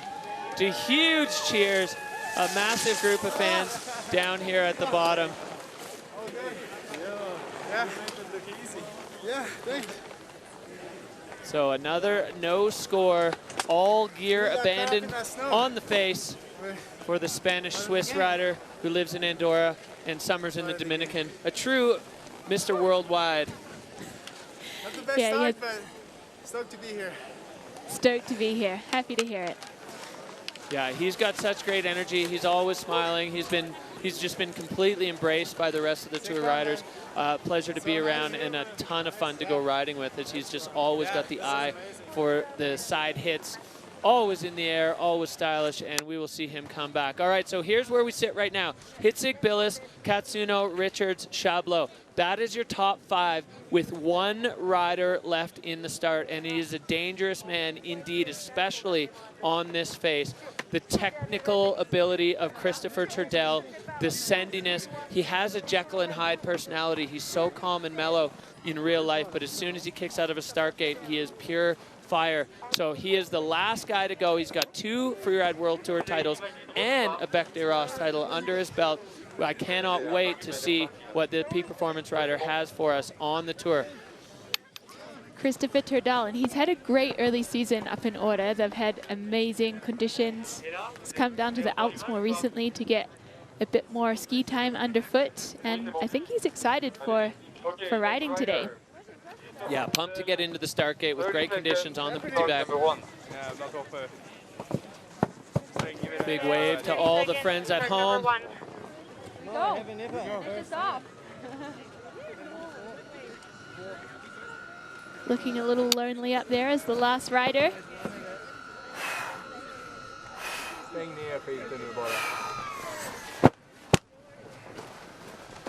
A great view of the rider's mental and physical preparation. 10 seconds. 10 seconds. The sun hanging above the Bec. Perfect north-facing slope as we get ready for Turdell. 3, 2, 1, drop it! Turdell dropping in from start 1, hooking over to the skier's left. With a bunch of speed and a 360 right off the bat and a trademark Turdell turn to control the speed. Turdell absolutely flying now as he comes into the exposure. There's no easy way out of here. Right off the heart of it, Christopher Turdell now into the open section, coming into the lower part of the Petit Bec. There's not much below him that's not huge. Turdell lining up a big dog here, getting transition. And sticking it. Perfect trajectory there, riding out fast and strong. And you could see next to where he landed the bomb holes from the other riders that have had their hearts broken on that feature. Turdell finding the exact right speed and laying out a backflip, bringing it around. Christopher Turdell, well, he got a wild card back onto the tour, and he has proven once again why he is such a big threat on this face. An enormous run for Turdell. Could be a little bit of a flutter of the heart for Hitzig. We'll see what the judges do with that, but that was textbook Turdell.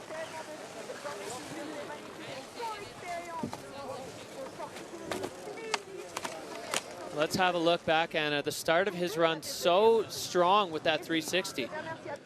Bringing it round straight into some turns there. And then a big, huge air is a better word for it. And just looking so smooth. Yeah, not bothered. Perfect, right? He had the turn right before to redirect, and it put him right into the perfect spot of that landing. That's where the experience of Christopher Turdell comes in. He's able to find the exact right spot to take off with the correct speed for it so that he can land that. We saw that one take down a bunch of really strong riders. So Christopher Turdell now in the finish, getting a hug from the Peak Performance marketing director there. That is Anders Noren. Trading stories, probably in Swedish. As now we see these two riders, the only 2 men left to have an effect. Turdell's score yet to drop. Hitzig sitting in that Dynastar hot seat, waiting for Turdell, waiting for these people to have their say as they crunch the numbers, line them up against the categories. I mean, that was perfection from Turdell. So clean, so crisp, but he's got a lot to contend with. He sure does, yeah. I mean, all three of those riders sitting in podium positions right now. Incredible runs. Another just trademark run from Christopher Turdell. Interesting to see exactly where they're going to place that, but such a strong run. And right at the end of the field, I mean, I think he did himself a credit by skiing in an area that didn't see a lot of traffic previously. It goes up 88.33. Christopher Turdell is going to be on the podium here on the Bec once again. A huge performance for one of the most experienced riders on the tour. We can't call him old because he's just too awesome.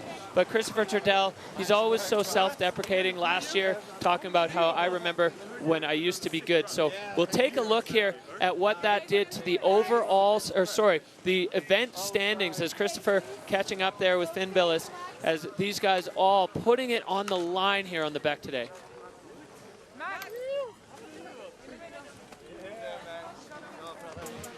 So here we've got Max Hitzig in first place with Finn Billis from New Zealand in second and Christopher Turdell, the veteran, in third. Yeah, incredible riding there from those three. Tenra Katsuno and Ben Richards debuting on the tour in fourth and fifth. Incredible action from them.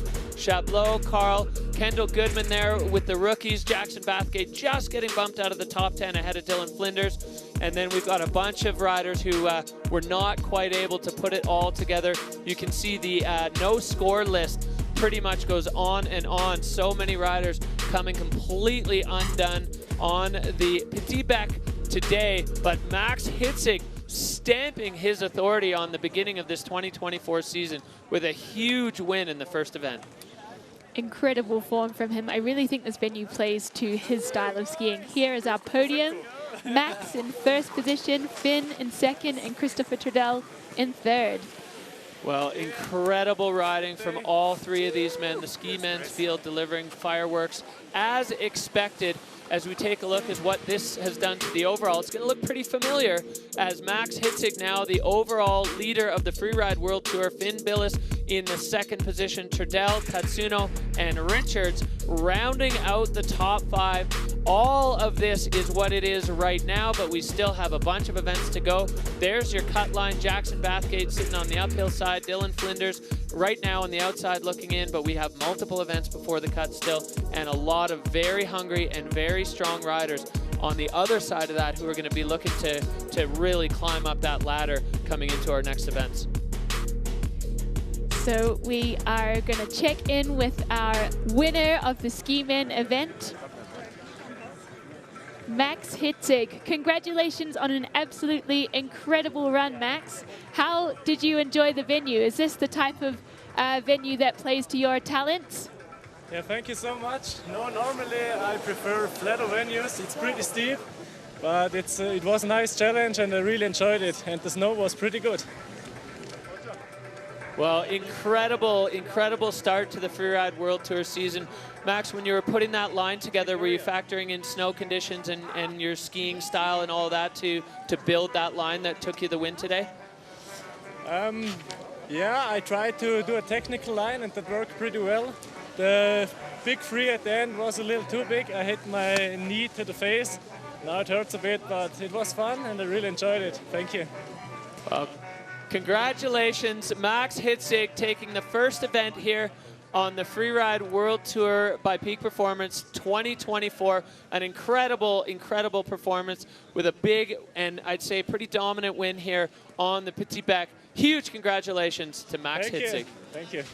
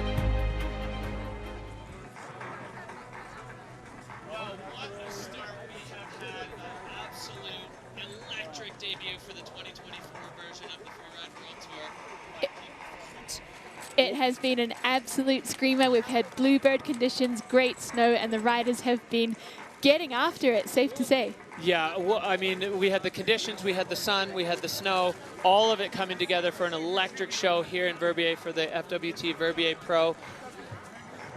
Running through the day, Nuria Caston taking her victory. We got Victor De La Rue with a big win on the Bec, another one. Zuza Vitek, I mean, what a show from the ski women, and then Max Hitzig absolutely dominant. And so many amazing moments from riders who also crashed. So now the crowd has a big job to do to vote for the rider of the day.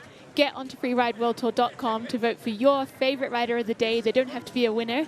They can be whoever you want. That's right. The moments that inspired you, whatever got your heart fluttering here in the event, it is the rider of the day, and it's voted by you.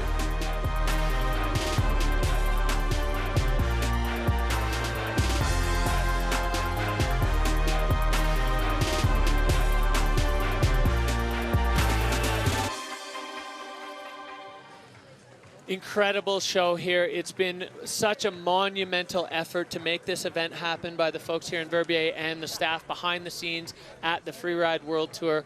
All of them coming together to put on this day, the FWT Verbier Pro, the first event of the 24 season, and I'd say, Anna, it delivered in spades. Fireworks. Yeah, I can't wait for the next one. And I hope you're all tuning in to find out where and when our next stop is. Yeah, exactly. Stay tuned to the Freeride World Tour social media channels for all the updates on the schedule. We're going to keep you posted. There's lots and lots of action to come. So on behalf of the entire Freeride World Tour family, Anna Smoothie and myself, thank you so much for tuning in. It's been an absolute blast joining you together for the beginning of Freeride World Tour by Peak Performance 2024.